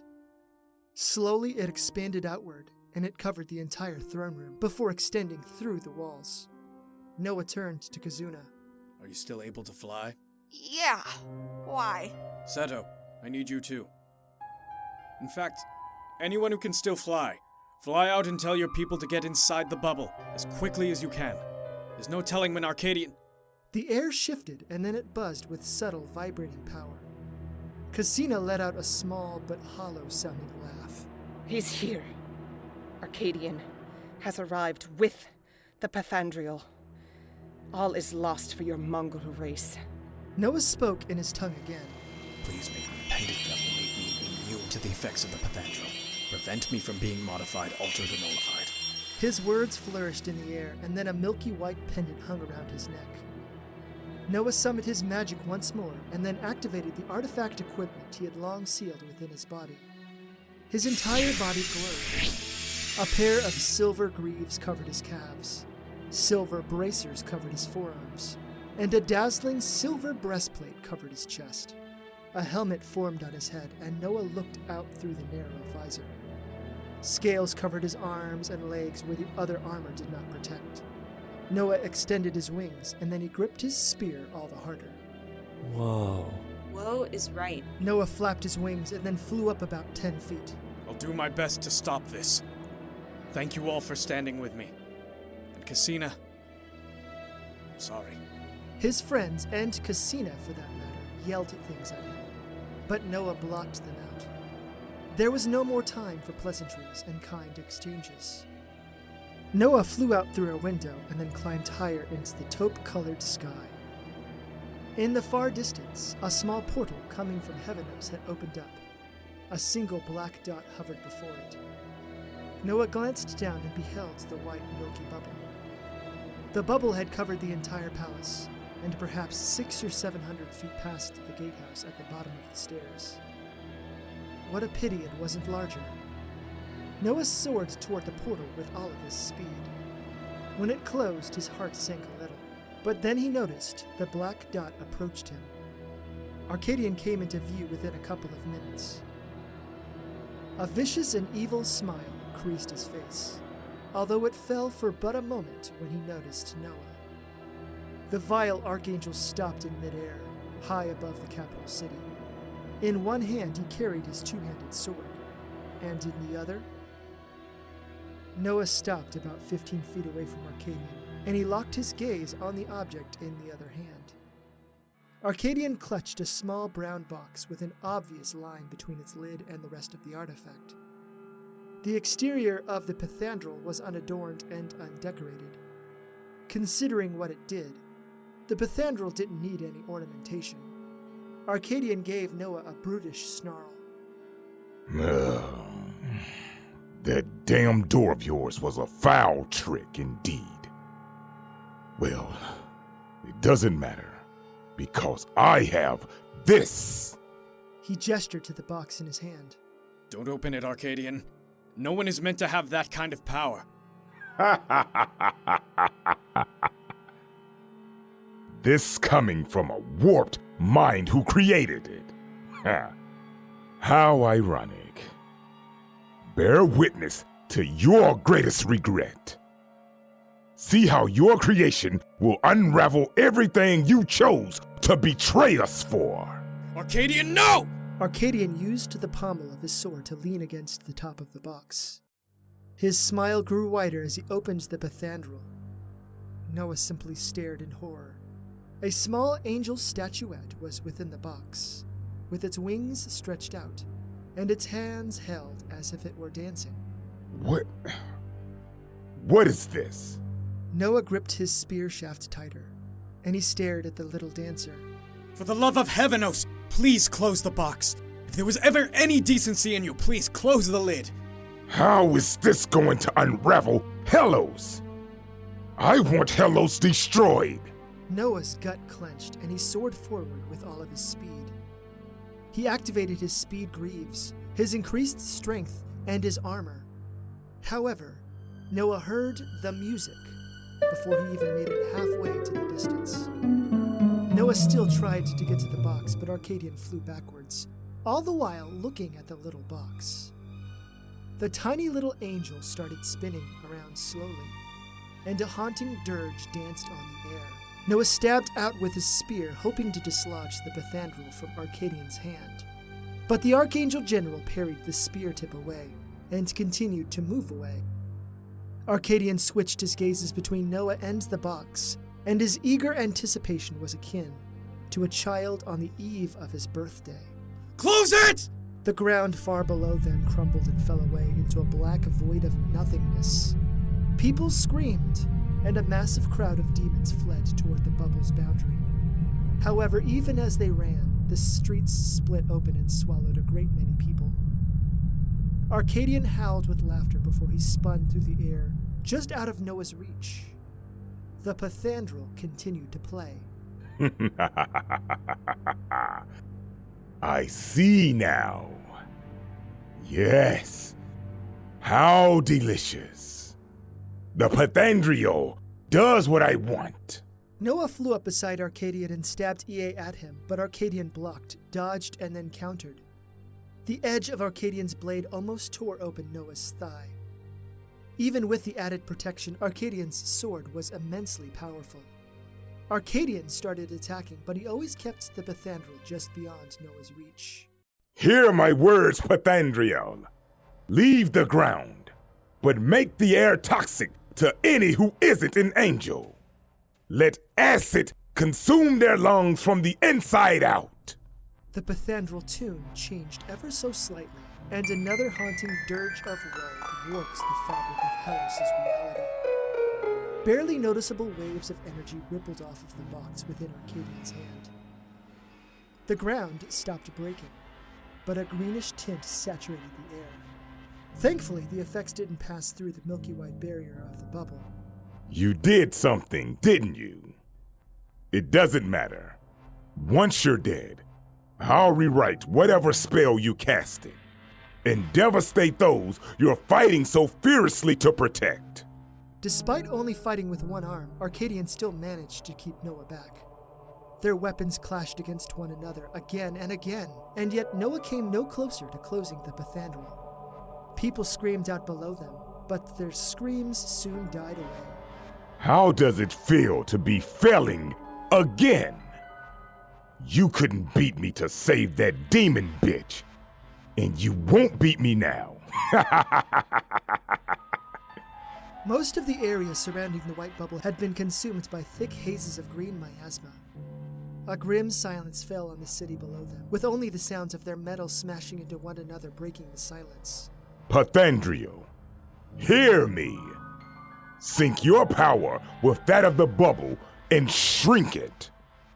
Kill the Helosians. Kill all those Marzo protects. Noah flew back and he glanced down at the bubble.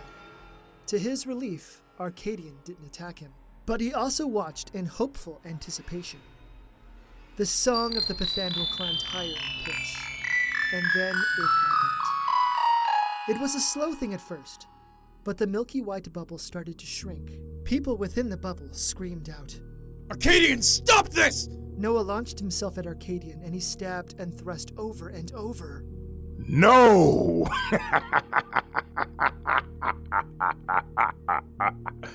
As Noah pressed in on his attack, he also stole peeks at the bubble. It had fallen back to the gatehouse. A moment later, it was near the top of the stairs. A moment later, the bubble shrank inside the palace. A wild anxiety flourished within him. What was he supposed to do? He was failing his friends. They were going to die because of him. Arcadian laughed, and he started slashing and thrusting at Noah with a smug arrogance. Time was running out. Noah's mind pulsated with a single idea, and so he did it as soon as it echoed within his mind. He rushed Arcadian with all of his speed. A confident smirk crossed Arcadian's face, and he pushed his blade toward Noah. Noah winced. He soared forward all the harder. He couldn't stop now, even if he wanted to.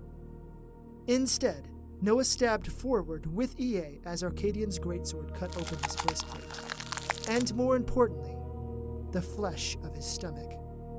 Arcadian's eyes widened as EA dug into the base of his throat, right above the top of his chest, and Noah kept rushing forward until the hilt of Arcadian's sword was touching Noah's belly. Noah's wings faltered, and then they stopped working altogether. So did Arcadian's. They fell together, and neither Archangel said a word. Within Arcadian's eyes, great hate flickered like a forest fire. He still held onto the Pythandrel, even as they came closer to the ground. Noah angled himself so that way his back was to the sky, and he simply frowned at Arcadian. When they struck the ground, everything went black. Noah slowly opened his eyes, and Arcadian's blade was still lodged within his stomach. Arcadian was a dozen feet away. EA had been snapped in the fall, and the spearhead still jutted from Arcadian's body. Arcadian's legs were bent in the wrong ways. Upon looking down, Noah realized his own knees were smashed as well, and his legs refused to comply with his urgings. Arcadian laid on his back, and he reached out to the Pythandrel, which sat upright coincidentally. The small angel figure still twirled, and the horrid melody still echoed out. Noah placed his palm against the flat of the blade.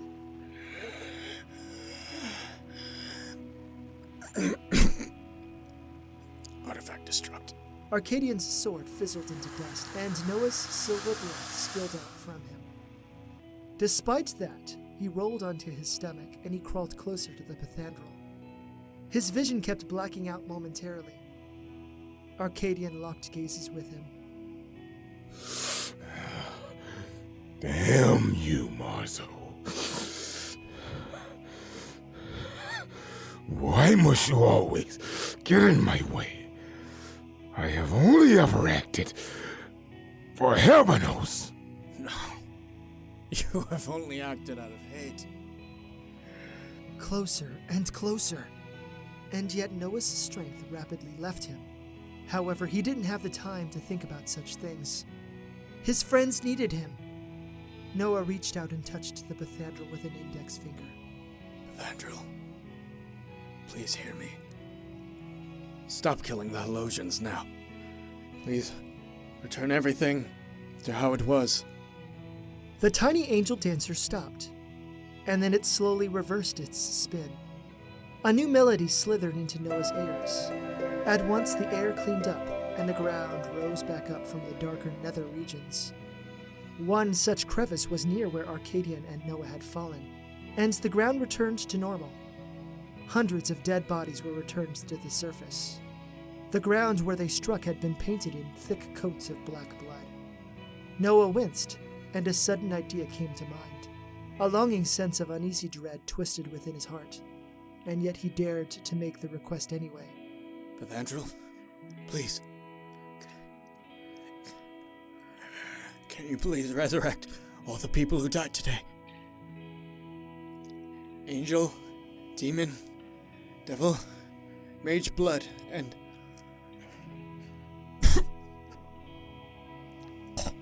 Kitsune.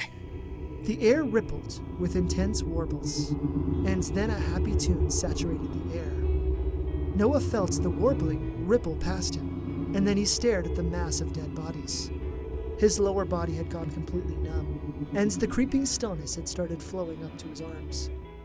The warbling passed over the bodies, and then hundreds of demons and devils sat up. Noah smiled, but then he noticed Arcadian looking at him.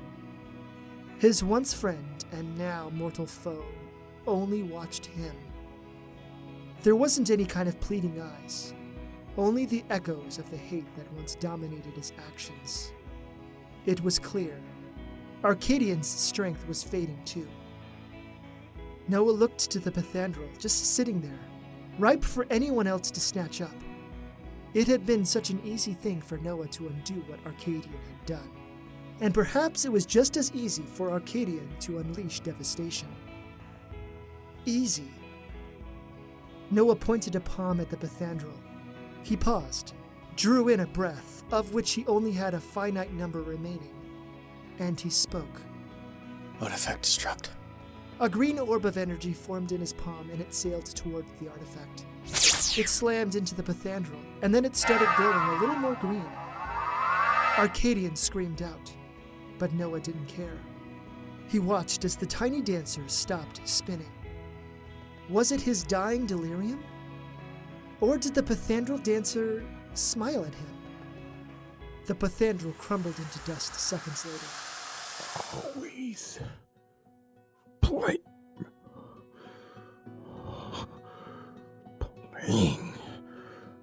the hero, Marzo.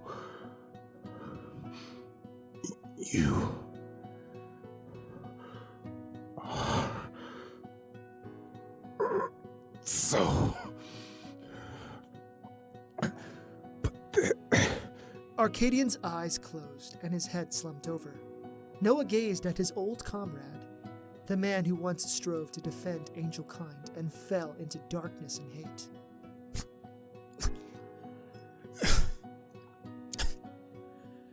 This is my penance for not staying to stop you. Noah swung himself onto his back, which took all of his remaining strength. When he exhaled, bits of his spirit went out into the Helosian air. His eyes felt so heavy. The world was so much colder now, and yet it wasn't such a terrible thing. To be honest, Noah had feared what this feeling would be like. He expected much more pain, much more emotional anguish, and he expected to die a runaway failure. He smiled. No. When it finally came down to it, Noah had finally succeeded. Noah! Noah turned his head, and then his cheek hit the icy stone street of the demon capital. In the distance, he saw them. His friends. Demi, Samuel, Kazuna, and Issa all ran toward him, and farther back behind them were Seto, Kachina, and Diane. Isa's, Kazuna's, and Demi's faces were contorted with such despair. Meanwhile, Samuel had such a serious expression, and he glared at Noah as if demanding that Noah defied what was already almost complete. Noah's eyelids drooped closed. His strength had finally trickled out of him completely. A single thought echoed in his mind. His very last thought. Goodbye, my precious friends.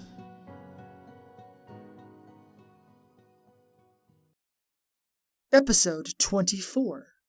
Endings and Beginnings. As soon as Noah closed his eyes, a swirling and icy aura of emptiness swallowed him up. However, it only existed for a moment, and then it fell away.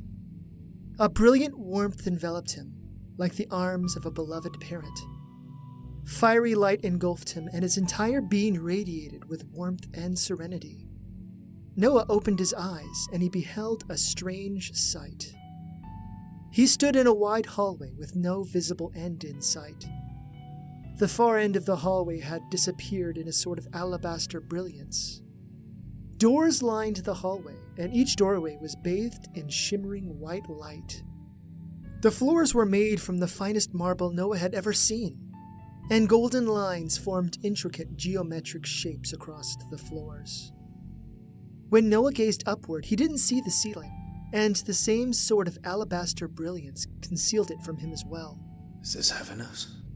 A series of voices answered him, voices that he had not heard in a very long time. His soul lurched within him. No, this is not heavenous, but merely a crossroad between all places. Noah glanced about and then noticed a large white orb floating above him. It slowly drifted down so that it was at Noah's face level. Do not be afraid, Marzo. We are no longer bound by hate. We have been waiting here for you for a long time. Noah stared at the orb once more, and then he looked around at the exquisite hallway. You said this is a crossroads? Yes, a crossroads between all places. Each doorway leads to a new life, a new beginning. If you wanted, you could step through a door and be born anew. However, that is not your only choice. We have been waiting here for you to offer you another chance. Another chance? A sudden coldness flickered in him. Wait. I just died. Yes, you did. You saved one reality from completely unraveling. And then you died. Trillions of lives have been saved because of you. But I'm the one who placed them all in danger in the first place. I was the one who created the Pathandrel. Wait, did you say one reality? Yes, but that is not important. What is important is that you stopped us from doing something terrible 150 years ago. And then you stopped Arcadian from finishing his hate-filled quest. You are a hero. And so thus, you have the opportunity to be rewarded. It all depends on your choice. My choice?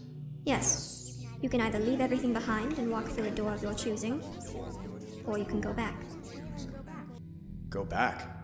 You mean be resurrected? Yes. We can use the last bit of our power to send you back, but it will come with a cost. What kind of cost? The golden white sphere swirled around Noah several times, and he followed them with his eyes. You must sacrifice your words of creation, your archangelhood, and your magic. If you are sent back, then you will still be an angel, but you will be a shadow of what you once were. Your reality cannot suffer the unrestricted dangers of the words of creation again. You were the last. There shall never be another. I understand. Those are reasonable costs, and costs I am willing to pay. I'm sorry I ran away and didn't stay to fight Arcadian. I was scared back then. Please forgive me for devastating Heavenos.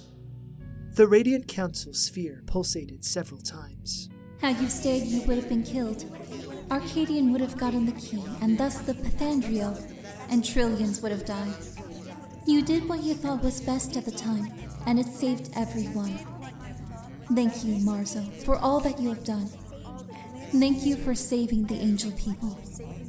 What is your choice? Noah peeked over his shoulder to the infinitely vast hallway. Will I ever see this place again? Yes. All souls return here only to begin anew. Endings always lead to new beginnings, which lead to new endings. You do not remember, but you have strolled down this hallway more times than there are doors here. We all have. Noah cowered ever so slightly, and he gazed at the closest doorway. A subtle and inviting tendril of urgency coaxed him to come closer.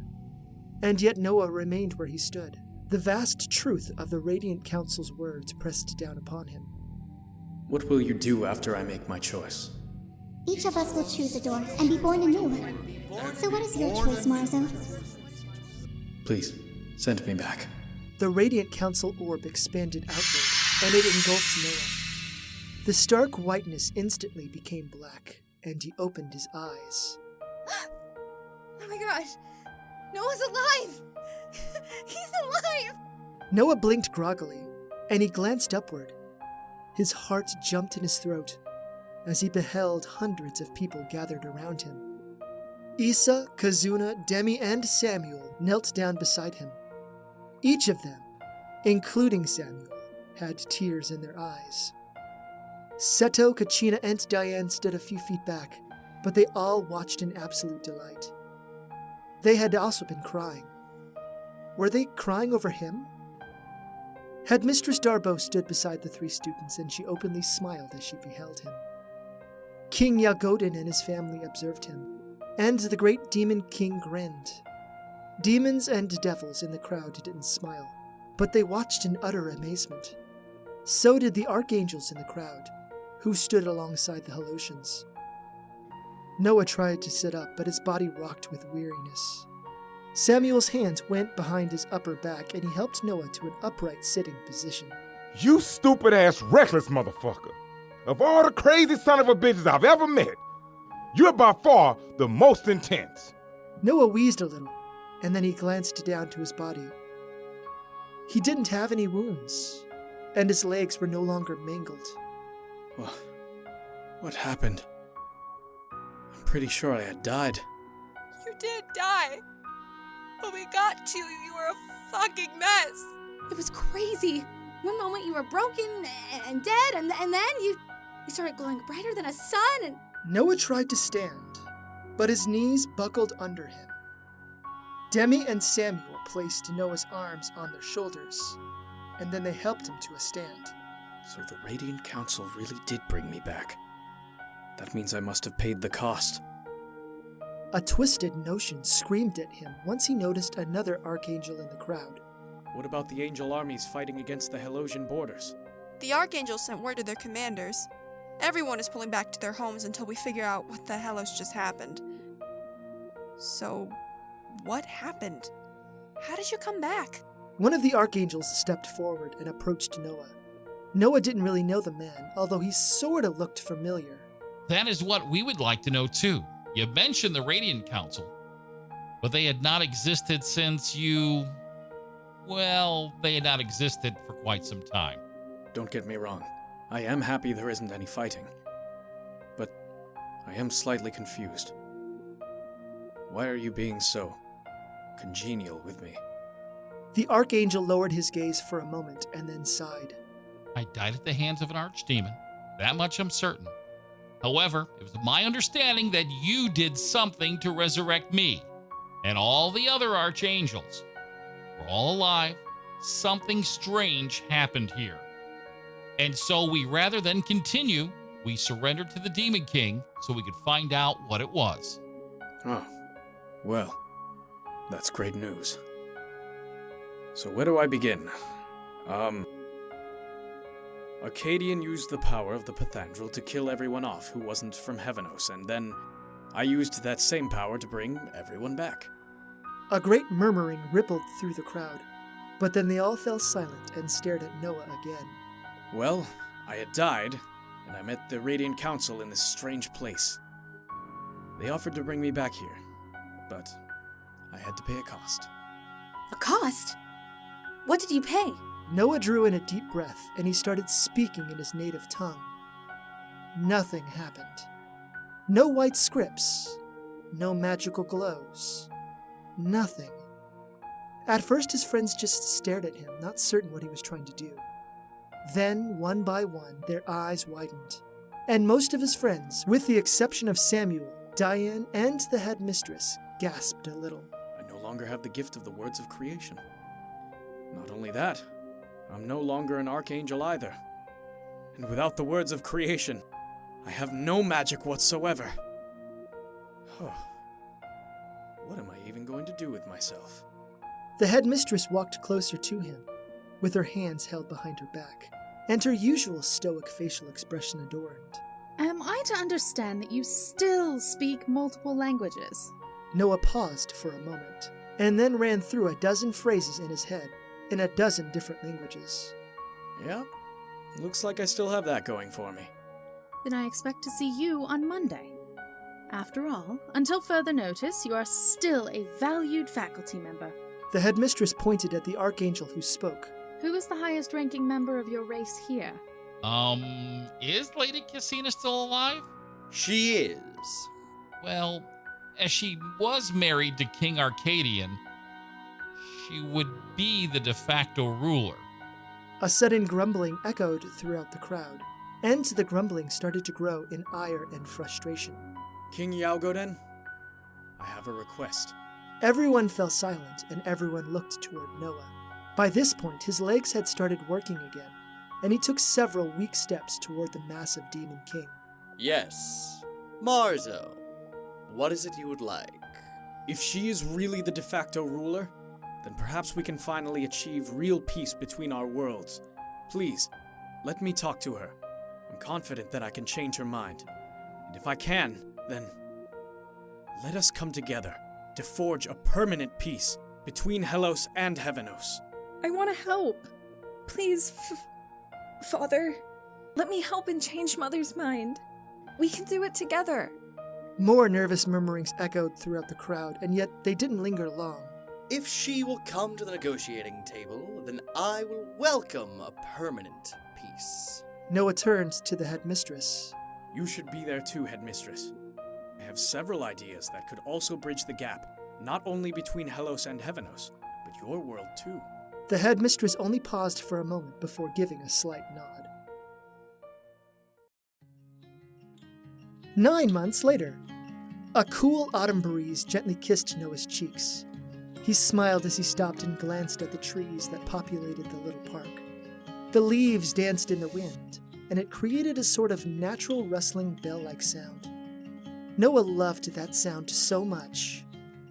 Diane stopped and looked back at her father. Are you okay, Father? Oh, I'm fine. It's just a beautiful day.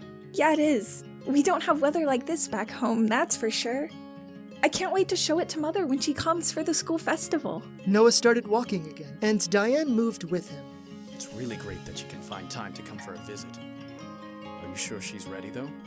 Meeting Helosian diplomats and royalty is one thing, but a bunch of hormone-induced Helosian teenagers is something else entirely. She should be fine. After all, we're both going to be there for her, right? Yeah, sure. A sudden voice made them stop. Hey, Diane! Seto and Kachina stood further up the street, and they both waved wildly. Seto's hair had grown quite long, and it was to his shoulders. Kachina wore a bright red hijab. Diane waved back and then looked toward Noah. Is it okay if I walk with them? Go on. I'll meet you at home tonight. Oh yeah, that reminds me. I want to try out for the Essence Ball team. May I, please? Have you asked your mother yet? She said yes, if you say yes. Diane clasped her hands together in front of her in a begging gesture. Good luck. I'm sure you'll make the team. Yay! Thank you, Father. I'm going to go now. She ran ahead, but then stopped after about 20 feet or so. Diane turned back around for a moment. I love you, Father. I love you too. Go. Your friends are waiting. Diane ran up to Kachina and Seto and then said something. Kachina's eyes brightened and Seto gave her a fist bump. They turned around and walked ahead without giving him another glance. Noah's heart thumped warmly, and he continued walking toward the school, although at a slower pace. He took in a deep breath and savored the sweetness of freedom. He didn't have to run anymore, or hide, or look over his shoulder. While he couldn't do any of the feats that made him famous anymore, that really didn't matter. When Noah finally got to school, he noticed a large group of 10 students standing at the gateway. The students all gaped at Arceados Academy's main building, as if it were a hungry giant. Noah's heart grew warmer, if that were possible. Noah approached them. Excuse me. Are you the students from Heavenos? Each of the 10 students turned to face Noah. As soon as they noticed him, their faces lit up.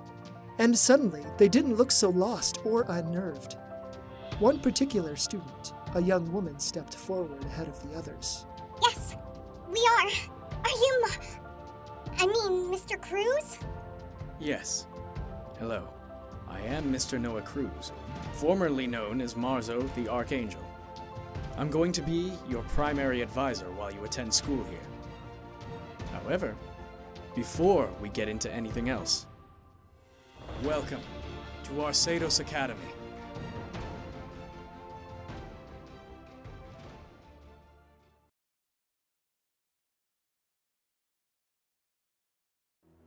Everything was dark, black and otherworldly. What had happened? One moment, he was just enjoying his life, minding his business in his crib, playing with his favorite stuffed animal, and the next, he floated in a sea of nothingness. Was he having some kind of nightmare? He tried to call out, and yet he didn't have a voice, or even a body. Terror cascaded throughout his soul. He at least had that. He existed as a soul in a vast and empty space. Silence lorded all around him. But then a small little sound found its way into his conscious mind. The sound grew more distinct, and it sounded like chanting.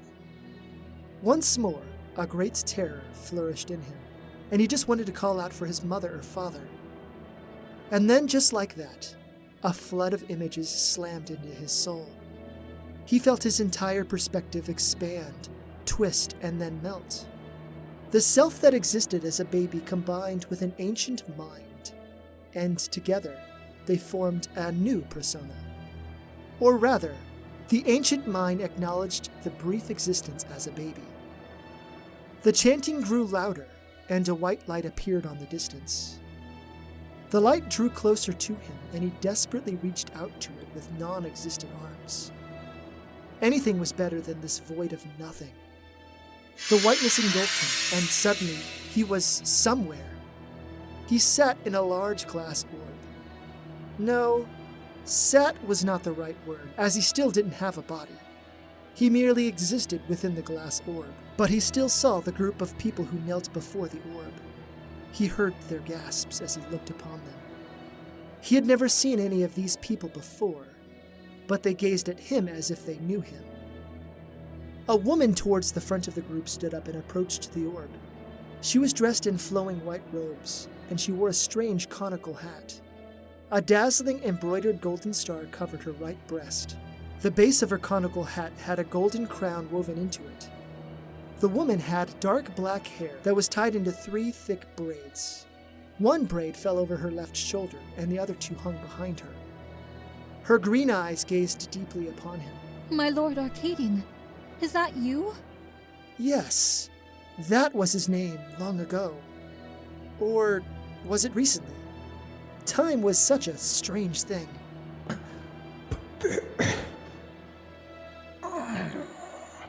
Yes, it is I.